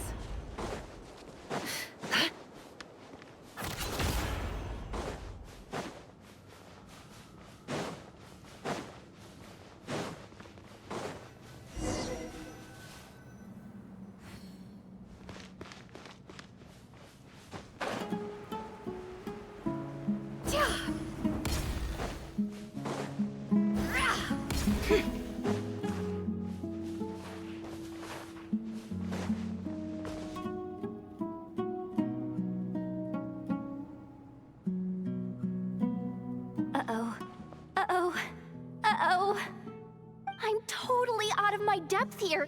I don't have anything to add. I want to do the whole name dropping. This girl knows. A statue with the head of a bird. That's Thoth, the Ibis King. One of the 7 pillars of... Let's take a look.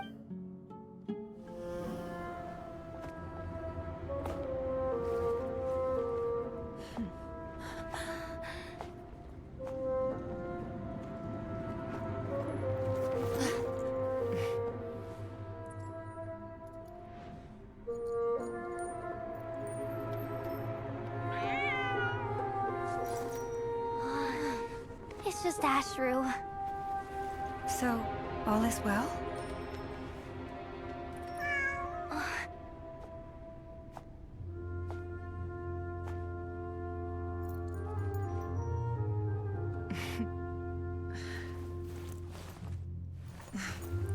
Typically speaking, at this point, the world disintegrates.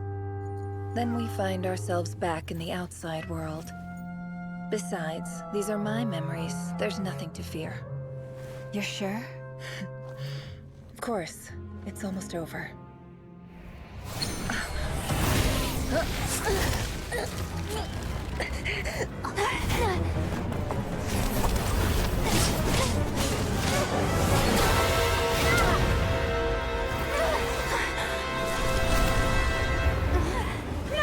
Hold on!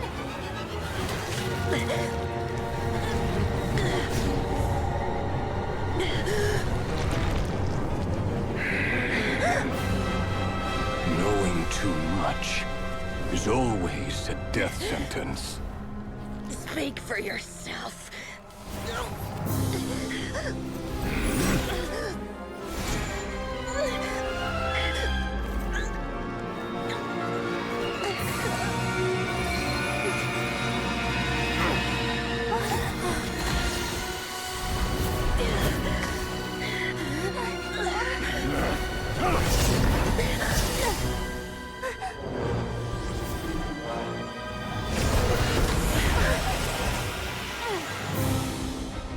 How repulsive.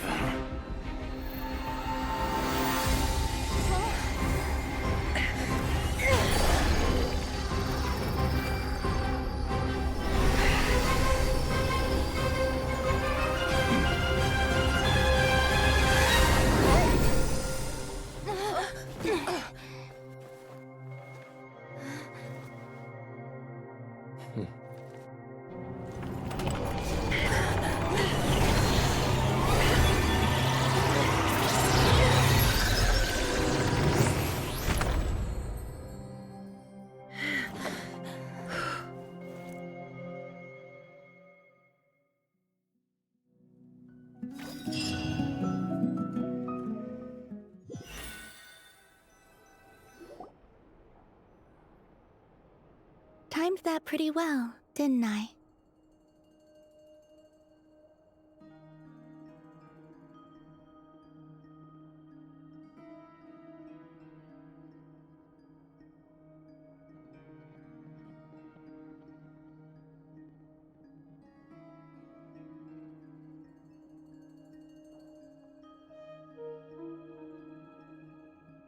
It's okay. I'm just glad no one was hurt. Paimon noticed you doing something too, Dainsleif. Were you helping get them out? Of course. When I asked Nefer to conduct this investigation, I was not naive to the dangers involved. I had a duty to ensure your safety.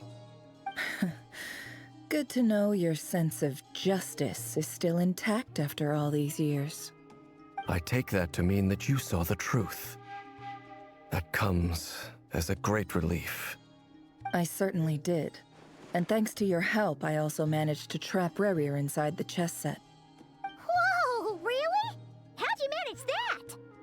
Well, to be honest, I sensed that something was wrong long before we made it to the temple. By using this fragment to probe into Rerir's past, well, the monster formerly known as Rerir, it seems I alerted him. I was tracking him, then he caught on and started tracking me too. Can't say I'm surprised. But how did he track you through your thoughts alone? That shouldn't be possible. Rerir was a secret agent who reported directly to the Vinster King. He is an expert at finding a trail and hunting down his pursuers. No wonder. He infiltrated the chess set, read my thoughts, and built a new virtual chess set inside of it. That's why we weren't able to leave at first. Speaking of your chess set, it's quite a remarkable item. Would I be right in thinking you have some connection to King Deshret? You overestimate me. I only have a connection with one of his underlings, the Ibis King. You all saw how this came to be. A long time ago, the Iab massacred my tribe, the Shimti, in our home village. A few years later, I enrolled in the academia, where some new information came to light. The Unut and the Iab fought a bitter battle over the rights to a well, all for the sake of a non-existent. The final blow to the Iab came at the victory. Having gotten my revenge, I returned to my hometown. As I stood there gazing at the temple, I noticed a cat just outside. This cat, as it turned out, was home to the spirit of the Ibis King. He led me to a gate deep inside the temple, and there, this chess set is my gift from the Ibis King. The chessboard with this chessboard in its container, I gained a certain ability to perceive hidden secrets. Every god plays favorites. Their hearts are as fickle as any human's. It is the same with all powerful forces, including fate itself. Their gaze falls. If you're alluding to the Abyss, then yes, I agree. Gather the others. It's time to share everything I've learned.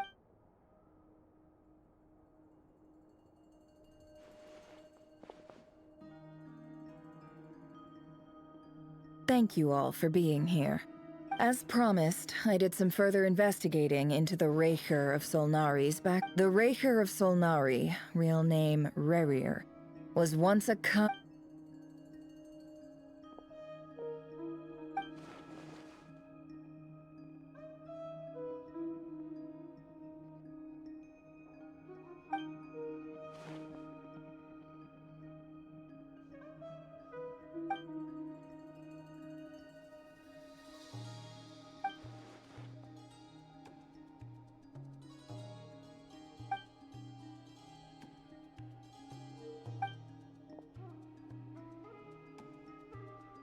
So that's why he's so obsessed with the moon. A tragic tale, to be sure. But it does not excuse. No matter how much Rerir suffered in the past, the fact remains that he is what we know today as the Wild Hunt, wreaking havoc. He becomes more dangerous with each passing day.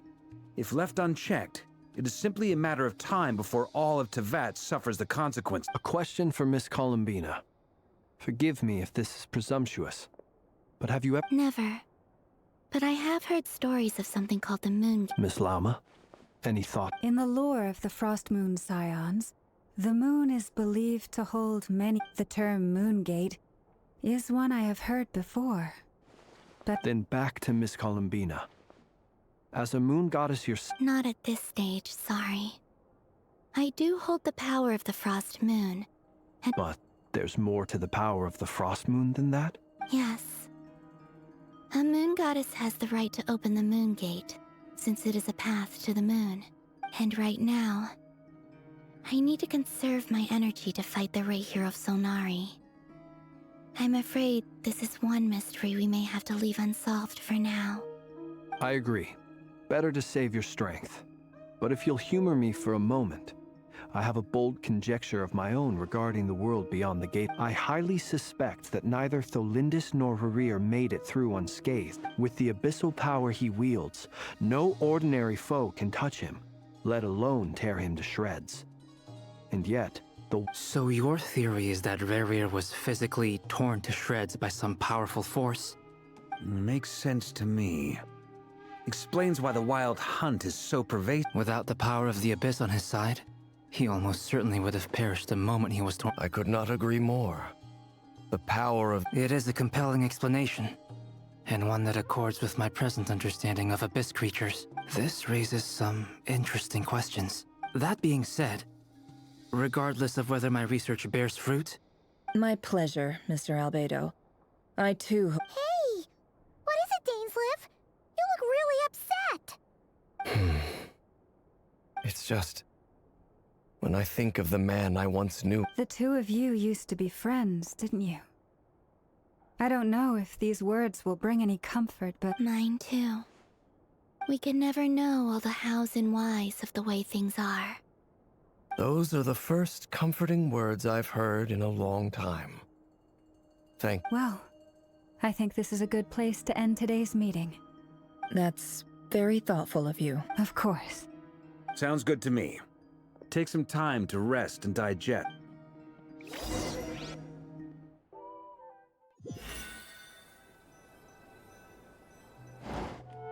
Hey, is this a bad time? Hope I didn't kill the conversation.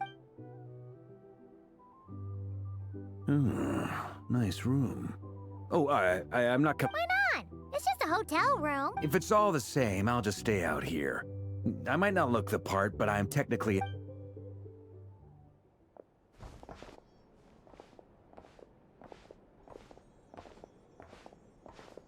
Anyway, Nefer went back to the curatorium to get some rest. But before she left... Firstly, although she managed to trap... It's only a matter of time before he finds a way to break out. Honestly, my mom figured that might be the... Well, I asked her that same question. She talked for a long time, but it felt like some kind of sales pitch, you know? The kind where you end up handing over Mora. 2 days? Holy moly! Can we even recruit enough help in that time? That remains to be seen. Which brings me to the second issue. Dainsleif is obviously conflicted about this whole thing. But given how little time we have, there's no way we can pull this off without his help. You have some history with him, right? Do you think maybe you could talk to him for us?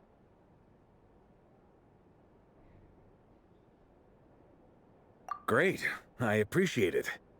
All right, on to item 3. So, Albedo, Durin, and I put our heads to... We figured we'd bounce the idea off you first. We'll explore it further once everyone's recovered.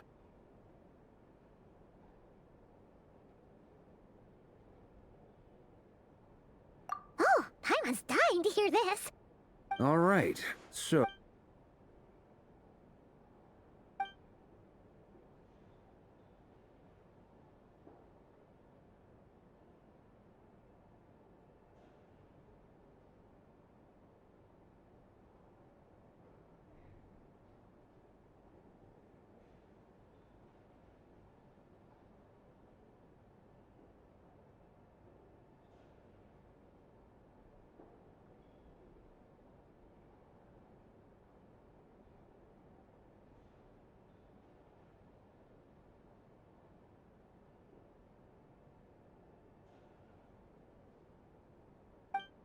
We felt a little uneasy about... Roping us in? I choose my words very... Sir Varka? I'm all ears. I think we can...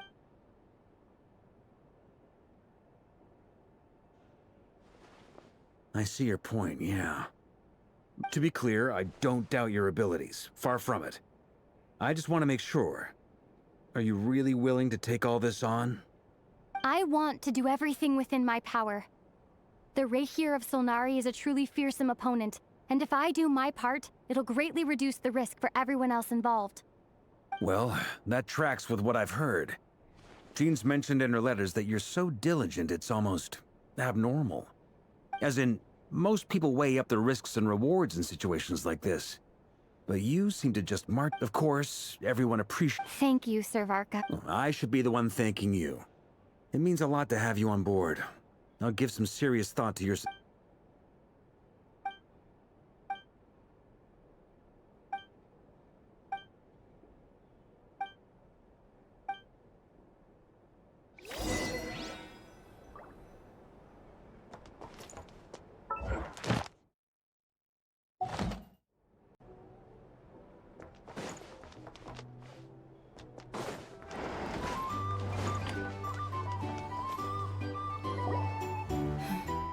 This is a thorough plan, but I do have one last question before we take action. How can we be sure? Great question. Albedo's been hard at work analyzing. Firstly, from the earliest known conference. Secondly, he seems to have a particularly... Thirdly, finally, and most importantly, turns out we tick both of those boxes. We have a reincarnated moon in our ranks, and as someone who's had their fair share of interactions with the Wild Hunt. Understood. Then I will defer. Well, everyone, that's the plan in full detail. Plan approved. Scheduling. Okay, any firepower you need? The Frost Moon Scions are behind. And the rest of you?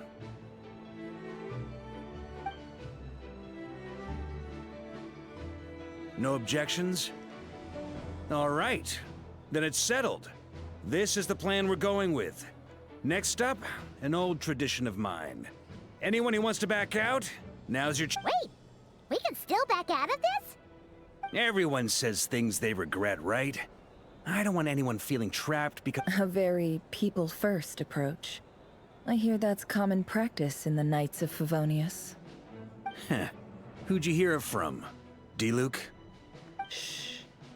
We don't use people's real names at work. This contact will be known only as Owl, please and thank you. This plan can only work if everyone does their part. Flint's and I will absolutely support it. We shall indeed. You'll be glad you accepted our help. Also, you are the last person I expected to see here, Miss Dory. It's not often I get called Dory in a work context. My peers usually call me Lord Sangamape. So, the longer your name, the higher your net worth is. In that case, Mr. Flint's here must be worth a fortune.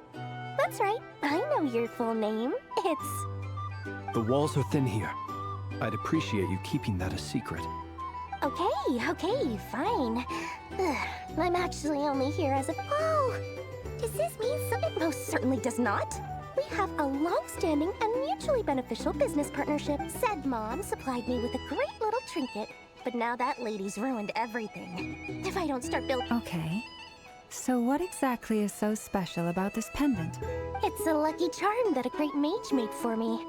We have a business relationship, and she was worried I finally got it all fully charged up with Kuvaki, and then never went and used it all up at once. Never lost so big in my life. You're right. It was all my fault. I didn't mean... You will? I knew you'd say that. Well, it's yours if you want it. In fact, take it now. It's a very useful thing to have around. Looks like bankruptcy for me. Hey, don't be so pessimistic. See this through and you never know.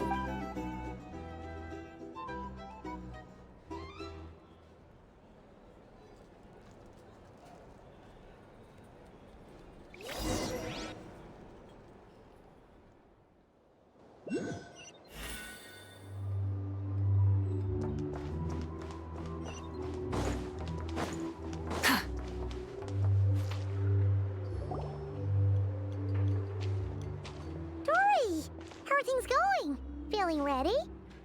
Oh, I was born ready. We only have 2 days. You think Lord don't forget. When something's in high demand, the people with the goods on hand get to charge the highest price. Ta-da! See? It's right here. Oh, it's so pretty.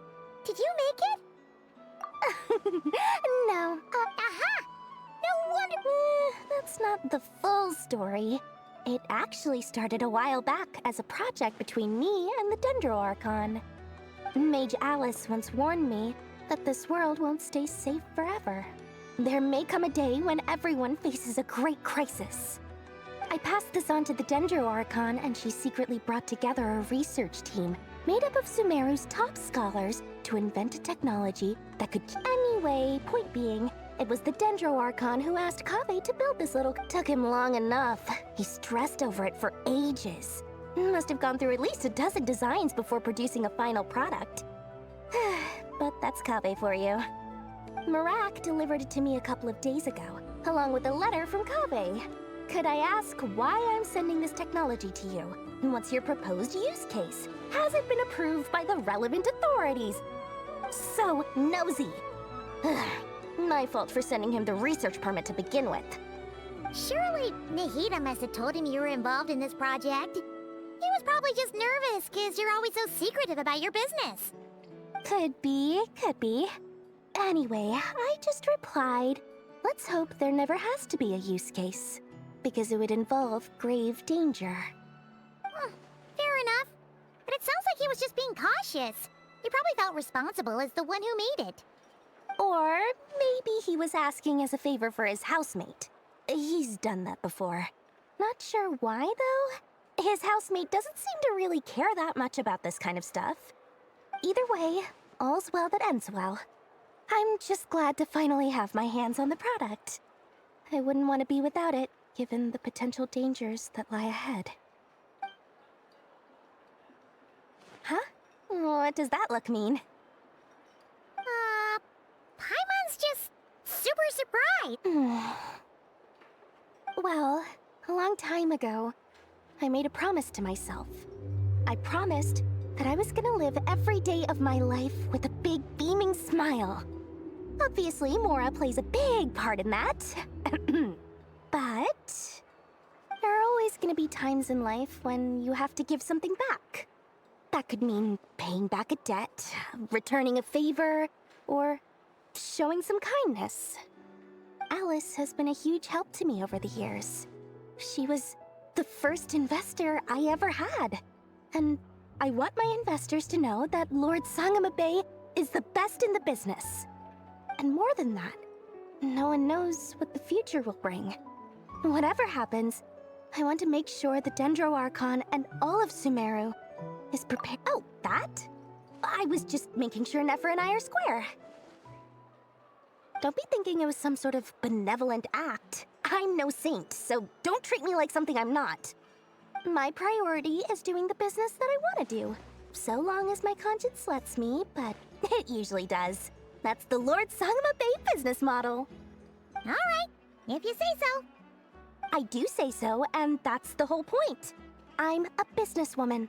Don't go trying to figure out what kind of person I am. You'll exhaust yourself. Much easier for everyone involved if you just take my word for it. Oh, and could you two help me get this stuff where it needs to be? Thanks so much. You're my favorite assistants.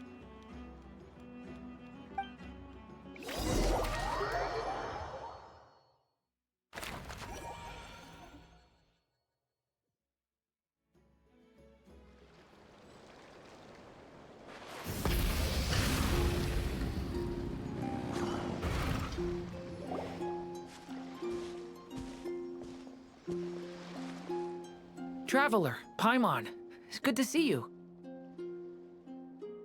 Everything going smoothly over here? Sort of.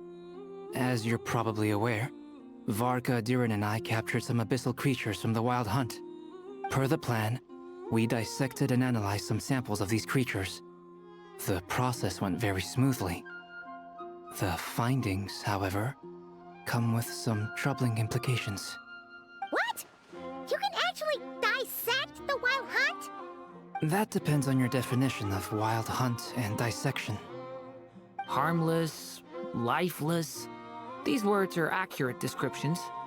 The Wild Hunt is an interesting phenomenon. In and of itself, it doesn't seem to possess anything akin to a human personality. But taken as a collective, The medium through which the Wild Hunt is summoned does appear to have a soul. Master griped a lot about the wise Horoptetyr, and seemed somewhat fascinated with the foul Certology. But she barely mentioned Rerir at all. I don't think that was because of his lower social standing, though. Anyway, it's a pity. I should like to hear her thoughts on the nature of the life form he has become today. It's a strange mix. The furious energy of an abyssal being channeled through a fractured physical existence. A consequence of being torn apart by an unknown power. Perhaps the only explanation for his survival in this state is that he sacrificed a degree of individuality in exchange for a continued existence. Oh, sorry. Once I get talking about interesting research, I have a tendency to go on indefinitely. Back to our research findings. Essentially, they confirm my hypothesis. Rerir's corpse is completely contaminated by the Abyss, and the effects are irreversible. You could think of this as Rerir in mutated form. But in my view, even that would be inaccurate. In reality, his whole being has been consumed by the Abyss. In other words, he is now nothing more than a manifest. Unfortunately, at present... Oh, that's terrible! Miss Columbina's situation, it's as if her creator... Given the circumstance, time to kick off the backup. Oh, Paimon almost forgot! This is for you. Dory asked us to... Ah, how wonderful. I'm sorry I won't be there to protect you in person this time. All right then.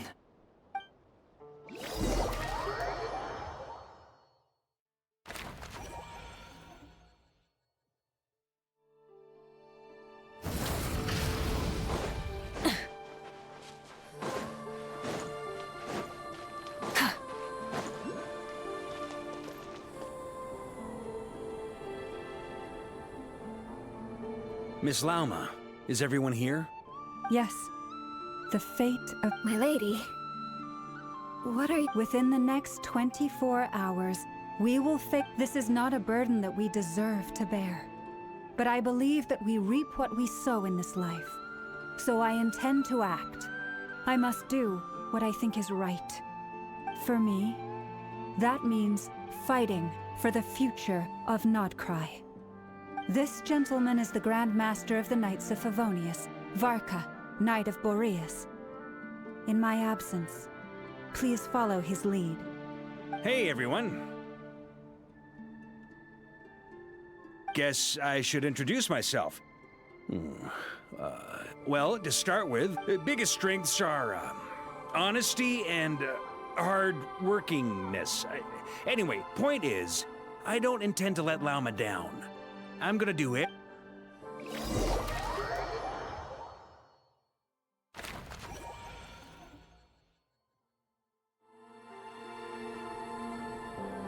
Light it up!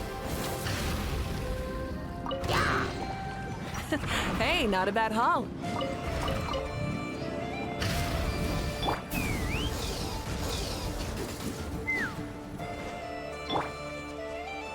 Rise with the sun! Something on your mind? Miss Columbina, was it? I believe that's how the others addressed you. That's right. Names are funny things. Have you always been called Dainsleif? Yes. I take it your own name has a more complicated history. I have a different relationship with names than other people. To be honest, I'm not even sure that Columbina is my name. At least, not in the same way that Dainsleif is yours. But it's what everyone calls me, and I go along with it. A lot of my life has been that way. I get so used to things that I forget to question why they are so. I never used to think much about where names come from, or what they mean to people. Maybe something's wrong with me. You're different from other people. I sensed it the first time we met. You're more perceptive than most. I'm sure your long life and rich range of experience explains that. Do you ever find yourself missing Conria, Mr. Dainsleif? Difficult to answer. I have dreamed of the past many, many times. Sometimes I'm fighting tooth and nail. Other times I'm lying on the ground, defeated. I don't recall any happy moments from that time. It has been too long. Is that because hatred survives longer than love and affection? That would not be for me to say.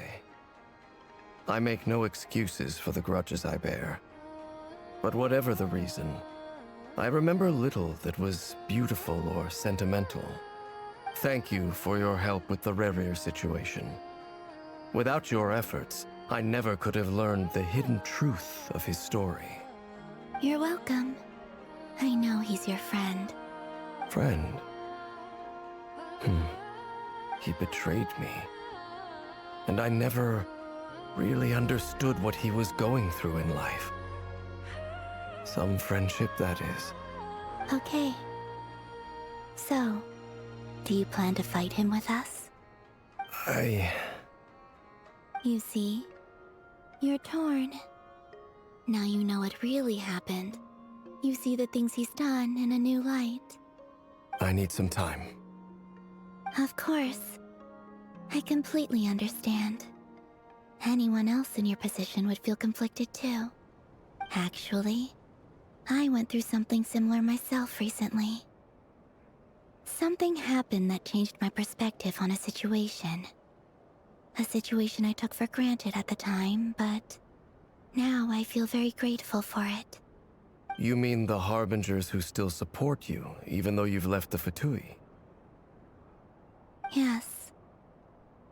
I always thought they were only helping me because Harbingers are forced to work together. But then I abandoned them. A warrant was even put out for my arrest. And even now, they still support me. Which means I was wrong about them all along. Clearly, they view you as a friend. I feel a little guilty now. I regret not seeing her help for what it was, and not treasuring it. I see the guilt that you're feeling now, because I feel it too. Hopefully, talking about it will do us both some good. Have you noticed that the Traveler and Paimon are over there? I think they've been listening. Huh. Shall we say hello? Sure. Hello. Ah! They caught us!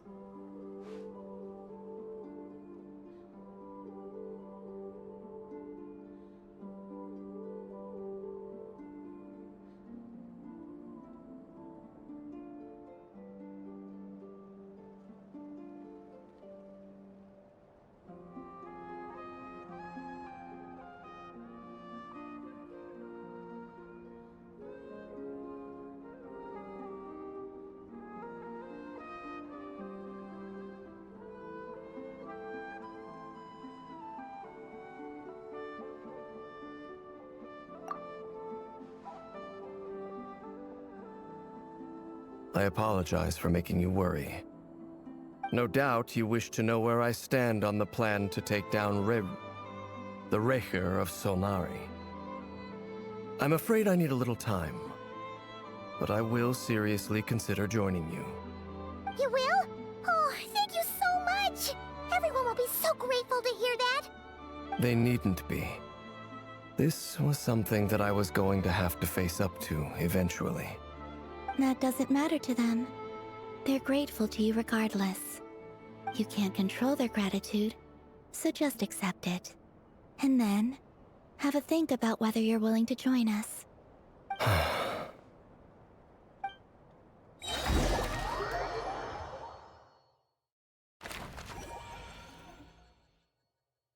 It's nearly showtime!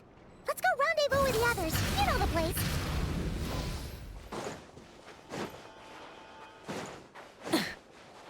Ha! Yeah! Light it up!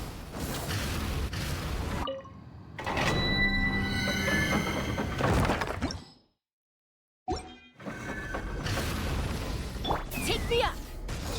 Giddy up!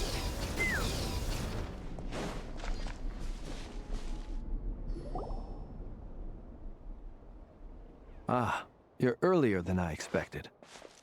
Hey, Flint's! Been waiting here long? Not too long. I came a little early so I'd have some time to think. Are you nervous about the battle? Quite the opposite. I'm reminiscing on my past battles. When I was awakened by the Ratniki, I had not touched a weapon in many years. I felt like the battlefield was not where I belonged. But after waging war against the Wild Hunt for so long, I came to realize something. A life of absolute peace is simply not a possibility for me. My restless flame indicates that somewhere inside of me, there is a deep yearning to root out the evil in this world. Oh, that doesn't sound like such a bad thing. Well, in the past, when I was a Fae whose primary concern was hibernation, it was hardly ideal. But it certainly serves me well here in the present. And I am delighted to be able to join forces with you in this endeavor. Looks like I'm not the first to arrive. Ah, Miss Lauma. Did you sleep okay last night? I struggled to settle down at first, because of the nerves. But don't worry. Please, I'm just doing my part. Never! Over here! Aino asked me to relay a message. She said Anefa will be on high alert and keep a close watch over all secondary districts where defense is required, providing support as necessary. Meanwhile, Aino herself will provide range support to us directly, using her latest invention. Excellent. My thanks to all involved. The chess set's looking a little unstable. It won't hold him much longer. We should be prepared to engage at a moment's notice. No sense sitting around waiting. Let's make the first move while we still— I agree. Paimon, find a safe hiding place. Got it! Be careful, Traveler! I will.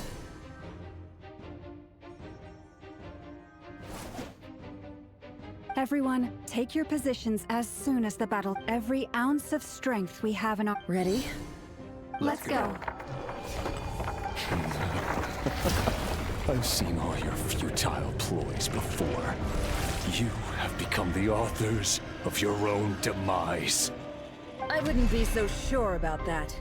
You are merely a moment of sport before I tear down the moon.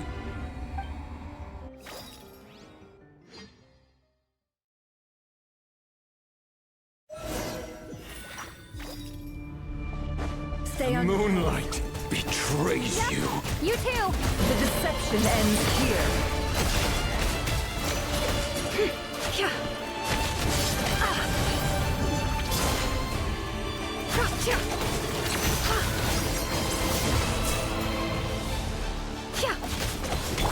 Water jet! Shameless. The mystery unravels.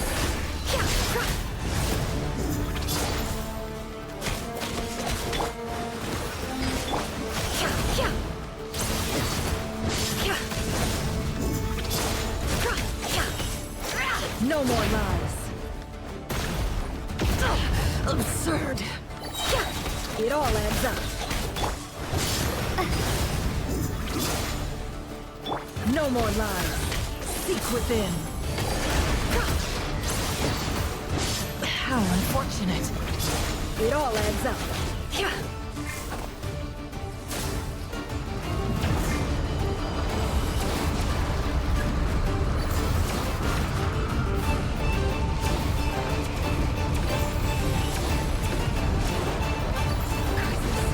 There's no other way.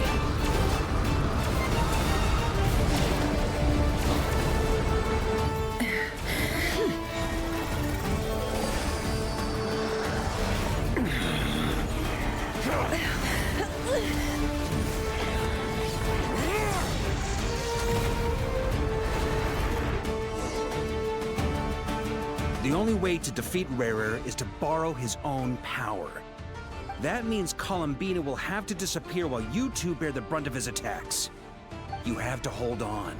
Find a way to keep him focused on killing the two of you.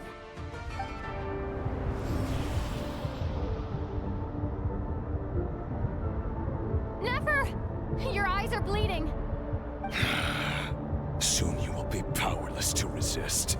And then, I will return reduce you to dust. But that dust will plague your memories. Come on, keep holding on. Any other tricks up your sleeve? Let's see them. As entertaining as they are. You've backed yourself into a corner. You don't fool me. I see your fear clear as day. I have to stoke his rage. Make him unleash everything. You fear what you could never defeat. You fear the thought of never being able to save your beloved. You cannot win the fight against fate, Rerir. Is that what you think? Well, no, it's you. You fear the sound of your own name? Is it us you hate? Or is it what you've become? Let's see what becomes of you!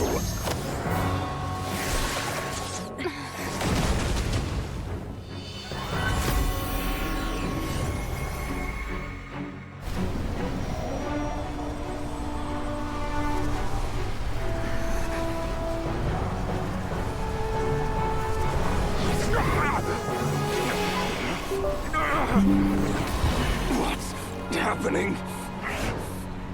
That power. I've seen it before.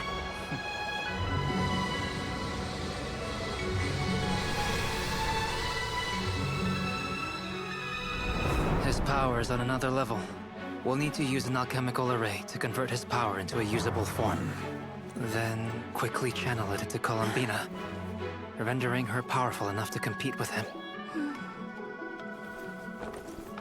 I'll join you. I can help. If I release enough abyssal energy into a confined space, it'll create a potential difference, allowing us to extract a huge amount of elemental energy. Next, I'll synchronize with everyone's minds using Pyro, then give you temporary access to their abilities and fields of view. But it won't last long. Can you see? Well enough. So, we have a student of Gold Rhine-Daughter in our midst. How about that?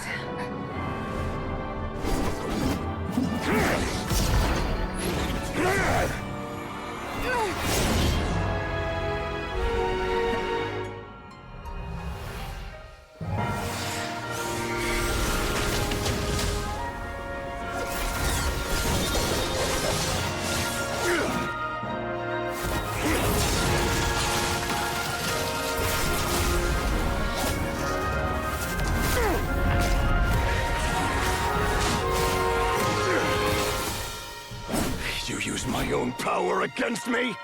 Just like how you stole Kuvaki. Look familiar?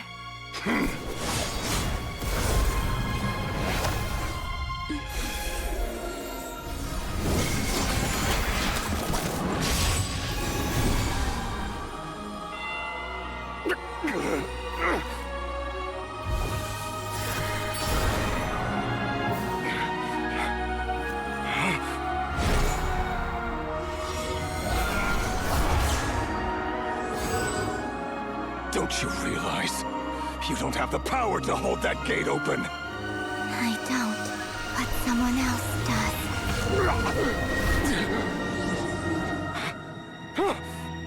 Goodbye, Rerir.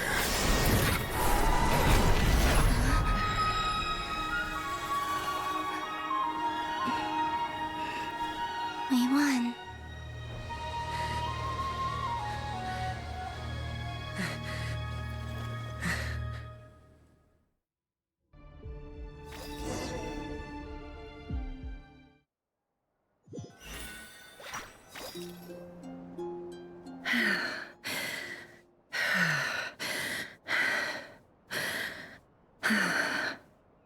Never. How are your eyes? They're fine. Apart from the blindness, of course. It's not too late. Let me handle it.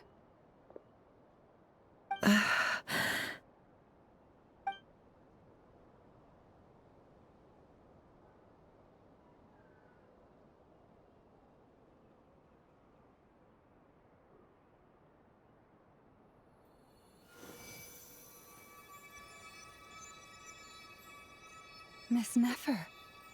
It's not like you to lose your composure. That was the most reckless thing I've ever seen you do. Reckless how?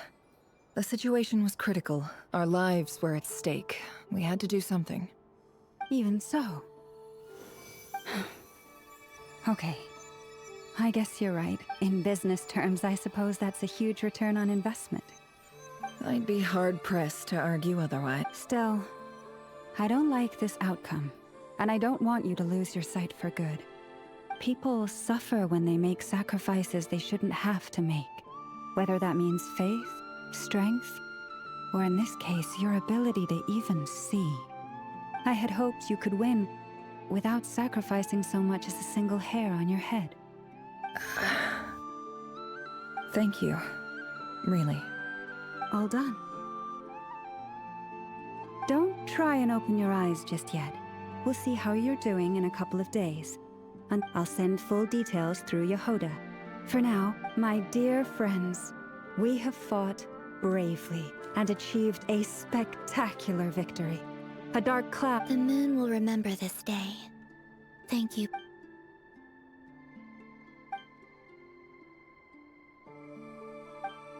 There's something I want to let you know. What is it?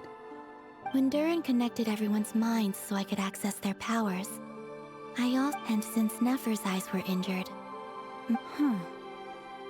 Hold on. I only feel the pain. There's no actual damage. You're right. But I must say, I'm surprised to hear the Kuthar. Things are a little different now from how they were. I'm learning to share how I truly feel with my friends. Friends? You have no idea how glad I am to hear that.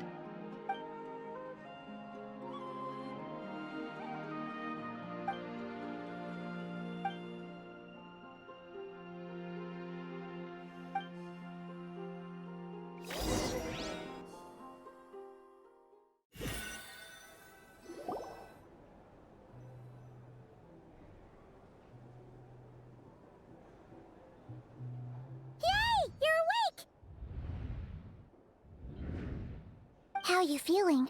Any aches and pains? Did you sleep well? I'm doing all right, Paimon. No need to worry about me. Phew! Well, that's good. Paimon's been sitting on the edge of the bed worrying about you for ages. You slept a whole day and night. Poor Paimon had to eat all by her lonesome. Glad to hear you didn't starve. How was the food? Well, it wasn't the same without you there to share it. Honestly, Paimon just can't relax when you're not your usual self. She couldn't enjoy the food and settle down to sleep. Well, I'm back to normal now. Oh yeah, and Albedo swung by earlier. He said to tell you to head to the tavern when you woke up. Varker and the others are organizing a victory feast and they want to celebrate with you. He also dropped off some medical supplies, but you seem fit as a fiddle, so guess you won't be needing those. If you're feeling up to it, let's head over now. Wouldn't want to keep them waiting.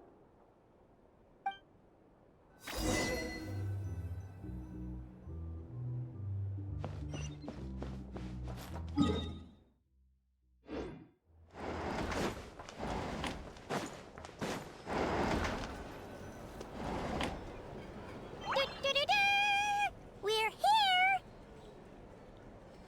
Oh, Traveler and Paimon! Perfect timing! We were literally just saying how there's no way we're holding this victory feast without you any longer, and we would have postponed it till tomorrow. How are you feeling today? Much better, thanks. Don't worry about me. Relieved to hear it.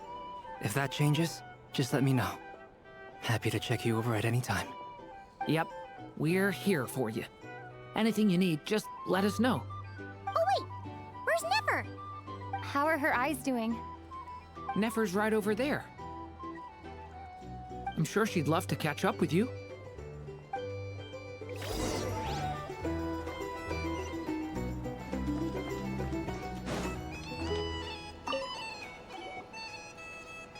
Nefer! Traveler, Paimon, are you recovering well? Turns out that moon chanter has some real talent after all. My eyes were mostly recovered after just a couple days' rest. Yeah, but you gotta be careful. Lauma says not to strain your eyes while they're still healing. Yes, thank you. I'm well aware. Yehoda, could I borrow you for a moment? I could do with an extra pair of hands. Oh, sure! Did you hear that? I gotta go help Lauma for a second. You got... You bet! Make it... Sure thing!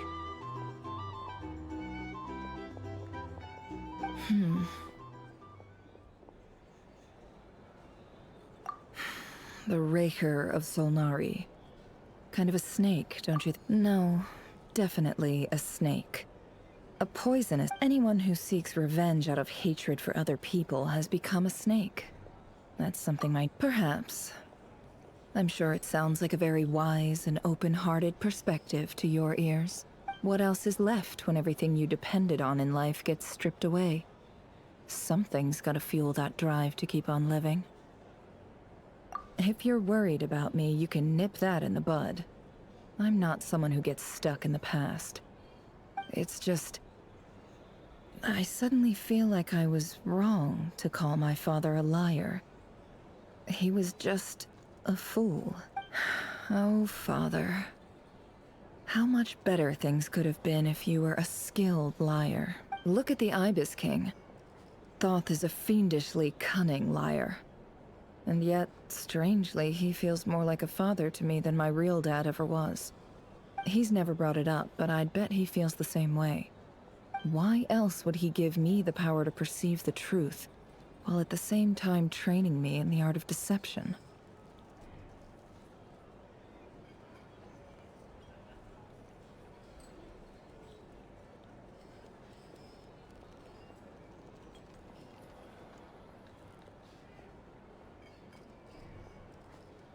Well, King Deshret banished him to Aru, which is essentially a prison, and posed 3 questions to him.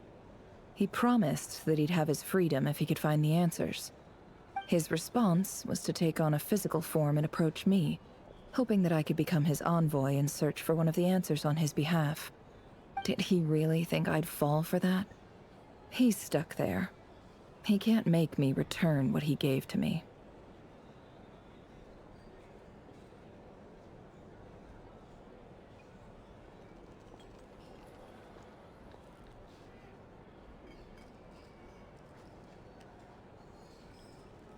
So that's enough for you to decide. He's a prisoner. He lives in fear. It's preposterous. Yet I can't say I don't understand it. Liars live in the darkness of their own making. But it's still human nature to want to go on living. They say that a liar's soul is the most worthless thing in the world. What do you think?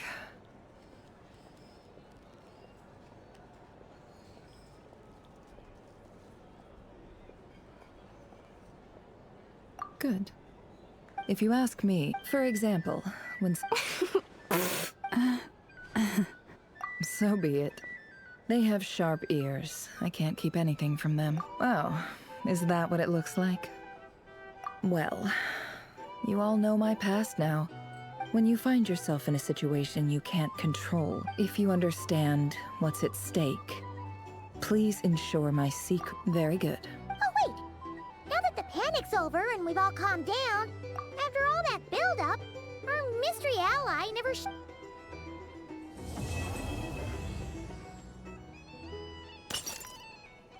Huh? Am I imagining?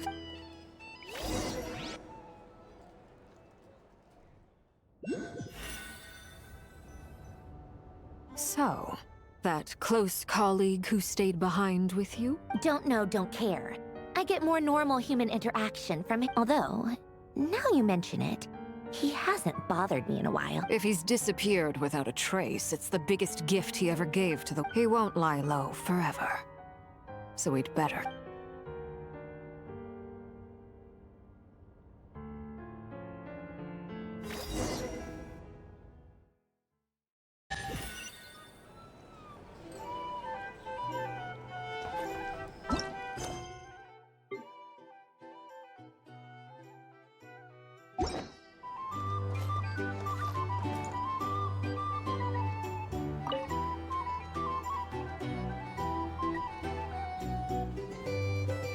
Ah, Lord Sangama Bay.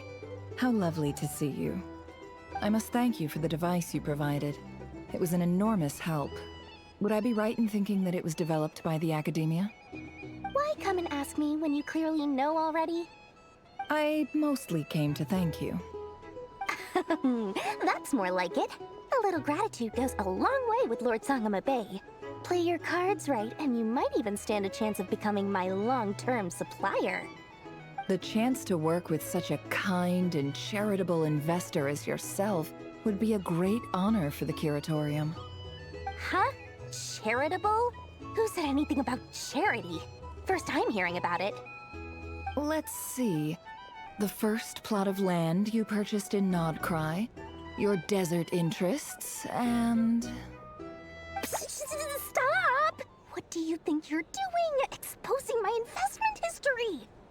It's nothing to hide from. They're all perfectly legitimate investments. And some of the land you purchased was with the intent of building a sanctuary? Yes, I heard about that too. How did you...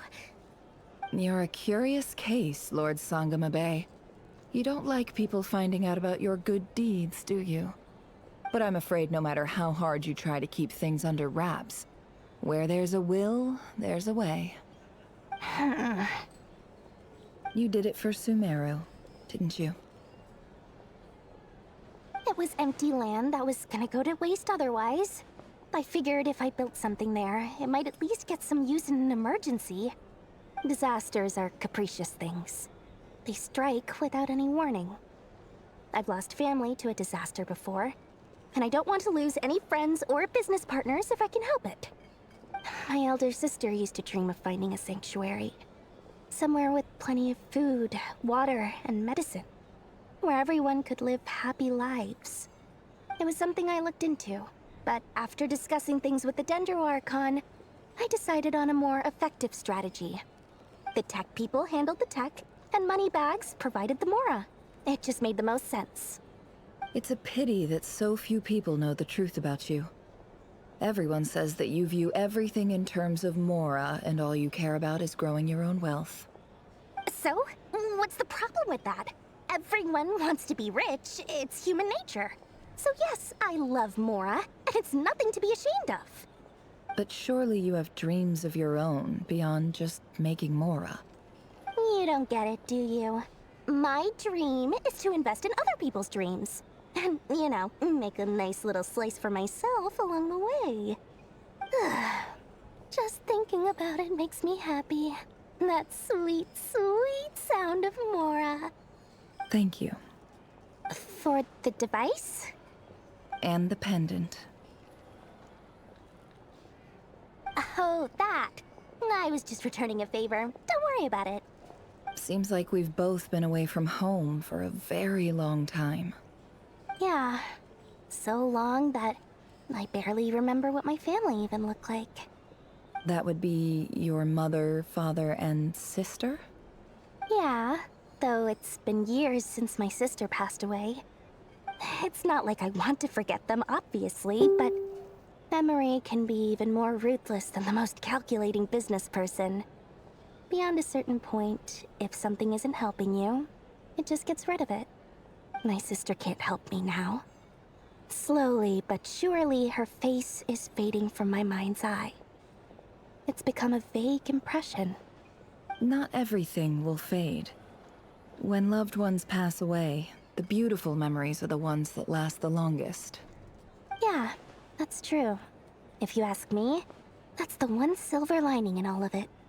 Well, that, plus, I'm sure that life is much better now than it was back then. Oh, absolutely. I have tons of Mora, a big beautiful house, business is booming, and I'm as happy as can be. You've got a lot going for you too. Boss of the Curatorium of Secrets? I'm sure there's plenty of Mora to be made in that line of work. I appreciate the vote of...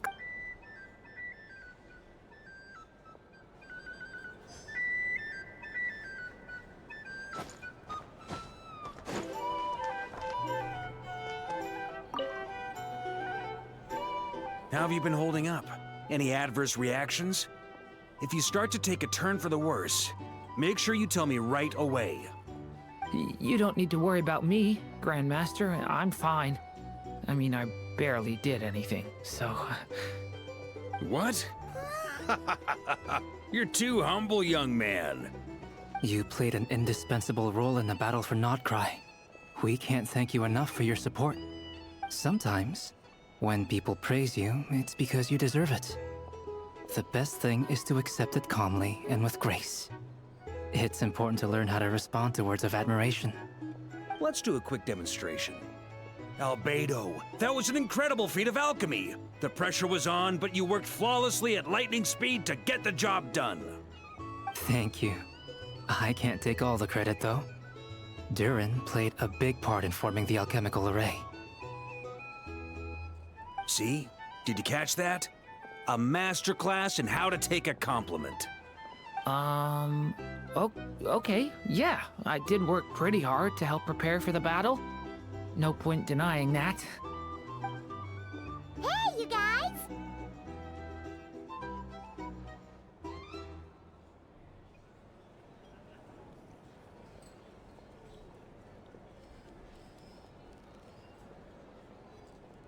Hey, look who's bounced back. Looking good, traveler. Seems like you've recovered.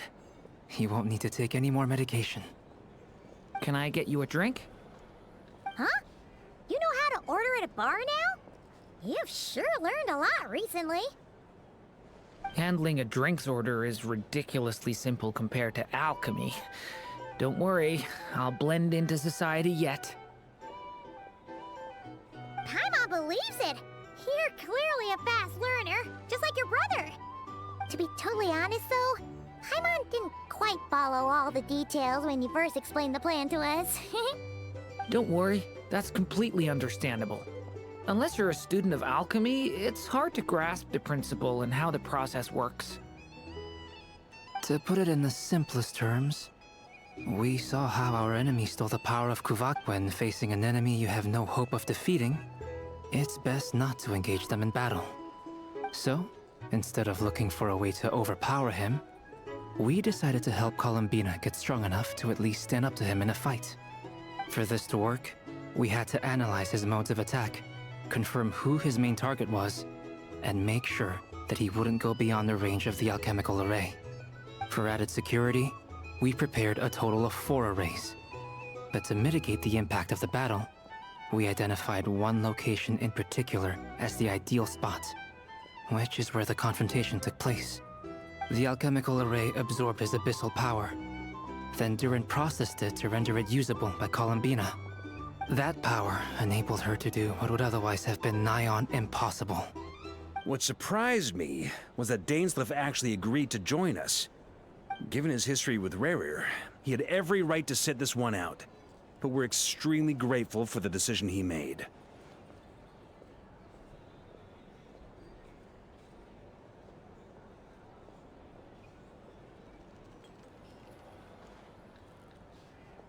It must have been a pain. Absolutely. He was torn between... Anyway, however...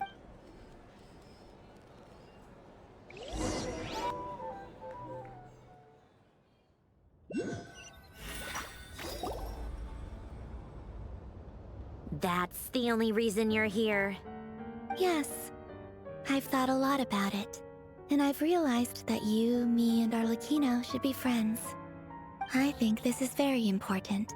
So I felt I had to come and tell you. Well, this is a new one. I'm so moved. I can't even hold my teacup. If that's all, you can leave now. Do you not want to be friends with me? Or is it that you prefer being co-workers? What is this, Columbina? Are you deliberately testing my patience threshold? Right now, my politeness module is active. But if you say another word, I swear I'll shut it down. If your politeness module was active, wouldn't you say the word please at some point? Polonia, please.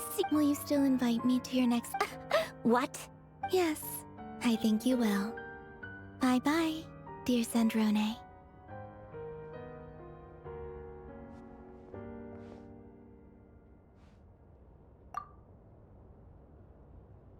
Last time, the Wild Hunt escorted you out. Would you rather I handled it myself this time? We just wanted to, see how you were doing now that it's all over. Why? Out of concern for my safety? I hope you didn't seriously think that the Rahir of Solnari would be able to lay so much as a finger upon me, given how prepared I was. Mostly because you kind of helped us out, so we just wanted to check you were okay. Looks like all your robots are fixed, huh? Oh, don't you worry about that. Tea time is already a write-off. The visitor before you managed to kill my appetite. If you're in the mood for tea, go ahead and help yourself. Otherwise, it's going to waste. My coasters are still missing in action, though. Use this notebook instead. Whoa! Pretty hefty notebook. Look at all those calculations. You can ignore those. They're just dumb scribblings. I doodle and write in my free time. Sometimes, and other times, trying to predict the future is like, huh. Oh, who else? Wait, are you saying yep. We used to chat occasionally back when he was still around. Before I honored his request. I could... So... I just told you, Alain's work was like epic poetry. The formulas in my notebook are just silly little riddles in comparison. Not that there's anything bad about them. At least, solving those riddles isn't going to hurt anyone. Except me, because I lose a few brain cells in the process. Anyway, while we're on the topic, I might as well tell you about what happened to him and his friends. Alain Guillotin had two close buddies, Renee and Jacob. They spent their childhood years together in the Narzissenkreuz Institute. They were all quite competitive, so there was some rivalry between them. But it was beneath the French. Unfortunately, childhood would end. The prophecy would come true. The apocalypse would arrive, and the future would never be. A mad dream that would normally only capture the minds of lunatics began to take root in their hearts. A dream of saving the world. And if Renee and Alain had been people of lesser wits, that dream would probably have ended up as something for them to joke about in their older years. But alas, they were some of the sharpest minds around. They nurtured that dream with the full power of their intellect, and it grew into something that ate away at their souls. The first of them to fall under its spell was Renee. Against Alain's wishes, he persisted in experimenting on a mutual friend of theirs to try and save their life. Alain did not approve and parted ways with Renee. It's complicated. Alain wanted to believe that Renee only did what he did for the sake of their friendship. But when he told me about what happened, I could tell he still had some suspicions about Renee's motives. Perhaps the seed that would grow into a nightmare had already sprouted in Renee's mind. Even then. The next time they met, and although that wave died down eventually, I hear that it just recently came back with a vengeance. As I understand, Renee wanted to live out his dream of salvation once more. But I'm told that the attempted resurgence finally died out for good. At long last, Renee awoke from his deluded dream. Though of course by then it was far too late. What do you think of Renee? Do you admire his transcendent genius? His view that any price was worth paying to achieve the lofty goal of saving the world? Or do you despise him? Dismiss him as an evil madman who wrought havoc on the lives of everyone around him as he pursued his delusional dream? Same difference, really. Just a matter of perspective. Doesn't surprise me. You share one thing in common, after all. You both want to be the savior. The only difference is, your dream came true, and his, well, he wasn't the one who made it come true.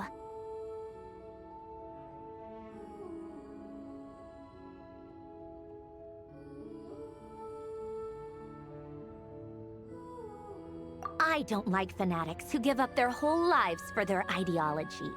Nor do I... Maybe I could understand if Renee had just been an ordinary person. But he had a sage-like intellect. And still managed to get himself lost in a labyrinth of his own desires. Anyway, that's enough about Renee. Now, moving on to Alain Guillotin, the Lord Artificer. He managed to put a stop to the first storm whipped up by Renee. But after that, Alain lost his friends and family. To his credit, I suppose, the loss of his family and friends was purely a tragic accident. It's not like Alain sacrificed them for his cause or anything. After that, the only thing supporting his work was the same dream that had dragged his closest friend down to the abyss. But although the desire to save Fontaine drove him to found the Fontaine Research Institute, Alain continued to reject any form of transcendental knowledge or power. He was suspicious and fearful of it, having seen the way it had affected his closest friend. I think that formulas and machines derived solely from human intellect were the only thing that gave him a sense of spiritual comfort. Yet Alain's intellect was simply too great. Once he realized that the end of his life was approaching, he finally quit working on his formulas, trading them in for the he told me that the director of the Nazissenkreuz Institute used to read this. I think that all he wanted at that time in his life was to be able to sleep. At the very end, he laid down to rest in the ruins of many years after that. Tensions over competing dreams would once, and that is the story of two people from one went all in on his fantasy of salvation without ever. The other sought desperately to burn bright in his life. I do sometimes wonder, why is it that people like them have such grand hopes of saving the world? Even the grandest tree starts as a tiny seed. So perhaps, for each of them, their mission to save the world began with a very simple desire: to save themselves. They were young children with friends and family who mattered to them, desires to explore the meaning of life, ambitions to have a successful career. They didn't want to, or maybe they just wanted to find something to anchor themselves within the chaos, to stop them getting quietly swept away by the storms of life. But instead, the search for their own salvation took them down the rocky road laid out by fate. Do you think the desire to save oneself is enough of a justification to try? The way you said that sounded just like Alain. I asked him the same question back when he was in his prime, putting all of his energy into his work. He gave the exact same answer as you did. No elaboration, just a quick short answer before getting right back to his work. He was always that way. All right, tea time's over. I owe Arlecchino a favor for telling me these stories. I'll have to bring a whole sack of gifts the next time I visit the House of the Hearth. I'm gonna go tinker with Polonia now. Polonia, exit hibernation mode. Begin diagnostic.